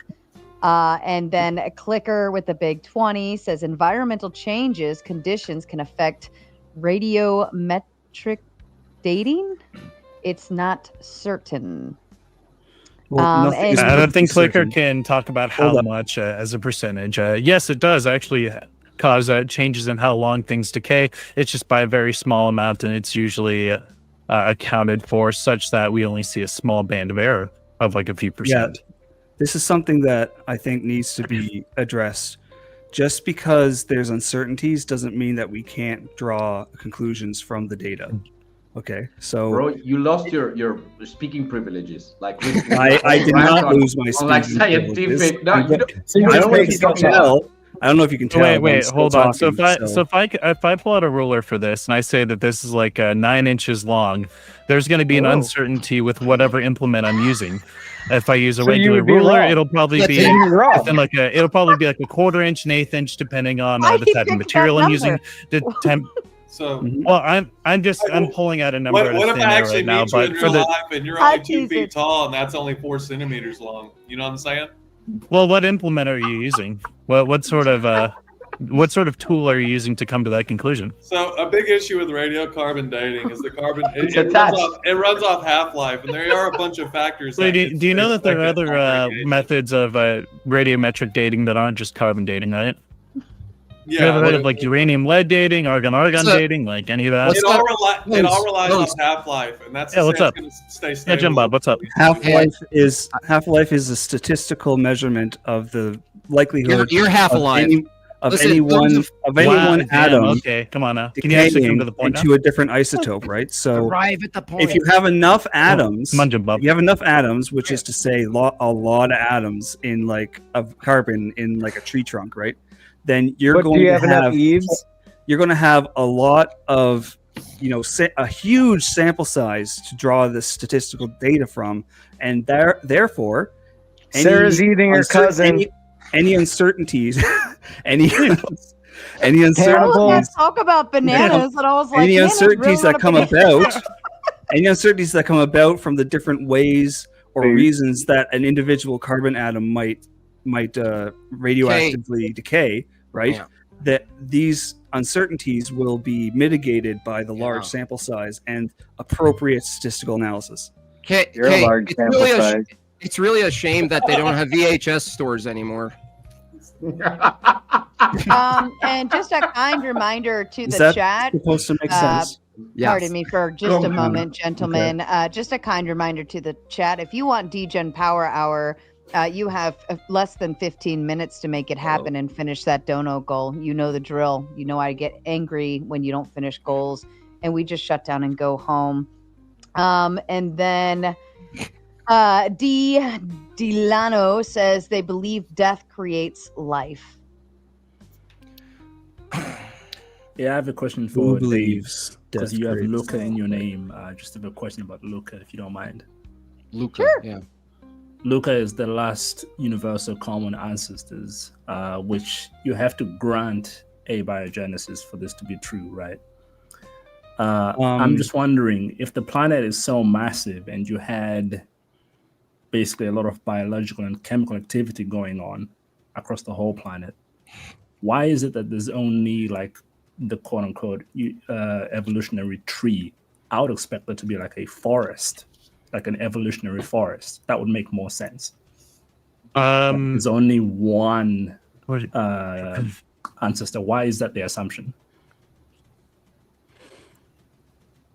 While you're thinking about that, Almighty Nate saved the chat again, but you guys still have to finish He's never that thought goal. about it. It's He's unacceptable. literally never thought about that. Who's the question to? No, we're not Any going of you I said can you, propose. Dave. I said the guy with Me? Luca in his name. Were you listening? Yeah. No, I didn't catch that the question was for me. I'm sorry. Why do we think that there's only one evolutionary tree? Yeah, I would expect that to be a evolutionary forest if abiogenesis. Because is all true. life on Earth has the exact same code for its DNA. No, That's not basically that's one of the biggest hints. These are all stars, bro. That's one of the biggest hints, right? So the You're saying Luca original exists because Luca. No. Listen, can I finish? Can I please explain myself? Thank you very much. You can't already explain did. yourself. So the biggest hint is the fact that all DNA shares the same code, right? So, all genes Yeah, for and all kind of manufacturers have wheels in them. I'm not Is that fucking true? done. Thank you very much. Trolling? All genes are All cars have a wheels in while them. ago, man. Just let him dig his hole. It's going to be shut a big the thing. He's fuck not gonna up get out. so I can finish explaining. Thank you very much. I'll take it up for you. Go ahead, Kay. Go ahead Okay. and finish. Everybody shut the fuck up. Go ahead, Kay. Okay, thank you. I'm sorry. All genes are a series of three base pairs, right? and they all code in the exact same way across all species, no matter the kingdom, whether they're prokaryotic or eukaryotic, whether it's archaea or bacteria or eukaryotes, right? It all codes in the exact same way for the same amino acids which build proteins. The fact that all life on Earth shares this very, very, very foundational code suggests that all life on Earth came from. No, that's a logical. You're leaping. I'm not done. You're too heavy to leap so far. You're too fat for that leap. Wait, Jim Bob, what fallacy is that? Which fallacy is he utilizing? It's not a leap at all. It's not a leap at all. It's very easy inference. It's a very easy inference. I think to it make. might Thank be you very much. Jim Bob, it's a please shut the speculation. fuck up so that I can finish. You've been going forever, bro. Wait, I'm Jim Bob, trying say to that again. I didn't hear you. explain why you guys are wrong. I gotta wait. I know you guys don't like being wrong. I know you guys don't like being. I know you guys don't like being shown that you're wrong. Pardon me, gentlemen. Okay. Pardon me. Go ahead, Kay. Okay, so the fact that this code is shared amongst all living organisms suggests one of two things, really. Either all living organisms share the same common ancestor, which use that code to live, or that there's somehow more than one tree of life, and all of the both of these trees of life manage to arrive to the exact same code, which is much less likely. I'm not done. Which is much less likely than just there being a single tree of life from a last universal common ancestor. Not even an argument. Not even. All right, brother. So you're done now, right? You can say it's not an argument. Go ahead. Stop formally shut the fuck up, Ezrael. Go ahead, sir. So you said okay. Just a real quick question for attack everything you just said. How many different proteins are there in DNA? Proteins aren't in DNA. It's the code for proteins. How many different ones are there? I don't know. All right, so you don't know very much about DNA because you said for one there's 3 base pairs in DNA. Completely incorrect. No, that's not what I said. That's not. You did say that. Let me be very clear. You fucking said that. Let me be very clear. That's not what I said. I said that a gene is a triplicate of 3 base pairs. Okay, so there's 2 base pairs, and then there's another 2 base pairs, and then there's another 2 base pairs in sequence. That is a gene, and it codes for an amino acid, which is a monomer of the polymer that we call protein. I did not say that there are 3 base pairs. There are 4 base pairs in human DNA, at least. No, there's 2 base pairs. That's why it's a double helix. It spirals and then links into each other. There's actually only 4 different individual. It's like D, T, A, and something else like that. That can link together. GCTNA. So there's 4 billion, and just in humans, base pairs. So there are 3 billion, which is 6 billion total. So I mean, it's pretty obvious you don't even understand genes at the rudimentary. No. A single gene. This is nerd stuff. Azrael, you are not. Azrael, you are not following what I'm saying at all. No, enough. A single gene. I'm pretty sure I can follow you anyway. Excuse me, gentlemen. You don't go very Gentlemen. far. You're Stop. not very fast. Stop. You're not very okay. Stop. Like, do you guys have substantive arguments here, or are you just going to make fun of my weight all night? Yeah. Wait. Well, I can we destroy can. you in 1 second. We're actually gonna send you to the back, Kay. And just a kind reminder. Let's see. I got sending you to the back. Ryan's up next. Backstage. Next in line, we've got Corinth, then Cure, then Enry, and then Fish. If you want to shake up the panel and see any of those fine folks come up, you have to boot someone down. Jim Bob's the only one you cannot boot. Sarah, Cannibal confirmed. Yes, I'm working on my 3rd cousin at this time. Here she eats tomatoes too. Fair enough. Yes, it's funny when I eat tomatoes. Was how do you say it? Eukaryotes. Yeah, that word. An Autobot or a Decepticon? Autobot. I think it's Fair enough. interesting now that now that Jed is gone, Jim Bob's gotten increasingly more erratic and more excited. I think if you go back and watch that debate, I think it was fascinating. What about every single challenge? Every single challenge this absolute man-child presented. Absolutely every challenge that he presented throughout that entire debate to Jed was answered calmly, rationally, and with all the nuance, correcting all the assumptions and presumptions that Jim Bob was backing in there. It was absolutely pathetic watching him get dismantled over and over and over again. It's hilarious, and that's why he's so upset now. That's why he's being way more aggressive now.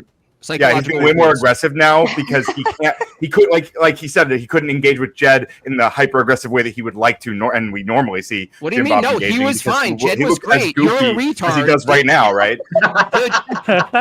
Do you only look like you have AIDS, or do you actually have AIDS? Jim Bob. To debunk his last yes, point, Jim Bob. Yeah, he doesn't even think it's serious. Like I said, an AIDS joke is the rebuttal to what I just said. It demonstrates case in point, dude. Ryan, right? Do you have anything to the topic though at all, or? Well, Osron does, and Ryan's getting sent back to the back again. Oh, loser! I guess I don't. Yep. Oh, bye. All right, go ahead, Osron. You had a question, sir. Yeah, Jim Bob. I have a question for you. Even I too find. Good Lord, man, what's with you, dude? Bro. No, I really don't like Indians, though. I love Osron. He's so polite. Be nice to Osron. I like Osron. He shows up every now and then and he asks questions. Thank you. What's up, dude? Sorry. Yeah, the thing is regarding evolution, even I find it hard to believe it. Why is it that scientists always neglect the existence of the soul?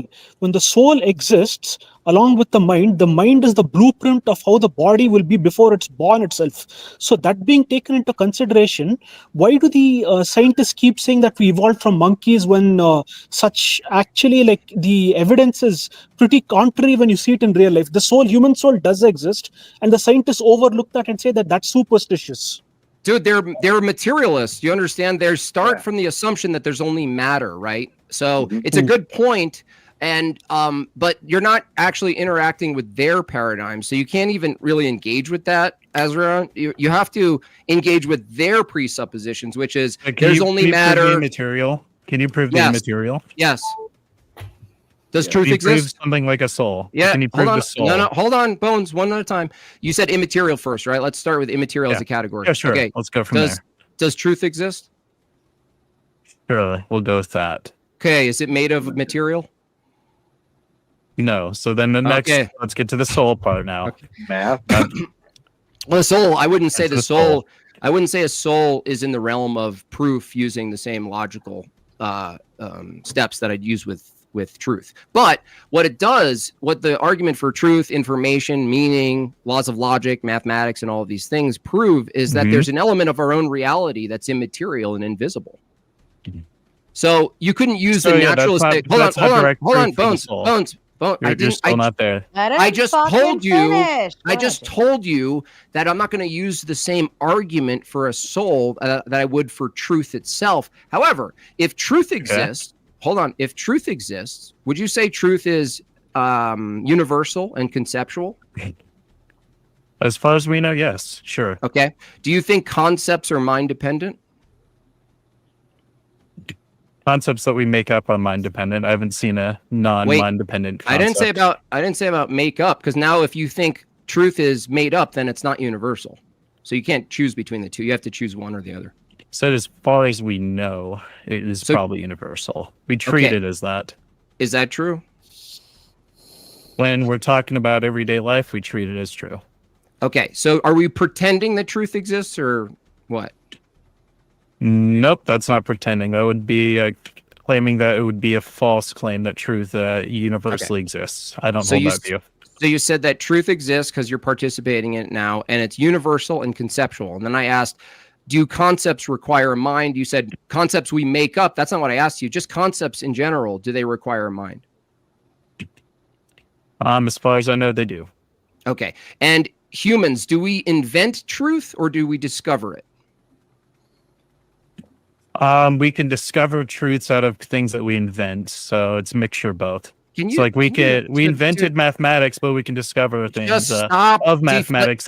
Stop deflecting. That's not a deflection. Yes, Jim it Bob, is. how's that a deflection? Red herring. Red herring. Road. How's that a red herring? Explain. I'll show you. Jim Bob, explain, buddy. What did I ask you? I'm trying to. Shut up. You said if things are invented or discovered. I told you it could be a mixture of both. I gave you the I didn't example say of mathematics to where we invented the concept. We invented a concept of mathematics, motherfucker, and then we discovered things using mathematics. I didn't ask about math. No. Yes. You're not listening. Oh, wait. Yeah. You asked if we invented or create. You asked if we invented or discovered things, and I said it's a mixture. No, of I didn't both. say things. I didn't say things.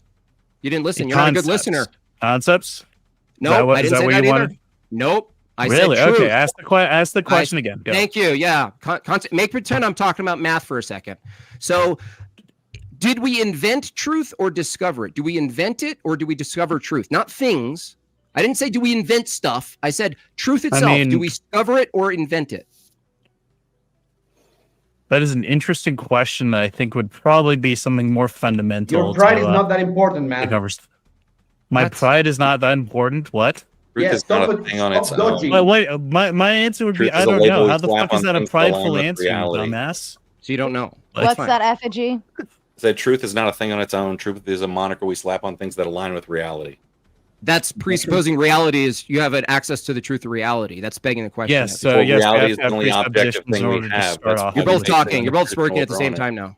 What? Effigy, go ahead. I said, well, reality is the only objective thing we have, which is why we base things like truth and order on it. No, that presupposes an external world before you do that. So again, you're pegging the question. I don't think I am begging the question. You don't think is meaningless. You just presuppose that there's an external world. Begging the question is just saying that it's true. He's just working off an assumption. He's starting with a reality exists, and I know that because my sensei does about reality. That's an assumption we hold. Do you believe that reality? Totally. Dude, hold on a second. Sir, hold on a second. Hold on a second. You can't assume reality exists without assuming your own sense data interpretation, right?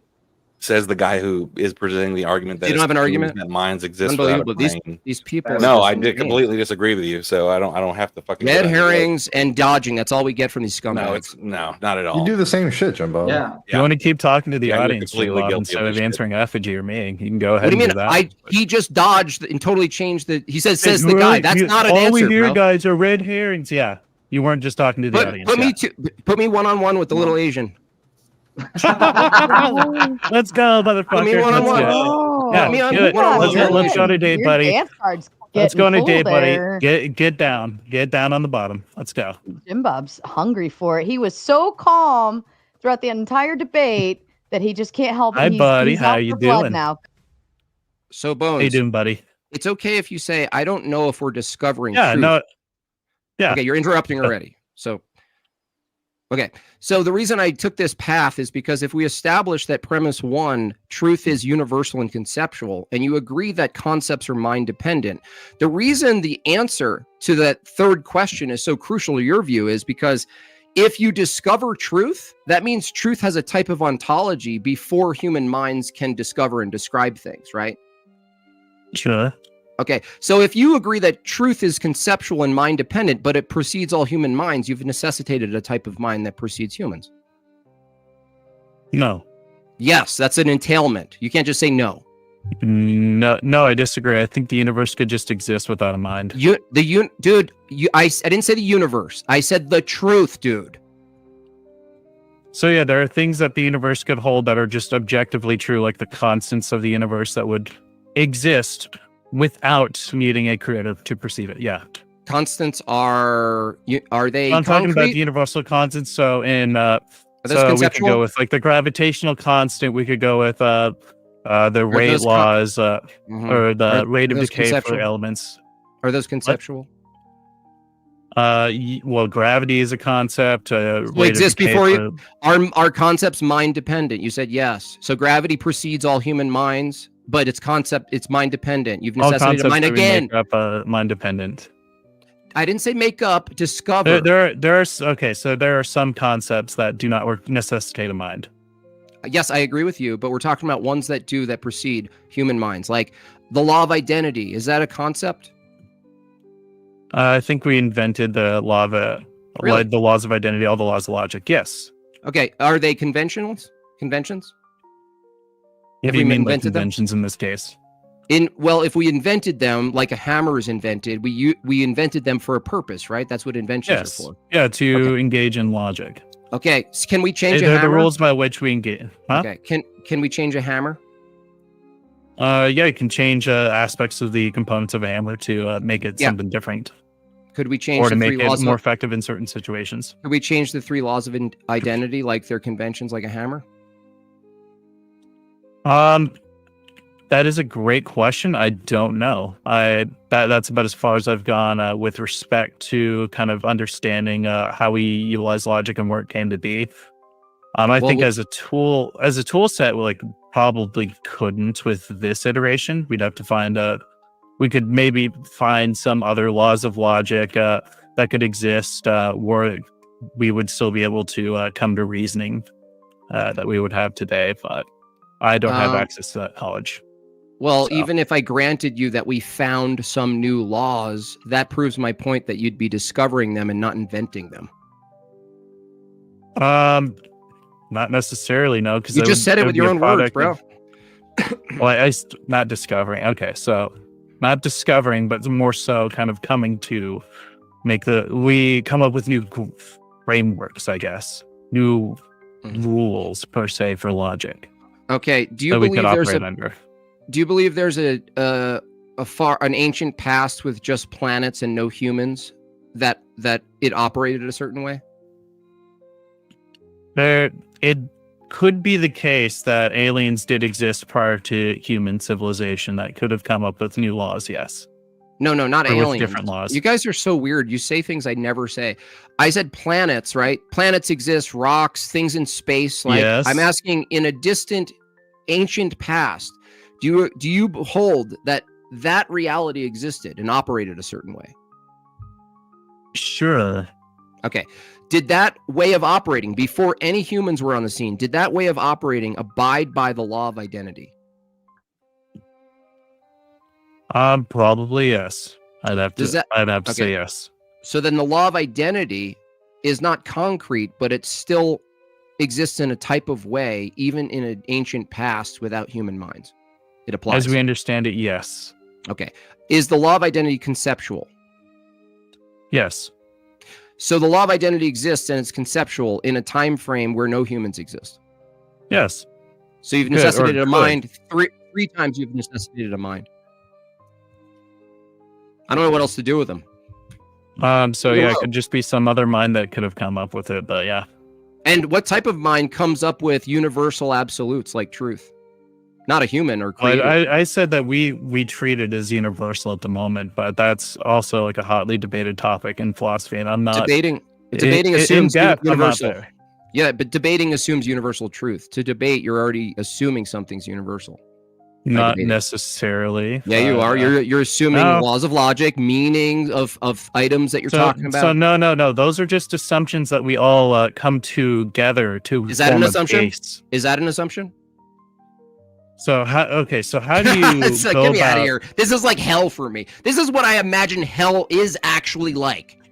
So if you're going to keep talking to the audience, I can give you the answer right here. So we all operate with a certain base of assumptions that we have. Is that an assumption? We all assume that to some degree, yes. To some degree, we all treat our sense data as somewhat accurate. When we're looking at the highway, looking to see whether we go left or right into another lane to get around a car. Amazing. Guess what? We see the distance of the car. We see the distance of the car in front of us, and we determine, all right, am I good to turn right here? Look to the left, go to the right, and then we look at both directions, and then we make a decision to go around the next car. Are you writing a book? Are you done interrupting it? Dude, I would read your book so hard. I know, you seem to be really into me right now. You called me a little Asian boy. Is that a little fetish for you or something? Or do you get turned on by Asian boys? What's your thing? No, that's what you're saying. Those are your thoughts. Well, you called me the Asian boy, and you seem really excited to talk to me. I said, put the little Asian guy. Lots of guys who talk to me this way, and they kind of berate me. The way that you're talking, it sounds like you're kind of out of here. You can't handle it. Yeah, I don't like when I don't like when demons sexualize everything like you do. I'm not an Nice Asian fake, anymore. I'm a nice fake demon. Asian laugh. That's not how Asians. That's how Asians laugh. There we go. There we go. Also, for the record, for the panel, I'm actually a mix of Mexican and white. No one gives I was gonna say, I thought we You went seem through to this give a already. shit when you called me out for being Asian. So I mean, what? It's I just wanted to rhetoric, set the record dude. straight. So Radical I know coder. it's rhetoric. I You got know. brought back I just on. wanted to set the record Exhausting, straight. man. I know you're really pissed. Fried rice, please. I'm sure that's disappointment of a super chat now. My yellow bus says, take one of your choice, Sarah, and be selective. Take a crier out. Jim Bob, I'll give the choice to you, sir. Dude, crier? take me out. Take No, me out. no, I don't mind you, dude. Ryan, get out of here. Coward pussy. I'll see you soon though. All right. What does that mean? I don't know. What is that supposed to mean? I'll see you Oh, wait. soon. He's trying to take you out on a date. Too. I will Well, throw you in what's with all the this stressy evolution, guys?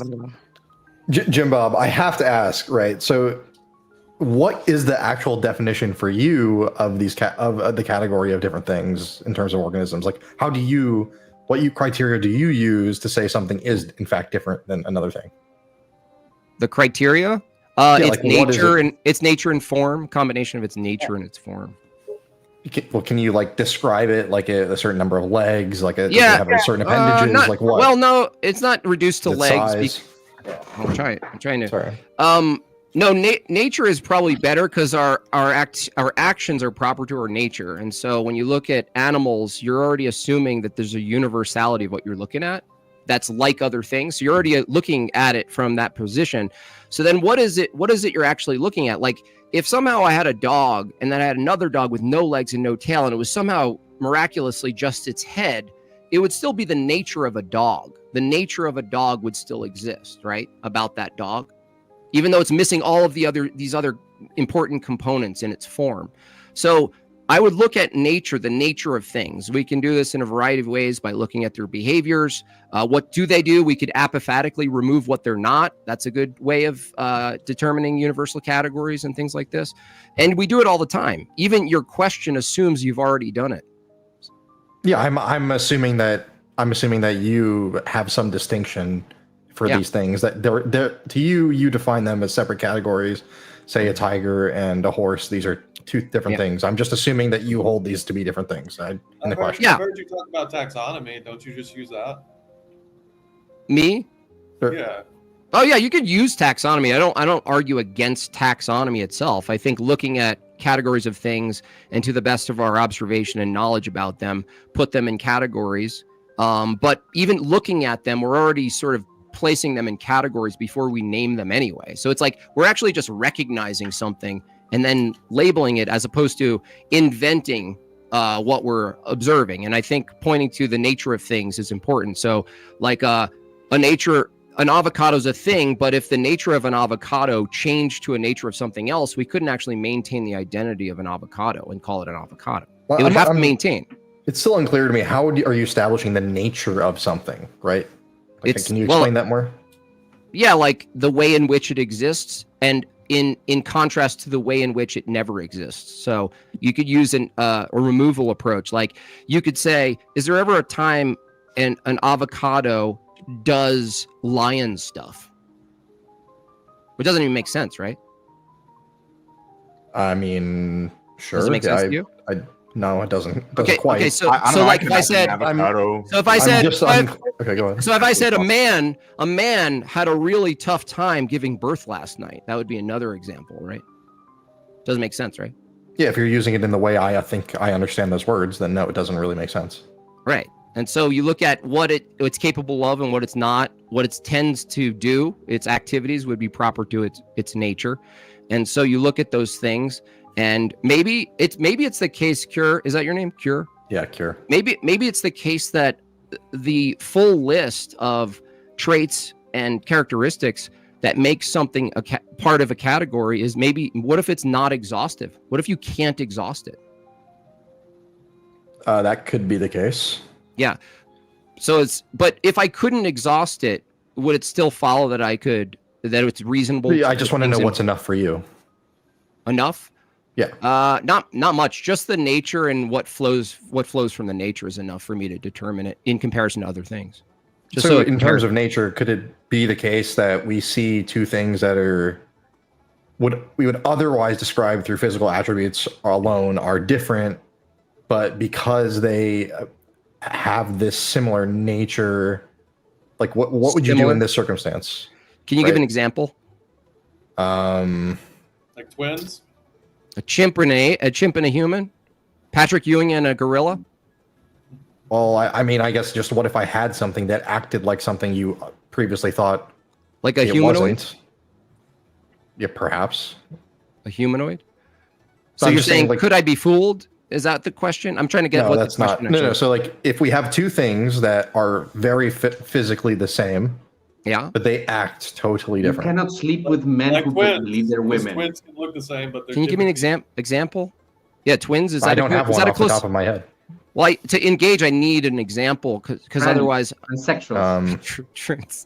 I'm not sure I have an example in reality I can refer to at the moment. Well, you know, the reason is, Cure, that it's hard to come up with an example because any example you give that are different things, it's going to be hard for us to imagine they act exactly the same. Like I'm saying, Cure, it's a kind of a demonstration of the thing you're trying to get to the answer of. Your hypothetical posits a difference between the thing. So it's like, can you show me two things that are different, and then we've already established they're different, and then be like, pretend they're the same. I can't actually do it. So like a violation of law of identity. I can't violate the law of identity. No, I'm trying to ask you, like, how do you distinguish when you have similar physical properties but different natures? That would just make it a different thing for you. That would be enough, closely enough. Like if there was like an ape and he was dressed up as a man and he had the most uncanny ability to do a Jordan Peterson impression for some miraculous reason. Do it now. It would still be a bloody ape, you know? It would be an ape doing something that was just crazy. Then it would be like, that ape is so peculiar among other apes, and that would be the anomaly. It would never be, that ape's a human now. That man is a woman now. It's just, they fooled me so hard, right? That they're a woman, right? No, they're not. Crafty says, Bones, we observe the car goes left and right. Yes, you're assuming intelligibility and logic to make coherent sense in the first place. All atheists presuppose universals to even come up with these dumb nihilistic takes. Mm-hmm. Yeah, I would disagree that any of my takes are nihilistic. What's up? Well, I agree that we presuppose the laws of logic because I mean, kind of like Jim Bob said, like it's hard to even comprehend a world without the laws of logic, right? They are like just kind of baseline assumptions to even think about things. Like we are describing the limits of human comprehension when we engage with the laws of logic. So, sure. Fair enough. And then a clicker says, Bones, since you are familiar with inches, what is the ontology of an inch? What the fuck does he mean, ontology of an inch? Like the state of its existence. Like, in what way does it exist? Like it only exists as like a measurement that of a system that we formed. Like we formed the imperial system. We formed the. But you're saying that inches are relative. It's a concept. I get. Yes, why they're concepts. Yes, they're. But this isn't like a hot. This isn't a hot take. Like, what's an objective inch? Like. Well, part of the game is asking you a question and that you have a reasonable answer to, and then acting really incredulous when you answer the question. Yeah, right? Do I need to like pull Especially out like Ivan. He just this do I guy. need to pull out him? Go back. Hang on. Go back and watch Ivan. Every time Jim Bob's talking, he's just cracking up like Jim Bob's saying the most like prophetic shit in the world. But if you really, they're inside jokes. Crazy. No, it's layered inside jokes. You wouldn't understand because you're autistic. I think Clicker asking that is a fair question because what he's pointing to is like, okay, well, we make up stuff, Bones, right? We can make up concepts and they're not real or they're real or something. They're referring to something or not. But then there are concepts that we all agree are real. So I think Clicker, by asking that, he's probably. I mean, if you ask some Europeans, they don't accept an inch. So right, they're more of a. They're more of a meters, centimeters, liters type of people. Yeah. But is the thing the inches referencing the referent that you're measuring, is that real? Yeah, you're measuring the length of things, so yeah, those things are going to be real. Right, but length, as we know. Right, but length and dimension and all that—that's also conceptual, not identical to the object, right? Correct. So that means, yeah, but no, it's actually it's like those are just characteristics. Well, but no, matter. Objects have a matter and a form to them, but a dimension to the object is actually something we're layering onto the object, right? It's not found in the object. Where is the line between an object and the environment of the object? How do you figure out that line? Can you ask that again? How do you figure out the line, like the difference between an object and the environment of the object? How do you do that? By its purpose. Like a distinction between one thing that's in the environment?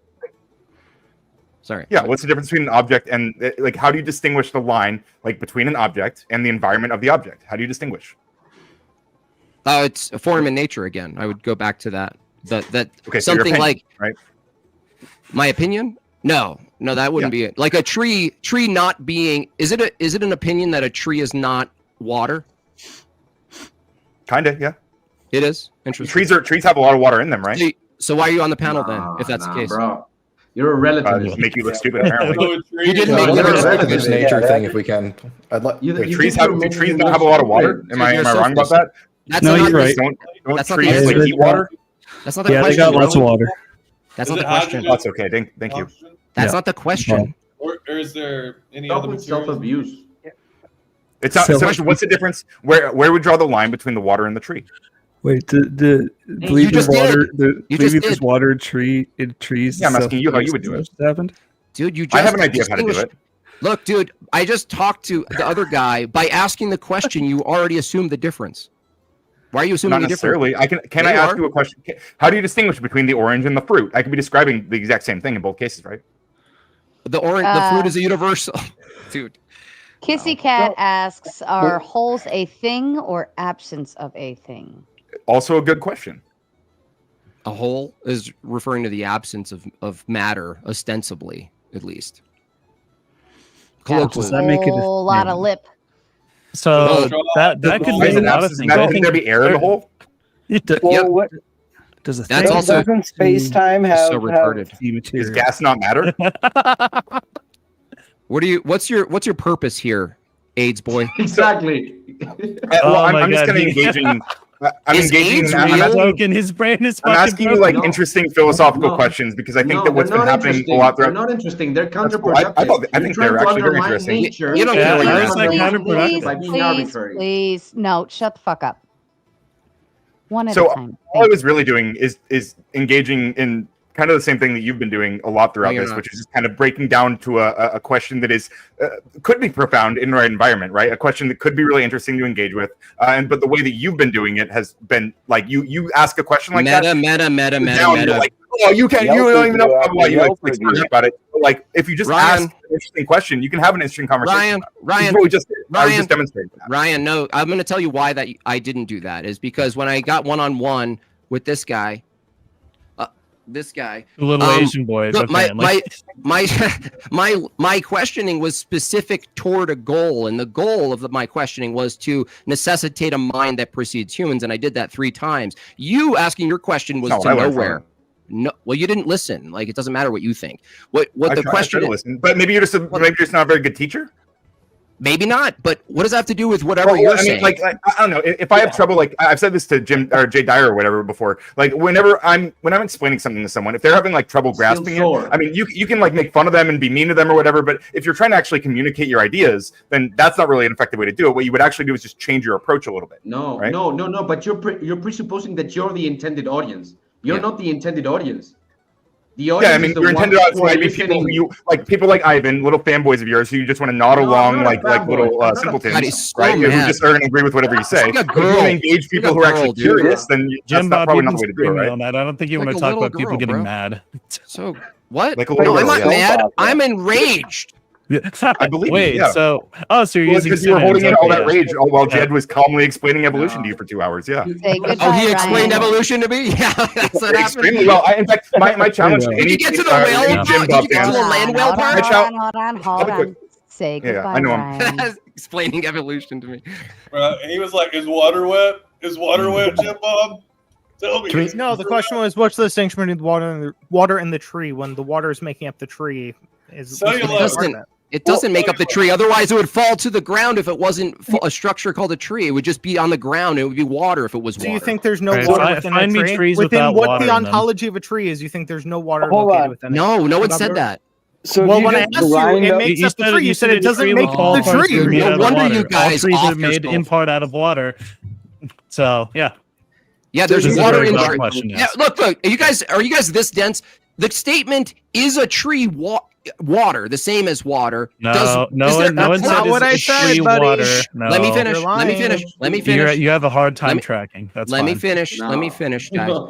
The question of whether or not the tree is identical to water is a different question of whether No. a tree has water in it. No, So no Well, one because asked Kevin whether Lake the said tree is we're identical to wondering water. No one what asked is if the tree is distinction identical to between water. the tree and the water. Where do we draw the You guys are distinction? useless, when the man. tree is composite. You and guys the are water. useless.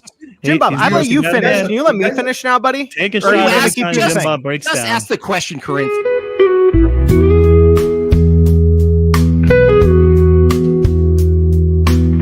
This message is sponsored in part by. Okay, so the question is, can you have the tree without the water? Can I have the tree without the water? A tree that I see that is planted? No, it needs water to become a tree. Okay, perfect. So where What does about the if you distinction drew a between the picture of tree a and the tree? water become? Sorry, what? So where does the distinction between the tree and the water become? Nature. Yeah, the nature of it, what it does. Okay, what justify what a nature is to me really quickly? Because I think you're The presupposing created nature right here. beings. You're presupposing essence of- nature. I'm not sure why we need the non-physical thing either when we're No, talking they're about presupposing nature. I physical want to know what the taxonomy. justification for nature is. Non-physical? What do you mean? Not you don't need the non-physical?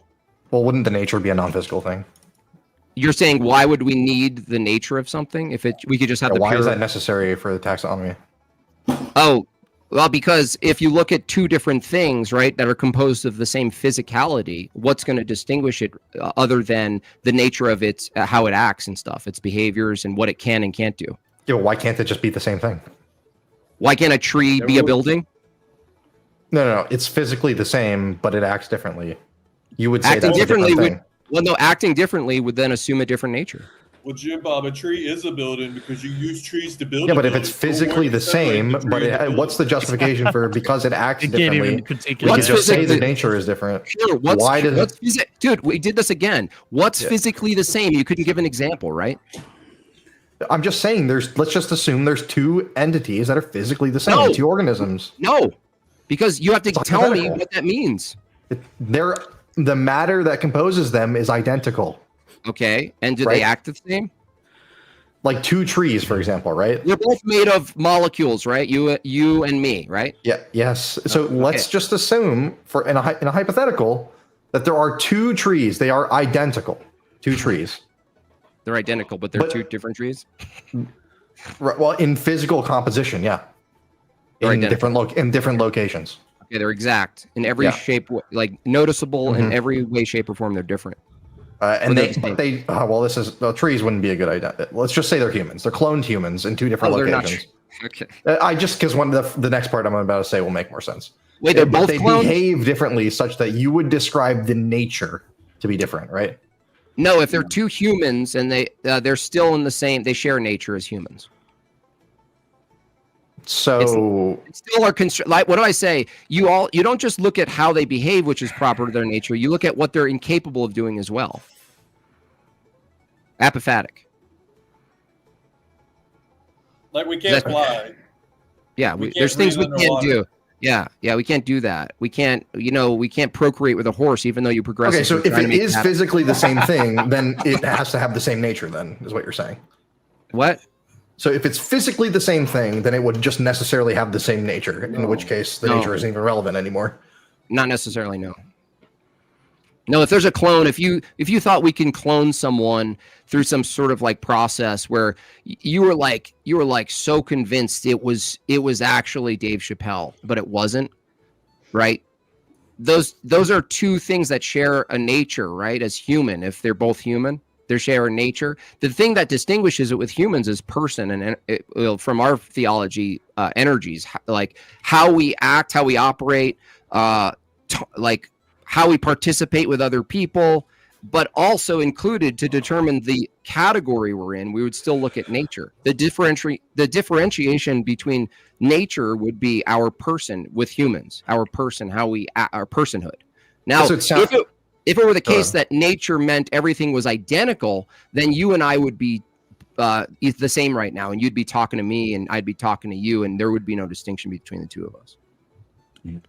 So, just to be clear, you and I are both humans, and we have the same nature. That's your view? Yeah, the nature of being human. Okay, so if all humans, which meet this physical standard as well, share the same nature, then the nature isn't actually relevant. Why not? What do you mean? Just saying it's not relevant? What does that mean? Because we just are always the same. Same what? Because we meet that physical standard that also classifies us as human. Same what though? You just contradicted. We're the same taxonomy, species, whatever. No, you have to. That assumes the thing you're denying, which is the nature. That's the thing. You're like, if we're all the same nature, why do we even need nature if we're all the same thing? If the nature is the thing that actually makes us the same. Yeah, what's the justification for it if every time you say there's a physical thing associated with it is similar enough that those similar things always have the same nature, then why do we even need that? Because the nature doesn't, I just told you, the nature doesn't just include what is similar, but the nature includes the constraints to the category we're in. So like we're the same nature. So doesn't that follow that we're both incapable of certain things, being that we're both of the same nature, Cure? Perhaps, yeah. Can you fly off a building right now? Just you without any added features? No. Okay, and why? Because your nature is human, right? Because I would say because I have such physical limitations that are shared by other individuals, sure. Individuals who are, in this case, human, right? But there are other animals like donkeys that can't fly either, right? Yeah. Right? And so it doesn't follow that just because two things can't fly that they share the same nature. So, right? So, but it's still relevant, though, because you're still looking at two things of different nature. Yeah, I just don't understand why I need a nature at all. Why do I need a nature? How do you exist? How would you exist? No. Why do I need a nature to define the differences between us and something else, or me and something else? There are different purposes. Yeah. Try to define two different things. Something. Yeah. Try to define two different things without appealing to something that ultimately is going to be in nature. I would just describe differences as I see them. Differences in what? In physical, some sort of physical characteristic I can observe. Between what? Between what, though? Between me and some other entity, or some entity and another. What's thing. you? You mean that you have a different nature from that? You have an identity? Wait, you have an identity that's not some other identity? From two things that I can distinguish through observational characteristics. Dude, things. To say things, are they the same things? I can observe they are different. Okay, cool. So at least in different locations. Okay, so you're walking around and you're an observer, and you come upon a dog, right? Right? And you distinguish the dog from you in what way? I observe that it's not me. I said in what way? Oh, in what way? Just how? How did you determine it's not you, dude? Just an observational mechanism that I have. Eyes, that doesn't some senses. Bro, that doesn't tell me shit. That it's not me? What's the methodology, bro? You can tell this is an aspen tree because of the way it is. Yeah. That it's if you're asking how would I observe that it's not me, I would just say I would use the sense data observational things that I have to notice the separation. Yeah, what? Like what? I would notice physical differences and some sort of separated entity that is just not connected. I don't understand why that doesn't answer your question. Well, look, it doesn't, because if the dog's walking on the cement, aren't you simultaneously distinguishing that it's not the cement? Sure. Did you see people walking a cement around, waiting for it to poop and picking up the cement? No, because I would say these are different categories. And why? How are they? Are their natures different? The nature of cement and the nature of a dog, are their natures different? I'd say they are physically different. Does the nature of a dog include dog pooping? That's a nature thing, right? The nature of a dog is that it poops on the cement. I would just say it's a function. Sure. Does a dog have paws to walk on the cement? Do you have paws? Do you have paws? Not on the weekends. It has such normally. an appendage, yes. Do you have paws? Yes, it has an appendage, some sort of similar appendage, right? Okay. To walk. Okay. So you notice walking down the street that you don't have paws and you're not howling and someone's not walking you around waiting for you to poopy and pick it up after you. But you saw a dog does this, right? Did you notice that? Well, I hate to say this, but I was about to say, do you notice that humans aren't walking other humans around? But that's actually false. Why? Because these people deny nature. Humans walk other humans around. Yeah, they're called children. No, I'm not talking like that, bro. I'm not talking like that, bro. Talking about collared like they're a dog, like they're like a dog. He wouldn't get it, Jim Bob. He wouldn't get it. He's not that accelerated. Some parents put their children on like leads. Yeah, that happens. Are they children or are they dogs? They're children. Why didn't you say dogs though? That's weird. I thought you didn't distinguish the children. natures. Oh, because their I nature don't is care. I don't care about your nature thing. No. I don't care. Is that the end of your argument? Neckbeard. Not Go interested. back, play with your action figures, bro. Kay denied genders in the chat. He's like, we should just get rid of genders. Really? I swear to God, I never said that. Assuming they exist. It's such an antiquated concept. We don't need genders. I never said that, Azrael. I need you to recall things correctly before you make false statements. Clicker asks, when the first animal is born as a distinct species, when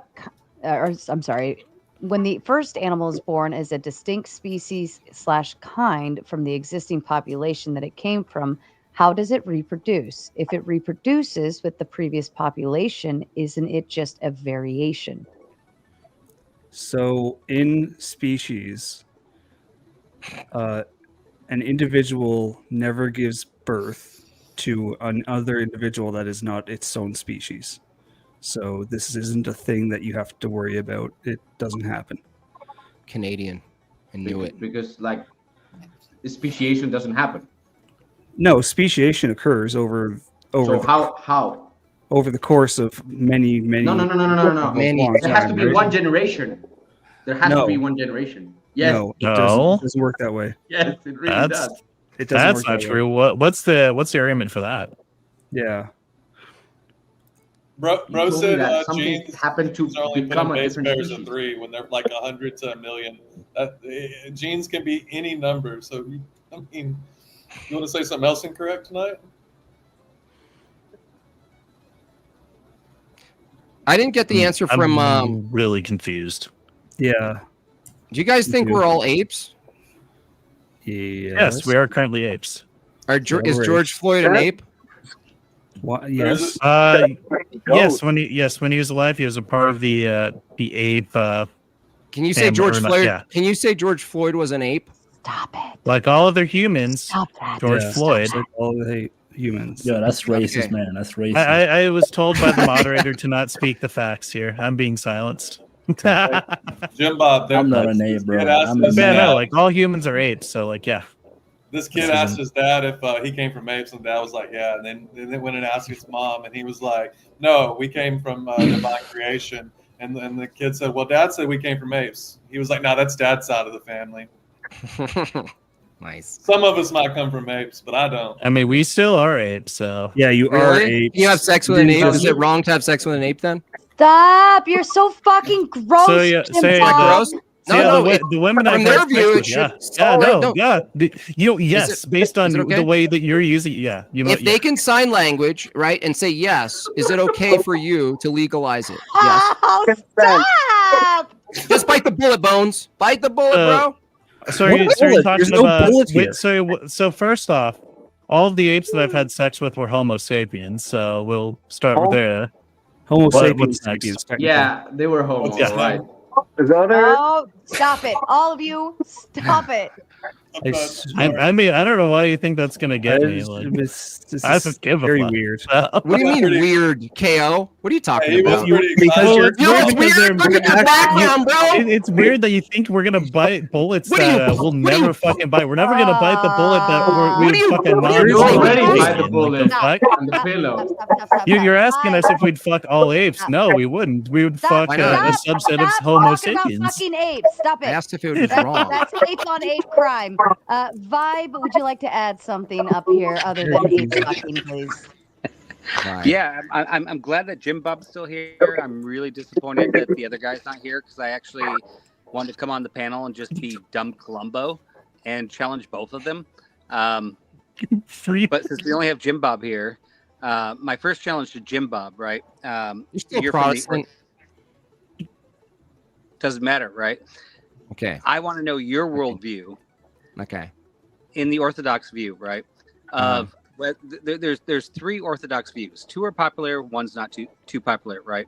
The first one is everything was created 6,000 years ago, and that's it, right? The other one is everything has a historical view. However, God created man. And the third, most unpopular Orthodox view is evolution happened, and they believe in it, which is very unpopular. I'm just curious what your worldview is on the whole semantics of that before I even talk to you. My worldview is that the Earth is young, and the Earth can be young and made to look old based on the current model that we have. So you believe in the 6,000 year model? It's actually 6,079 and a half. Yeah, I mean, I'm just rounding. But yeah. I mean, so then based on that observation, your worldview, then how do you account for the fossils, the dinosaurs, all those things? What fossils? And I know that the Bible is not a genealogy of his story. It's based on. What do you mean account for? Right, but it sounds like you're smuggling in an assumption when you say account for, as if there's some conclusion about bones that are found in the ground that I have to deal with. I think the question you would have to say is like, do you validate that the fossils are real, and then from there, then you would ask that question. This also reminds me of a point I was thinking about earlier, Jim Bob, when you were bringing up, do you think dragons are real? Now, if we were to find a fossil, let's say electric eels don't exist, of an electric eel today, and it was a prehistoric fossil, and we'd be like, do you believe that it's possible that you could be shocked by a snake? You know, we'd be like, no way, this thing has electrical power. You dumb creationist, yeah. Creationist, but I mean, who's to say there wasn't fire-breathing dragons? You know, it could have existed. Look at the bombardier beetle. That's wild, dude. Kissy Cat asked the question. Right? Kissy Cat asked the question: which came first, the cousin banana or the cousin ape? Cousin ape. So we have no historical documentation of fossils of dragons, but we do have historical documentation of those or of dinosaurs. We do have historical documentation of things that the evolutionists claim to be true. And Jim Bob, by the way, I'm kind of on your side, but I am playing dumb Columbo. Like how do we account for those? Well, no, you're smuggling in the thing that's in question. So you're like saying like, you know, you're Hold on. Somebody's got feedback. Yeah, it's I think bad. it's you, Mud, because you seem to be lighting up green. Stop unmuting, dipshit. Check. I think you nailed it. Maybe. Okay. Maybe. So the question, you're assuming the conclusions that are in question. So you're like, what about all those things and their conclusions? And I'm going, what conclusions? That's the thing in question. Like they find stuff and then they tell a tale about the stuff. And I go, let's talk about the tale of the stuff. And they're like, yo, what's your account of the tale of the stuff? And I'm like, I don't accept your tale of the stuff, dude. You're like, well, not really, right? I mean, would you and I both agree that dragons do not exist, have ever existed? Or do you think I wouldn't agree with that? No, even an Evo proponent shouldn't deny that. Dinosaurs. Okay, what about dinosaurs? A dinosaur is a modern conception of a large animal.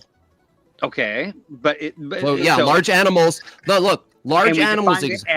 Hold on, dude. Vibe. No, dinosaur has a lot more to the narrative when you say do dinosaurs exist than do large animals did they exist. They're two different. So when you say do dinosaurs exist, you're actually launching in a whole morass of background knowledge that I don't agree with. It's tricky. I don't know if you mean to do it, but it's tricky. No, but and being dumb Columbo here, I'm asking these questions, right? So would you not disagree that dinosaur bones were dug up? No, I wouldn't just call them dinosaurs. I would call them bones. Okay, would you not disagree that there are bones that were dug up that do not exist today? Sure, that's not a huge deal. All bones dug up wouldn't be here today. We can name it whatever we want, right?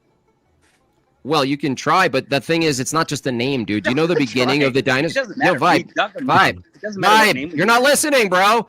Do you know the history of? Do you know the history of dinosaurs and how that all sort of got fabricated into existence? No, I'm asking the question. How did dinosaurs and those bones? He's answering, bro. Tell me what? What? Tell me how the existence of things that exist got fabricated into our existence. What do you mean fabricated into existence? I hold the belief that everything. You just told me that. Vibe, are you drunk? You just told me I want to that. know if you've been drinking. He didn't answer. No.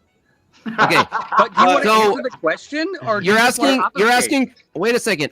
No, your question is so weird. Are you saying how did everything get here?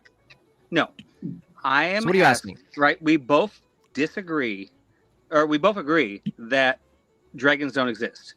We both agree that, and you don't agree with the word dinosaur, but you agree that dinosaur bones exist.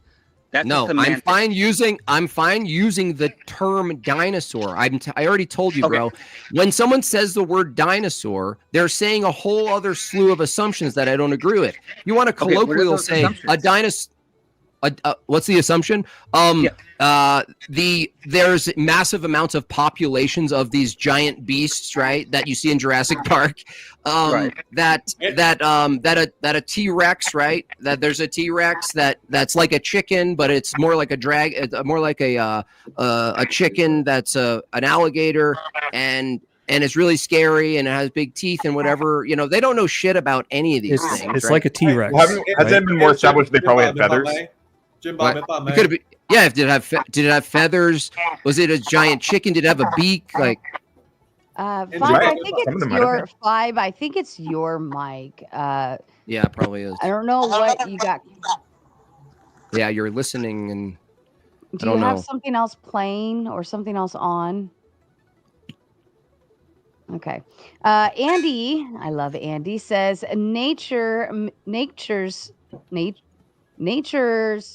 nature's plural make real change across time possible. Without them, population is a reified. I'm learning all sorts of new words. Reified abstraction, yet evolution defines change at the population level. So what is the real subject? It's a great question. That's a really everyone should take a screenshot of that question. I think it is an interesting question, but I don't think that the word nature necessarily solves the problem that Andy's presenting here. I think nature is just kind of also a reified abstraction. No. What is a reified if not, why not? Because it seems like it's doing the same thing. Do you lay eggs? Do you lay eggs? I haven't, not yet. Maybe. What lays eggs? Egg layers. Do. Egg layers? Is it in their nature to lay eggs? Birds. Yeah. So is the nature the physiological thing? Is nature identical to your physiological traits? And platypus. No, we already told you. You're just giving a physiological. I guess it depends on what you mean by nature. Difference. They have this physical difference in you. No, it's teleological. You're saying that then nature is just the physical traits. Is that what you're saying, or are you? No. It's nature then. The teleological purpose of things. Yeah. Okay, can you justify a teleological purpose of something to be an egg layer? That feels or also just like presupposing that. It sounds like you're presupposing I'll talk more about it to that me. after I've gone for another 10 minutes. The purpose of what? Of an egg layer that's teleologically justified or teleologically purposeful. Procreation? That's not a nature. That's what you just said it was, dude. No, we're talking about things that come from. Dude, Corinth, you're not listening, bro. You're just upset. I'm and not listening directly because that was what I just asked you. Calm down, bro. What is in nature if you're saying it's distinct from the physical, and the thing you are giving right now is the physical trait of it?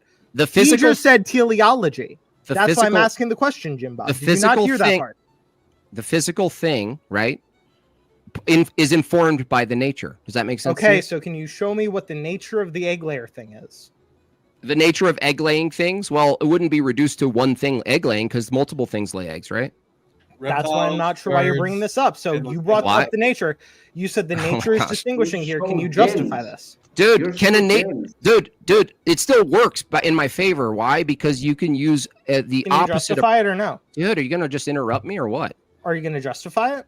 Yeah, I'm gonna tell you why it still works. What works? I'm not asking if it works. I'm asking you, can you justify it? What's the question? Can I justify that nature exists? Justify what a nature of a thing is. What do you mean how by it's justify? distinct from the physical thing of it. And how a nature is distinct from a physical thing? Yeah, how a nature of a thing is the nature of the thing, and how it's distinct from the physicalness of the thing, or the physical trait of the thing. Well, are you aware that something can be separate but not like distinct but not separate? I need you to justify that for me. I asked you a question. Do you accept I that? don't accept you. I think you're presupposing that. So can you justify it for me? No, I'm not presupposing. I'm asking you a question. Do you believe? Okay, so I ask you a question, dude. Do you believe that two things can be distinct but not separate? I believe that whatever I think of the answer to this question has nothing to do with whether or not you can justify the belief you put forward, Jim Bob. Can you tie those things together for me? How me believing in this thing or not relates to you justifying my justification for a nature. My justification for a nature is determined by what it can't be. How's that? Okay, can you show me what this has to do with anything? What? You cannot tell me what you this cannot has to do have with concepts without it. Can you be an avocado? No, I can't be an avocado. Why can't you be an avocado? Does it have to do with your nature? No, because the definition of avocado is not going to be something that's compatible. I didn't say definition. I said you asked me why I think that. I think that. I didn't ask how to define an avocado. I asked you, can you be an avocado? Yeah, and I said no to that, and then you asked me why can't you? Why? Yeah, I'm answering the why, and then you tell me had why. a spaz attack. Yeah, tell me why. Yeah, because by the definition Jim of Bob, what so just let me know when you're ready. So by the definition of what an avocado is, it's not compatible with what the definition of Corinth is. It's mutually exclusive definitions. I'm giving you the direct answer to the question under my view. Now, again, my view has absolutely nothing to do with you justifying your position. Corinth, you contradicted yourself. You contradicted yourself. Show me the contradiction in the form P and not P, please. The contradiction. Hold on a second, Spurg. You can't define an avocado and define a human unless you've already established that they have two different identities and natures. That's a proposition. Can you give me the contradiction? Yeah. So the not P of that? Yeah. What's an avocado and what's a U? What's the question's not a proposition, Jim Bob. I need you to give me the not P version of this. Yeah. P is the basic logic. P is not Q. You already have P. Originally, the first statement you gave was P. That was a proposition. P. Human. You said it was a contradiction, so I need the not. I'm trying. Corinth. Stop. P. I'm listening. P. Corinth is a human. Yes. Not P. Corinth is not a human, right? No, You're that's a human, identical right? to P. That's not P. No, I'm sorry. I mistake it. Just try to be charitable here. So Corinth is a human. Corinth is not a human. P and not P. I do not affirm both of those things. So it's not a contradiction on my view. So you might not be a human. No, I didn't affirm that. I affirm I am a human. So that means remember, Jim, I said the definition of what Corinth is not compatible with the definition of what an avocado is. Dude, listen. Let's do this simply. Are you an avocado? I already answered no to this, Jim Bob. Did you forget? Can you be an avocado? No, I cannot be an avocado in my understanding what these two things are. Corinth. Isn't it the case that the reason you can't be an avocado is because you're actually a human, not because we defined an avocado? It's not the definition of an avocado. I can be a human and I can be a male. Those two things are compatible definitions. I doubt you're a male. The distinction. No, that's a sex. And I doubt that you're a human. I think you look more like a monkey. Right. You subhuman dysgenic freak. The food's been waiting. I'm sending you back. I did want to kind of touch on the one dude's point who was talking about dinosaurs. And the reason why, and you also said that there's historical evidence, but there's never, I don't know anything from history that's been written. If you mean archaeological evidence, maybe, but also if we look at the two locations, because there are actually only two locations there are real dinosaur bones, the Smithsonian National Museum and the Field Museum. It's a very closely held secret, and you're not really going to be able to observe it unless you're one of the 4,000 current archaeologists in the field right now. So it's not really proven or disproven by any other than a select group of people whose jobs is dependent on the existence of dinosaurs. So that's the whole thing. And dinosaur bones sell for millions of dollars. One of the most popular dinosaur bones is a T-Rex. I can't remember the name of it off the top of my head, but it's the most complete skeletal record of a large dinosaur we've ever found. And if you were to take like 10% of any animal, you're not going to pose it correctly. You're not going to rebuild it correctly. It's a bunch of presuppositions.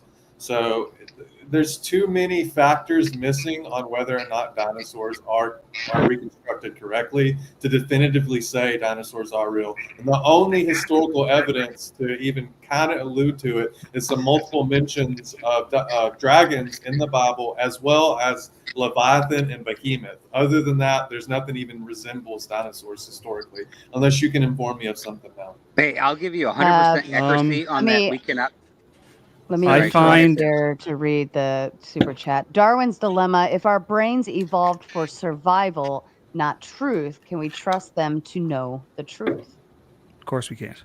Yeah, so we put dinosaur bones together incorrectly a billion times.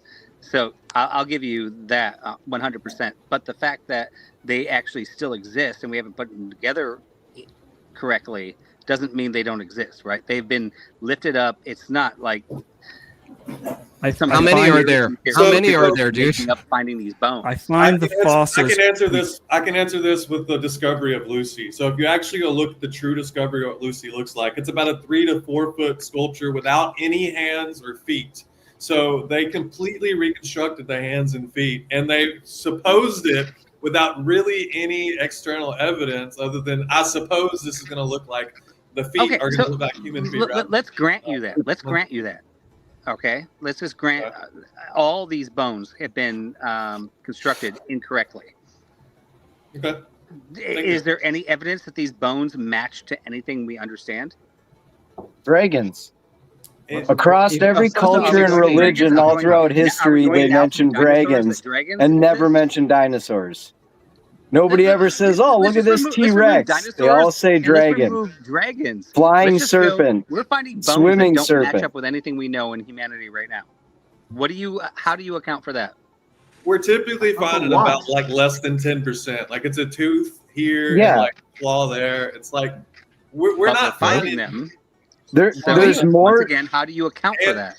What do you mean account for it? Account for what? You found a bone. You found a bone. What's that account for, bro? We found a bone the size of a femur. Jim Bob, the size of your body. So what? How do you really big animals? Yeah. Right? Big animals. Every written record that we dinosaurs have. are really big animals, Again, guys. every culture and religion has talked about dragons. I agree with. There are large animals. Yeah. Yes. Everyone agrees with that. They literally drop. Nothing but a heartache. Tell me why ain't nothing but a mistake. Tell me why. I'm straight. You all fucking suck.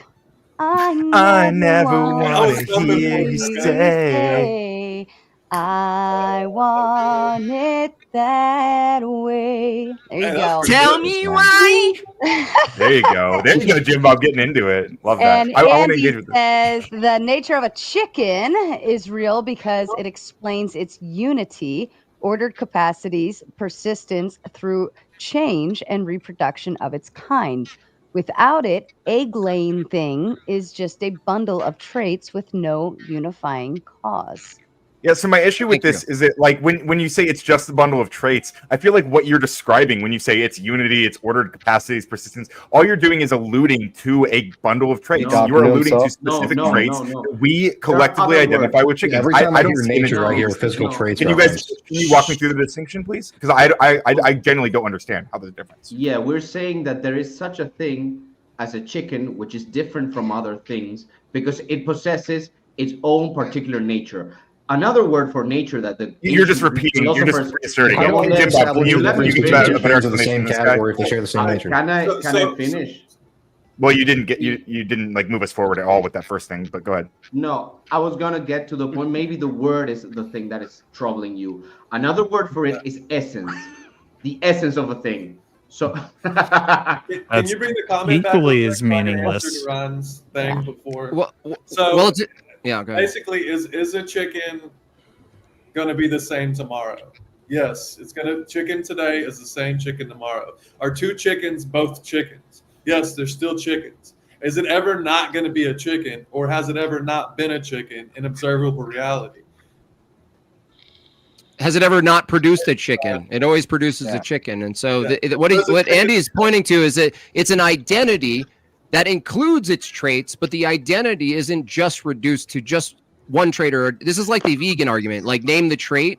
It's, well, even if you couldn't exhaust every trait of a chicken, the truth of the matter is that when two chickens get together, they produce another thing that's in the category of a chicken. So even if we couldn't exhaust all of the traits and name, what if there's 8 million of them that we don't know at the micro level? Well, that still doesn't negate the point that we're looking at something we're calling a chicken, and that it comes from a chicken, and also leans toward producing a chicken if it's capable.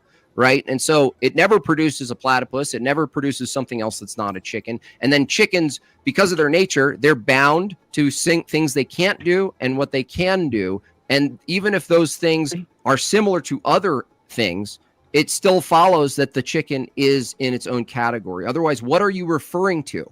Like, this is what nominalism does to people's heads, right? So Jim Bob, wait, Jim Bob, I have a question. So I have a question I would like to contend here.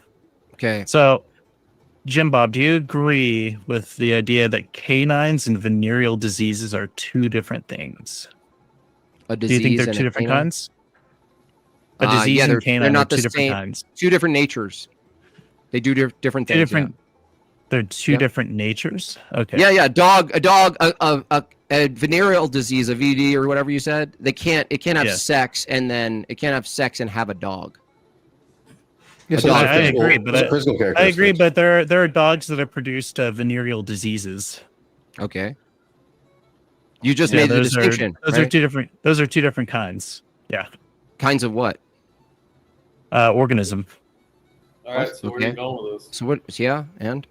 I don't see the point. Are you saying the dog that doesn't produce venereal disease and the dog that does are two different organisms? What's the argument, dude? What's the contention? Yeah, finish your point.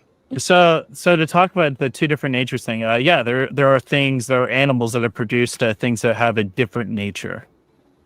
Yeah, there are dogs that produce venereal diseases, and venereal diseases. You're proving my point. So spiders. How is that proving? Wait, no. How is that proving? You just said a dog produces a disease, and you just by saying the sentence you said there's nothing that can produce something out of their nature. No, I'm saying it's offspring, dude. Talking about sexual. So spiders produce webs. Spider is not web.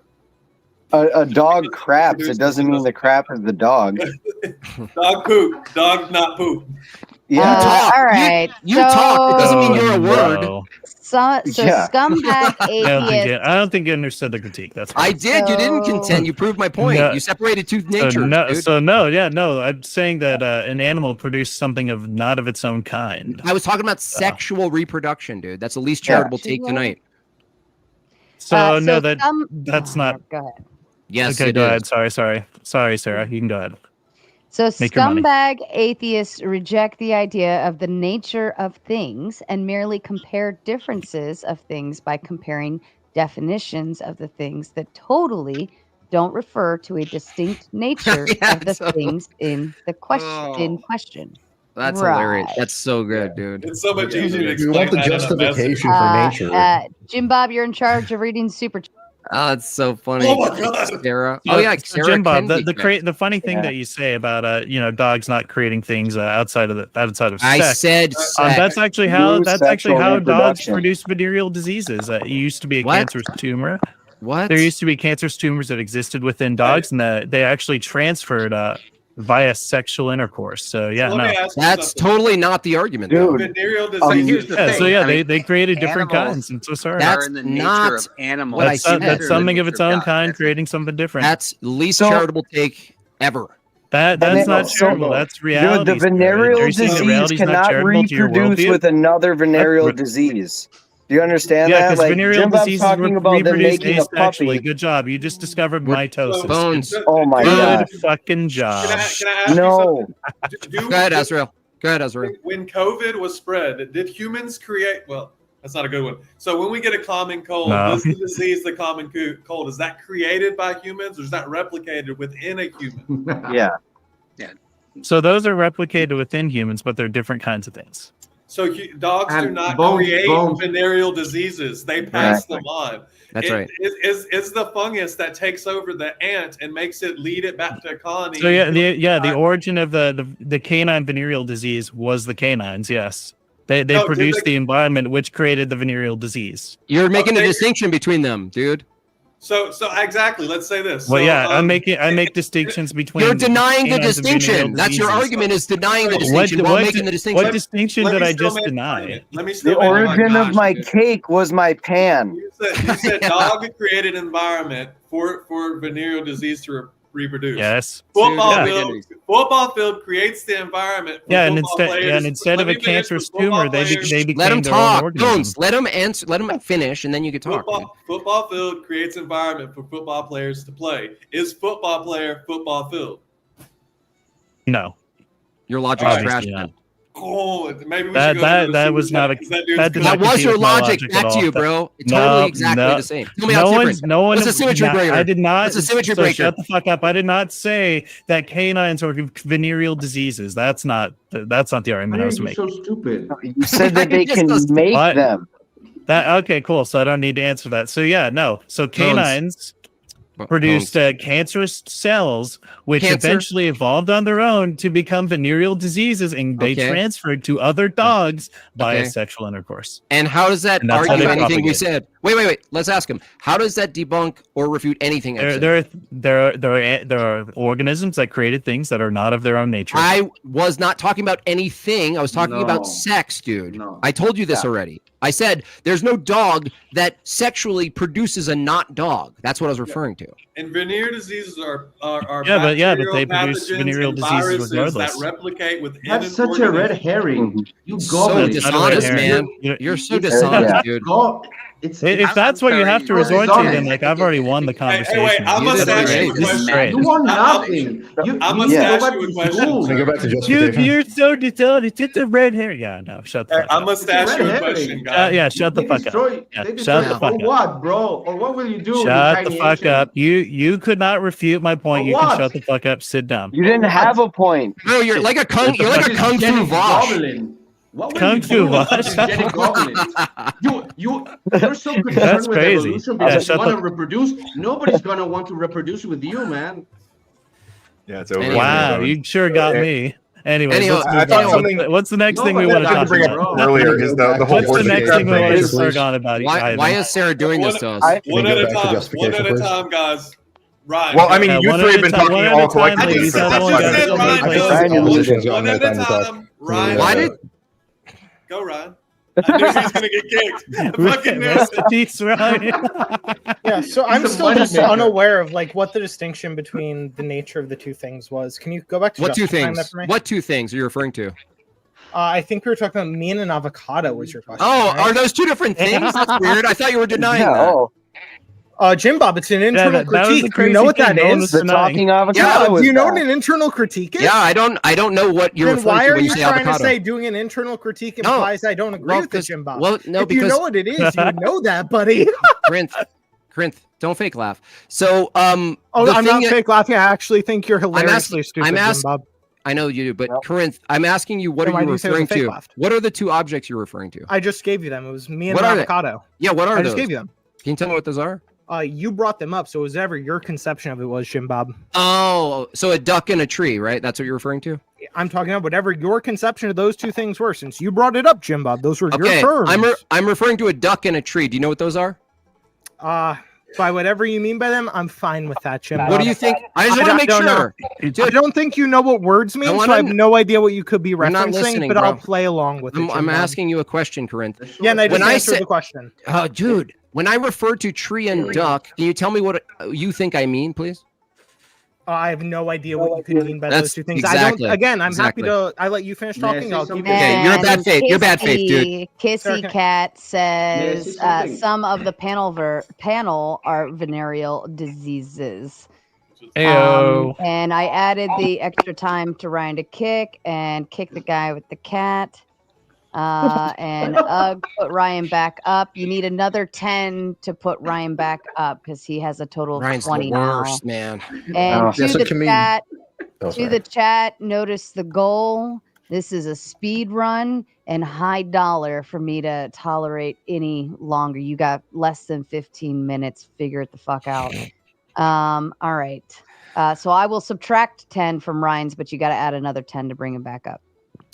I just want to point out that when even the question is asked about two different identities, the person who's countering or trying to ask for justification for the natures of two things are already assuming that they're separate, right? They're already assuming there's a separate nature. And like Andy said, they maintain Yeah, but it's their an internal identity. critique, Jim Bob. Dude, hold on. They maintain their identity over time, right? So that's the thing that Andy added that I didn't say, and I am glad he put it in, is that the thing you're referring to, it would make no sense to question the difference between two things unless you already assumed the nature of something stays itself over time. Yeah, it's That's internal what's- critique, though. From your What's the view, what's the critique? justification? The two different impossibility to categories- the impossibility of the contrary. You can't refer to them. So I mean, I'm still curious. I'm going back to like 30 Oh minutes. goodness, Dino like- curiosity here. But I mean, you that's you just an argument from obfuscated on ignorance. my questions What on is? the history of what we see, right? Like you said, oh, there's some big bones, but and by the way, I am playing this because You are so I'm drunk. Christian. I want to be able to answer my atheists that talk to me. I'm looking to you, Jim Why, Bob, Mom? to give me good answers. I need you to Answers to what? substantiate. So Okay, I when thought you people were talk about, let's say you already said what's dinosaurs, like phonetics, right? Just We've big got bones of animals, we're bro. digging off out of the ground. How do you account Dude, for we're those? looping. Dude, we're looping again. Well, let's stop looping. I- No, I need you- just okay. answer it. Don't loop. Just answer it. You're not even asking a full question. You're saying, how do you account for animal bones? Animal bones exist. That's Okay. that's how I account for it. Animal bones exist. Are these Large animal bones bones exist. The Nephilim? Yeah. No, large Giant animal bones exist. exist right now. They walk around all over. They do. But So there's all giant literally animals. walking Can you around. substantiate Not the the bones impossibility that you're contrary with regard to am I natures, please? insane here? About the I natures. mean, are you insane, Jim Bob? Are We you have found bones insane? that do Insane. not exist. I think he's We insane. found bones that don't exist? What does that even mean? How do you find I mean, them then? that don't exist in today's society, right? In Animals society? don't go Can you extinct. How please high are you?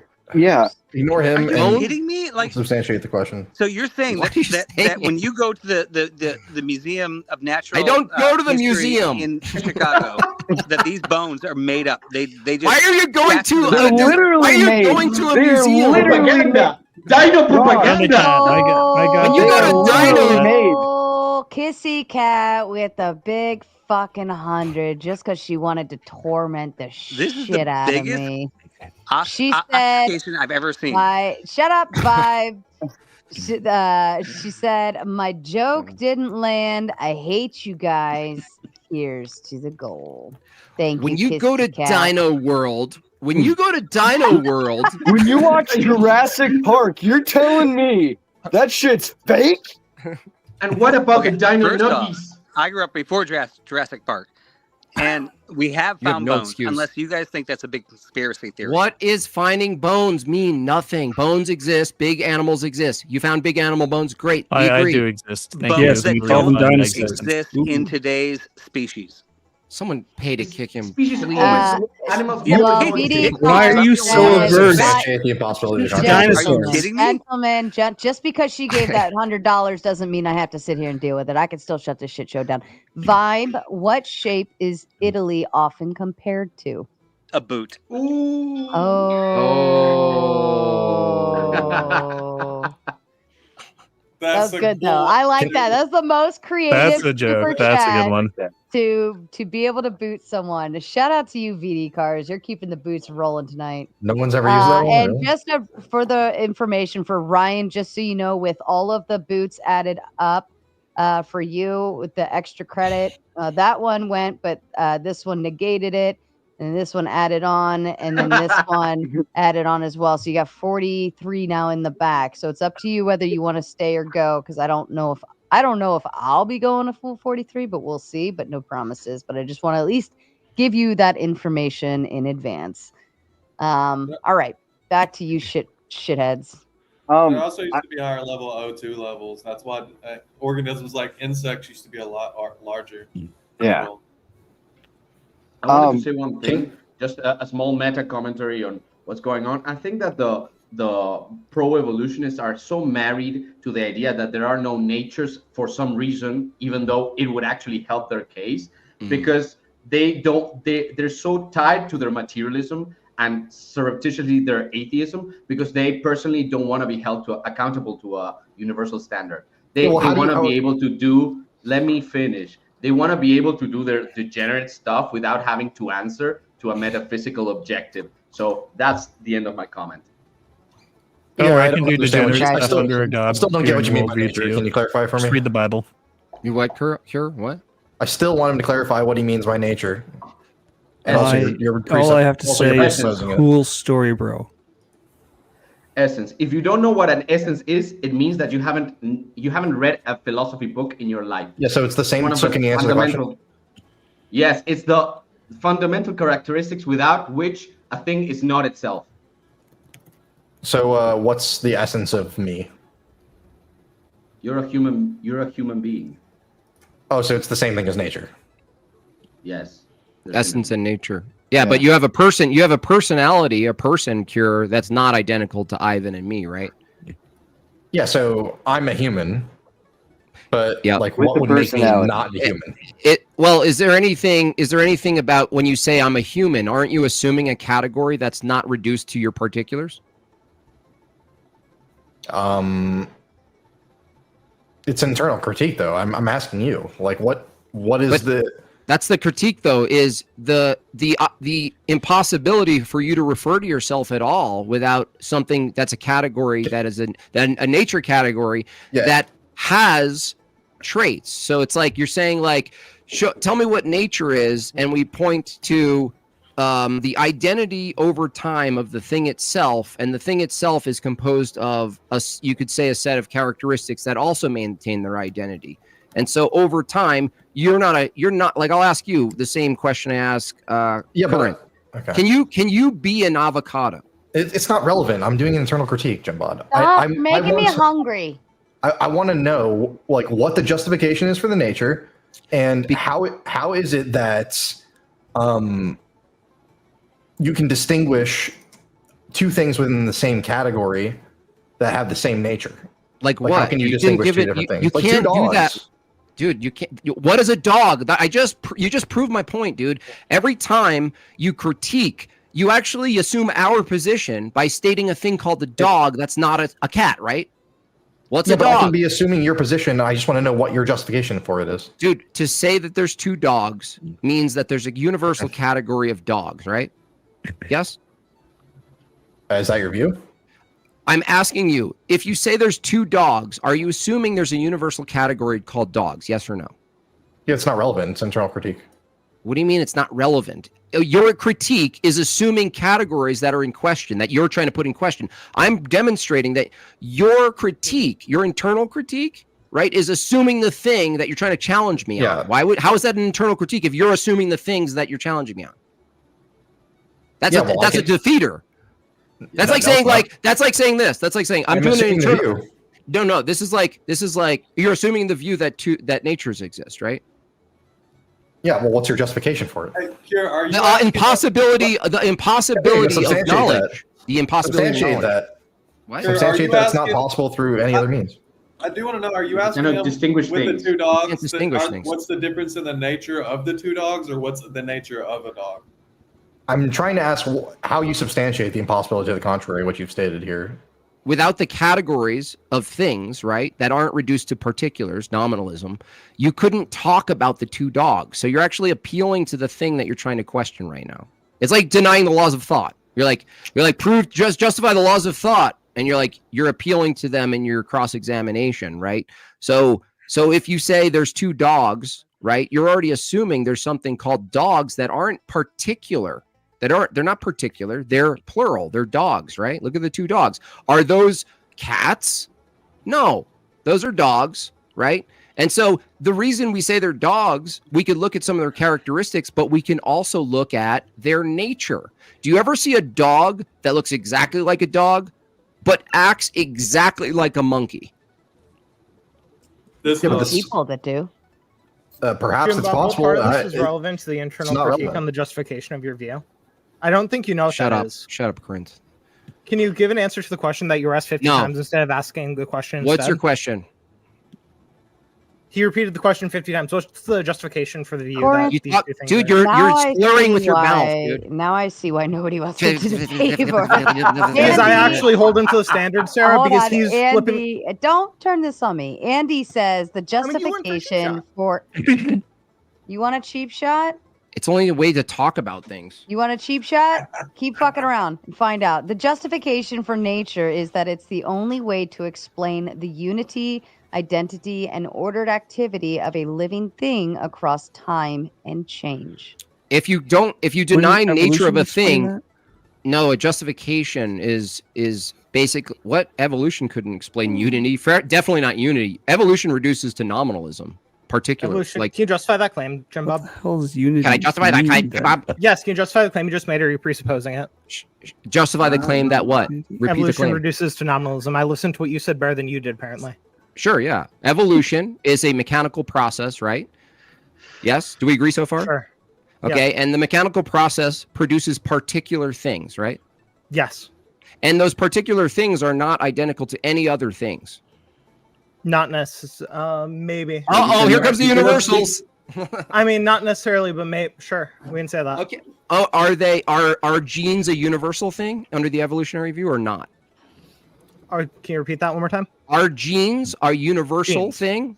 Genes, genetics. Are genes a universal genes can thing? be a universal thing as like the category of genes, but also particulars will be distinct. This isn't reducing to nominalism. At best, what you're getting to is the particular things are particular. This makes no claims on if there are any other universals. Wait, no, hold on a second.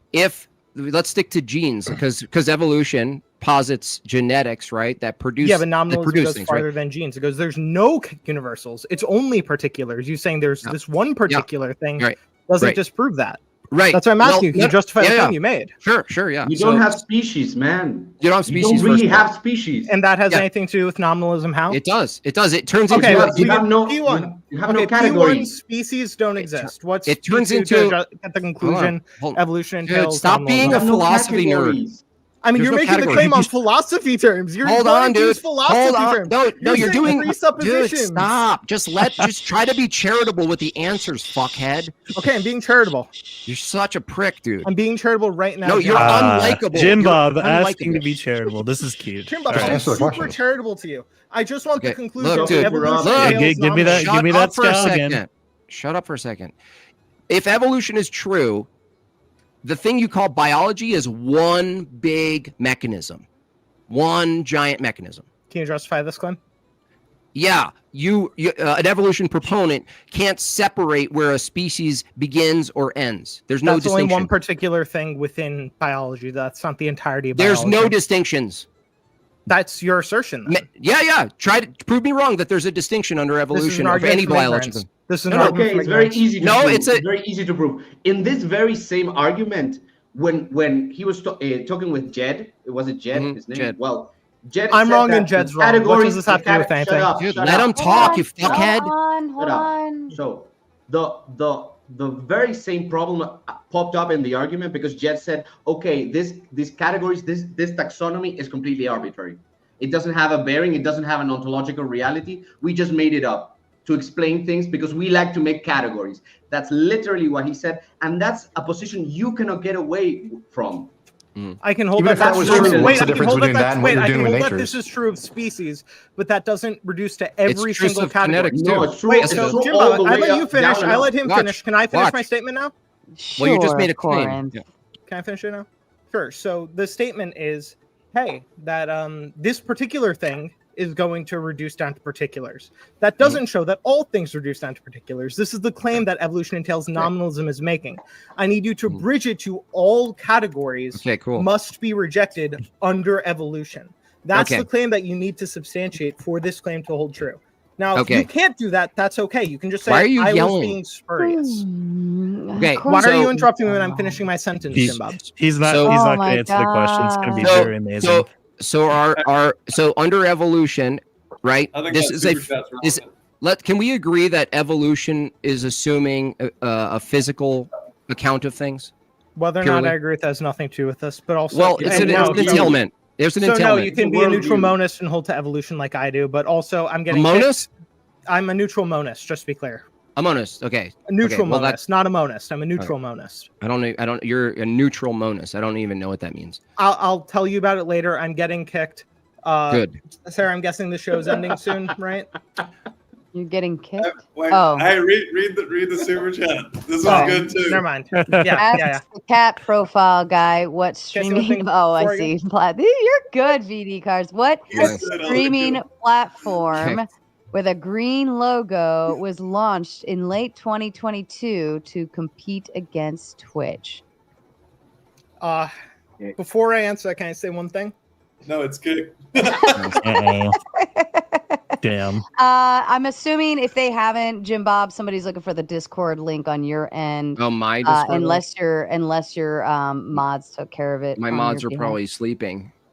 Damn, they those should mods. Yeah, well, and good. Corinth, you got 20 minutes in the back now. That's a 2-2-1-2, 10 on 10 crime. All right. Hey, I'm all for if they want to spend the money, fine. Let's fucking rock it. I already did like a 4 a.m. stream last night. What's another few more? All right. Back to I think I got all the super chats right. Well, anyway, the evolution thing, like if genes are arbitrary, if you look closer and we ask someone who's an evolution proponent who agrees that genes are arbitrary, species are arbitrary, then you look closer and similarities of genes don't mean anything. Like, why would there be a meaning between two particular things under evolution? It's the evolution proponent who actually has to make this connection between genetic similarities, right? So to do that, you have to assume there's something universally true that genes exist. You have to actually start with that assumption to talk about genetic similarities in any meaningful way. You also have to assume types of information exist, which is another category that you couldn't actually make sense of if you reduce it to particulars. But anything that's information is just a particular instance. It's an event. So Corinth was asking for an argument. So if everything's in a particular event under the evolutionary view, there's no event that is like any other event under evolution. And so in order to defeat nominalism from an evolutionary view, you have to actually assume there's some sort of universal categories of events that have their own type of realness in reality. They have to be categorically distinct and actual, but they don't exist if everything's a particular event. So instances, one after the other, it's on the evolution proponent to categorize those instances in a meaningful way, but you can't do that without assuming categories. And those are the things that you don't, that how are you supposed to make categories of a bunch of particular things? How do you do that when actuality, when we ask them exactly point blank, do species actually exist? No, they're useful categories. Do genes actually exist? No, they're categories for this phenomenon we see. There's no meaningful distinction in their work. It's just categorizing things and trying to explain things. There's nothing actual about the similarities of genetics from their view. I wanted to add on what Jimbo just said, which is something that Jay Dyer made. Like, he made a really good article about it, that like evolution is not neutral metaphysically. It's a worldview that implies circularity, which implies perpetual change. So the only way for you to, let's say, have your evolutionary worldview is to deny the purpose of anything and everything, which means that there are no identities. Everything is in constant flux. Yeah. What would be the difference between that and affirming a circular position, which assumes a purpose for everything and anything? You're implying that the position of deism or theism is circular. I didn't. I said what would be the difference between holding the circular position that affirms it, everything has purpose. I didn't mention any specific position. Well, evolution denies that there's purpose and assumes that there's purpose at the same time. Yeah. Also, there What is purpose does a it big assume, difference Bob? in the sense What that there purpose? is a performative contradiction. Like if you come in and argue that there is no purpose, you're performatively contradicting, because the fact that you're arguing betrays that you think that there is a purpose. Can you cure? Is there function in evolution? Like, does the liver have a function? Define function. Define a function in evolution. I want to understand how you're using it. We're gonna play this game. Define. Yes, it has a function. How is that? I want to make sure he's not going to equivocate. So yes. Okay, that's fine. Hello. Function is the reason some object or process occurred in a system that evolved. A function. So if the liver evolved, which you hold that it does, it evolved and it has a current function, right? It does a thing, yeah. So can we say that's a function? In the colloquial sense, I don't think it would be a function in the sense that you're implying with presuppositions behind it. Hold on a second, buddy. So does the liver have a function for the body to process, filter, and expel toxins? It descriptively does that thing. If you said it doesn't do that, would you say that's a dysfunctional liver? In the sense that it's not functioning properly. So you go to the doctor's, Cure, right? You guys love science and medicine, right? You go to the doctor's. The doctor says, Cure, I hope we find a cure for your liver. It's dysfunctional. And you're like, I don't know what you're talking about, doctor. I don't know what you mean by dysfunctional. And he says, you know what? It's improperly working. You said, no, I believe in evolution. It's actually working exactly how it works. It's a particular. It evolved to do exactly this. It's not working. So this is what's silly is that you can't say a biological mechanism has a function, and by saying function, you're also including that it could be dysfunctional. That means it doesn't work and it needs to be repaired, right? This assumes some sort of purpose for the liver in this case. It's a purpose. No, that means it's not providing its purpose, right? You're talking about intent, though. You're talking as if the liver had intent and some sort of will, like it needed to accomplish this thing. No, not even purpose. He's saying that how can you have a component of a machine if you don't have the machine as a whole, right? Yeah. Kind of. We can get into that, but even just Powder Dusty, if we just isolate just the system, that's actually true. It makes the argument even worse for him. Powder Dusty is that the liver. It's functioning to protect the rest of the body, but it has no knowledge of the rest of the body. And yet a doctor would say, this isn't functioning properly, and we want to make it function properly. You, under your evolutionary view, if you were consistent, you'd say, I don't really know what you mean by properly, given that there's no true function of what it should be doing. It's accidentally temporarily accidentally sifting out toxins and expelling them from body. It's just an accidental phenomenon, doctor. Yeah, this seems like an equivocation, but I can just grant the particular. I want you to substantiate. What's the equivocation? You're what am I making ambiguous? No, you're using function in the colloquial sense of does it do function. The thing we expect biology, it to do? Bro, biology, function. The reason some object or process occurred in the system, right? So I'll just grant it. I want to go back to the claim that you have to justify. Okay, can we move on to back? Do you concede that there's function in a liver? I'll just grant whatever particular you want. It's not relevant. Just grant there's function in biology and purpose. Well, Jim Bob, it'd be a lot easier. No. No, you don't want to grant it? Okay, cool. So the purpose of the heart, there's no purpose to the heart. Whatever you want. Hold on, Cure. Yeah, dude. Don't get cute. There is no intent for the heart. It is just a function. It's just a total random function. But when some genius not random. Yeah, it's randomly produced. Yes, it is. How is it random? Evolution holds that it's randomly produced through random mutation. It's a good accident. But it's not random. A happy accident. Well, the mutations are random. The environmental selection pressure is not random.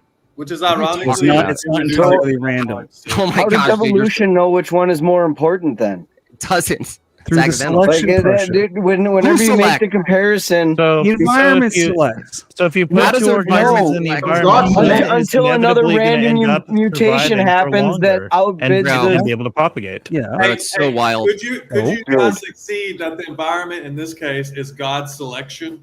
No, of course not. I mean, hold on, but because that presupposes God's existence. But. Sure, it could be God. Can we go back to justification for why evolution leads to nominalism? I mean, I think everybody can acknowledge that certainly some things can be selected for without God having to be the controlling force behind it, right? Well, even if things are irreducibly complex, they can't be selected for. Even God could push the car down the hill and just let it roll from there, right? Well, if things are irreducibly complex, let's take DNA, for example, because we've talked so much about it. You actually have to have a system to select and code DNA as well as the existence of DNA. So it's kind of like what existed first, the chicken or the egg.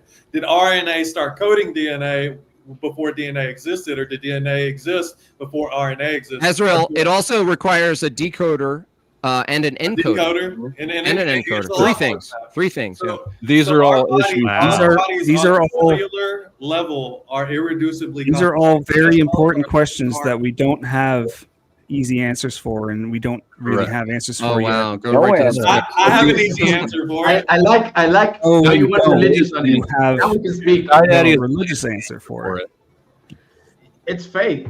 It's a common designer, divine creation, the fine-tuning argument, the fact that everything works in a mathematical principles and laws, and that makes Azrael, do you think that God could have created evolution and let the God of the gaps fallacy? Come on, man. I think God could literally do whatever he wanted, but I don't believe in evolution. I believe in adaptation, and we witness adaptation. Can God make a square circle? And I'm not a fan of evolution myself. I'm not a fan of either of y'all's systems. I think that they're both asinine and lazy, honestly. But why is it that you're treating evolution as if it is necessarily adversarial to creationism? I don't think that it is. It's not creationism. It's specifically Christianity. It's incompatible with Christianity. So I believe with adaptation. No. So adaptation is very visible, even with the flawed moth experiment, because that's been debunked. And anything that actually has demonstrated evolution's been debunked. There's not much to do it. We have watched adaptation. We have inbred dogs. I'm trying to understand your perspective, not.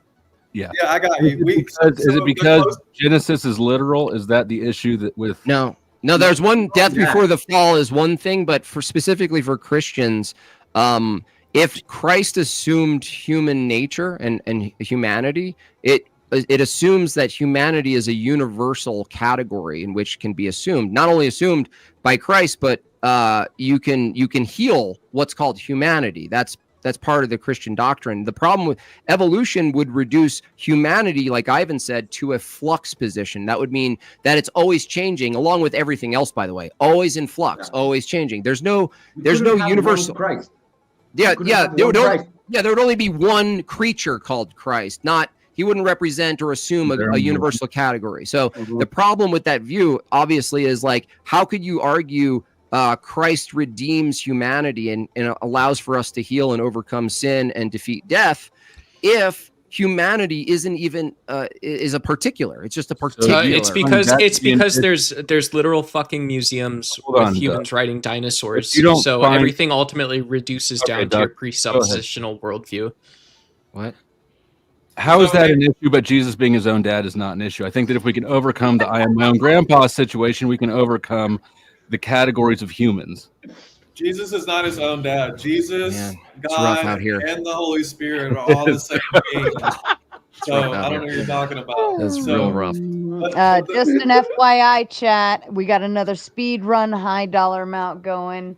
Either hit it or we go, or you could also send $100 right now just to shut the shit down. Either way, you choose. Did you guys read the new scientific breakthrough? I saw a study. It demonstrated how you can do a scientific theory. This is a breakthrough theory. How you determine how someone got figurines behind them.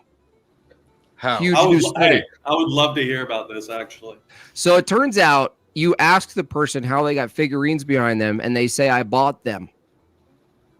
Scientific theory in the bag. When are you getting your grant? Where are you getting your grant, bro? That's clear, man. Hey, is it kind of like you know how grandmas like have a bunch of cats, or like sometimes they have a bunch of frog sculptures, and then they get like 4 of them, and all of a sudden like a grandkid brings a frog sculpture, and then like a niece and a nephew, and everyone starts bringing frog sculptures, and then all of a sudden you go to your grandma's house and there's 20,000 frogs everywhere. You think it's kind of like that? It might be gifted. Okay, Dave, are they gifted or bought? Just tell us straight out. Most of them were bought. Such a dick, Jim Bob. But some of them were gifted. Yeah, so you have idols, he has idols, who gives a shit? All right. I love my Can we get back Transformers. And I'm to completely... Do you know what an idol is, Cure?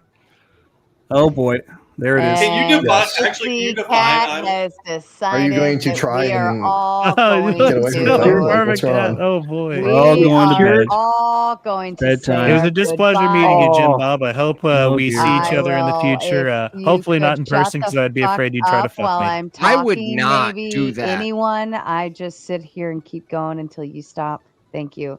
Kissy Cat has decided that she regrets sending the extra time earlier and decided to shut this shit show down.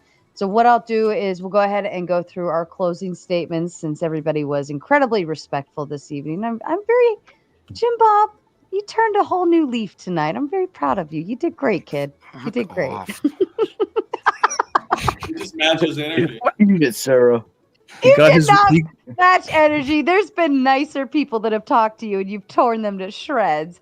My favorite is when you threaten to fist fight the lady. I will You want to never fight? not love that. I know. I'm working on it. You're doing awesome, Got Jim his Bob. rudeness quota out on me. Well, it was, you know what was great about it, Jim Bob, is that there was so much information to exchange that wasting your time on petty, like yelling and stupid shit, really, like being able to take that element out of it really helped. And like, I was actually able to enjoy the conversation and learn something new today. Yeah, I thought it was he was well behaved. So I thought I should be. So were you. You were great. Yeah, it was nice. Cure, would you like to kick off with your final thoughts, please? Yeah, sure. I'll acknowledge Jim Bob's superpower of evading and not justifying his claims. He's amazing at it. I will fucking hunt you for fun. I will. I'll say that it's funny that he makes fun of the other man's idols, yet he'll kiss a picture of Jesus and confirm his homosexuality. That's all. Thanks. What, bro? Hey, these guys are really fantasizing about you. Dude, they are so gay. They're so gay. Gotta go. If I kissed a picture of like God forbid my deceased He father, was about to say his dick. These people would think it was gay. That's all they think about. That's why they're atheists. They hate That's the kind dads of gay, too. bro. It's because their dads kissed him like Tom Brady That's kisses true. his son. Wrong places, wrong times. Evolution. They evolved that way. Just for the record, Abe Dinkus, I was informed, is going to he either is already live or setting up his live, but he is going to continue the conversation over on his channel. So I'll go ahead and set up the raid. So if any panelists who wants to keep going, we're all going to Abe Dinkus to continue on. Mud, could you give your closing statements, please? Yeah, I guess as far as the evolution thing goes, I guess all the people walking around with their appendixes exploding shouldn't worry about getting it fixed, because they might just be the next step in evolution to not needing an appendix. It just happens to explode for the first few thousand years and be good after that. And if evolution is predictable in any sense, or it can't be predictable in any sense, just based off the fact that you have two different factors, random mutations and environmental mutations. It's mathematically, like it's been said 100 times, there's not enough time for two completely separate systems with different natures, different qualities and everything to randomly evolve and randomly select and naturally select and all the different things for somehow perfect organisms to live cohesively. Okay, I'm done. I can go on all night. Thank you. Bones, to you, sir. So, of the things that we figured out tonight, we figured out that we still haven't figured out what the fuck nature means, and we haven't figured out whether venereal disease is actually a different kind. But we have figured out that Jim Bob did want to take me on to a date, and he did, and that he's probably gay. I can probably confirm that. That's it. You'd like to confirm it. Terrible. I don't know who said that, but he would. He would. What? Around in there. He's not my type. Flow state to you. Too bad Oxy cock blocked me. Basically, I'm sure everyone on the panel is fully retarded and wrong. Evolution has a ton of holes in it, a ton of issues that the scientism crew don't like to acknowledge. While certainly we can do a better job of addressing those than to go, well, it has to be Sky Daddy, because otherwise, how could we overcome these categorical issues? I'll be checking in at Abe's. I hope to see some zealots on both sides there. All right. Doc, to you, sir. Thanks, Sarah. Good to see you. Also, JB, good to see you. Dusty, good to see you again. I wish I had longer to enjoy the panel. Thanks to FarmCat for that, Oxcat for the donation. But I will say, so evolution is an empirical theory, meaning that it's backed by observations in a scientific method. Those are really strong ways to develop a belief. But scientific theories can also be narrativized. They can also be turned into stories. And so some people do think it's compelling to think of the way that proteins fold and the way this forms complex life. Some people thinks it's interesting, like, why do humans have 5 fingers? Why do we have a hand? And so it's not actually negating evolution. If anything, it's just an interesting way that our spiritual brains work for some people. It's a way that we can more comprehensively engage with what we know to be both sort of parent theory as well as the sub theories of evolution. So evolution is absolutely a fact. It's true. It's real. And if you disagree, you're in the right place. Thank you, Doc. K.O. Dave, to you, sir. Well, as the great times 10 to the 14th power grandson of Luca, I would like to confirm evolution is correct, and it is based. And I love Transformers. Hey, dude. And thank you for hosting us tonight, Sarah. Clip it. You're most welcome. Thank you. Azrael, to you. Check out my white dog, everybody. All right. So as much as everyone likes to, on the atheist side, boast of education and knowledge, they never gave me an answer to the origins of the universe. They never can give an answer to the origins of the universe, fine-tuning arguments, Haldane's dilemma, origins of life, irreducibly complex systems within the human body and with environments and science. And they cannot ever answer to why DNA, which is such a complex language and such a long language written in code format, how there can be a code without a code writer. They want to postulate ideas and give inconsistent theories while never fully answering the question.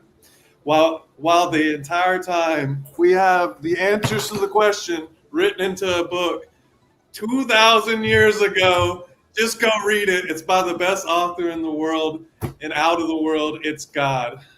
Praise be our Pastafarian God. That's actually based. Fair enough. Thank you, Azrael. Ivan, to you, sir. So I want to echo what Azrael was saying. I wish you guys had better arguments. I'm always disappointed when evolutionists come to defend their worldview, because they don't really notice that they have a worldview. They think they're just being empiricists. They don't even know what empiricism is. They have barely read any philosophy books. It's like, guys, we need you to be better.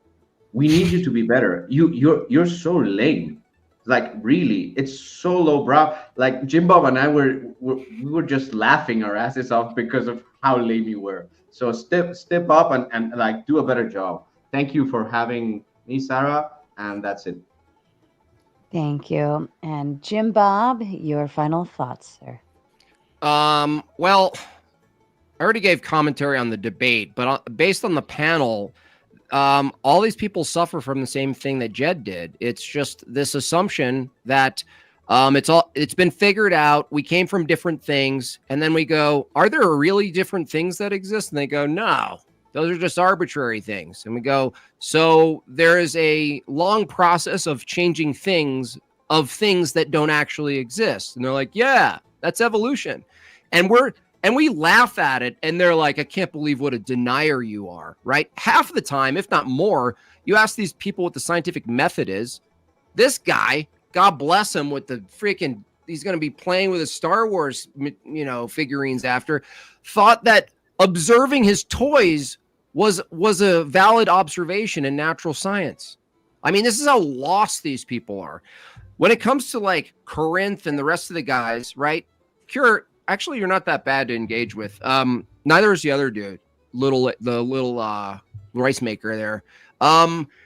But when it comes down to it, you guys aren't doing philosophy, but you think you're talking about evolution. You're not doing philosophy. So you're like, I don't do philosophy about this stuff, and you're like, yeah, but you are. Like, evolution requires some sort of philosophical lens, right? So does science.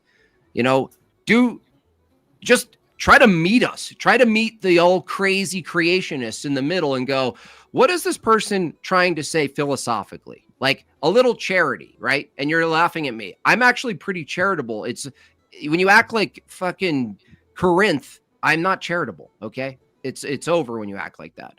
But at least I did date a rice maker, so try to understand, right? And I'll leave with this. It always leads to God. So the telos we established in Cure's view that he then denied and asked to move on to a different topic. That's a demonstration of why atheists actually assume purpose. They assume all of these things and then they deny him. Why? Well, they don't have to be responsible for all the things they do in the dark. When it comes, and I'll finish with this, it comes down to a question of truth. When I got one-on-one with Bones, I basically ran him through what I always run through with these guys is they assume truth exists. Now, under the atheist view, you have no reason to assume truth exists at all. You have no reason. There's no reason for it. There's no empirical data for it. You don't have a justification for how and where it's sourced from, and that yet you go, science, guys, we're learning the truth of the matter, the truth of dinosaurs, the truth that we came from a fish. A land whale jumped in the ocean and became a real whale. We have it, guys. And we go, what are you guys assuming truth exists? And they're like, no, I would never assume that. So you deny the things you're always arguing for, and we get really frustrated, right? And you wonder why Christian nationalism is getting energy, because we're just really tired of it, honestly. We're just tired of you guys. So with that said, we still love you. You can't defend evolution, especially from someone like me. Duck, if you want to give it a chance, we can set that up, buddy. You said it's an empirical fact. How can a scientific theory be a fact, Duck? Am I on? No, you can't answer. This is closing. Yeah. Oh, okay. It's for you to put on. You put your head on the pillow tonight. I already said it was a fact, and it can be narrativized. So, are scientific theories facts, Duck? Yeah, in some sense, yeah, they're facts as theories. Fucking hey, dude. See how retarded this is? What we have to deal with in the world. And theories are generalizations. I think this is a conversation for another night. Okay, all right. I think it's one of those people sort of. Good night, we're doing something else. Thank you again, Sarah. To follow. Maybe I'll sleep on ravioli. Jesus fucking Christ! It's like I let all of you sit here and yip your fucking mouths all goddamn night, and this 5 minutes, Sarah. When it's my fucking time to just say goodnight to everyone. All right, fuck off. A long time ago, in a YouTube world full of keyboard warriors, many monsters and trolls lurked in the chat rooms. They thrived on arguments amongst each other until one day, a heroine rose from the ashes. She was made from the tears of beta bitches and the sweat of alpha male gym guys. Throughout the centuries, this keyboard warrior princess showed up in many forms. She slayed many demons along the way. By the light of the moon, she led the simp army into battle. Wielding her sword, she fought through the dark forests. With each new era, the monsters evolved. The keyboard warrior princess grew stronger, with new skills to bring them down. The world around her advanced, but so did she. Her heroism became known to society as technology advanced. And with each new generation, she had to learn how to blend in to keep her identity hidden. Now known as the Raging Tomato. This keyboard warrior princess fights for justice in every debate. She fights for freedom, for moderator bias, and she fights for your ability to battle on an open panel for your beliefs.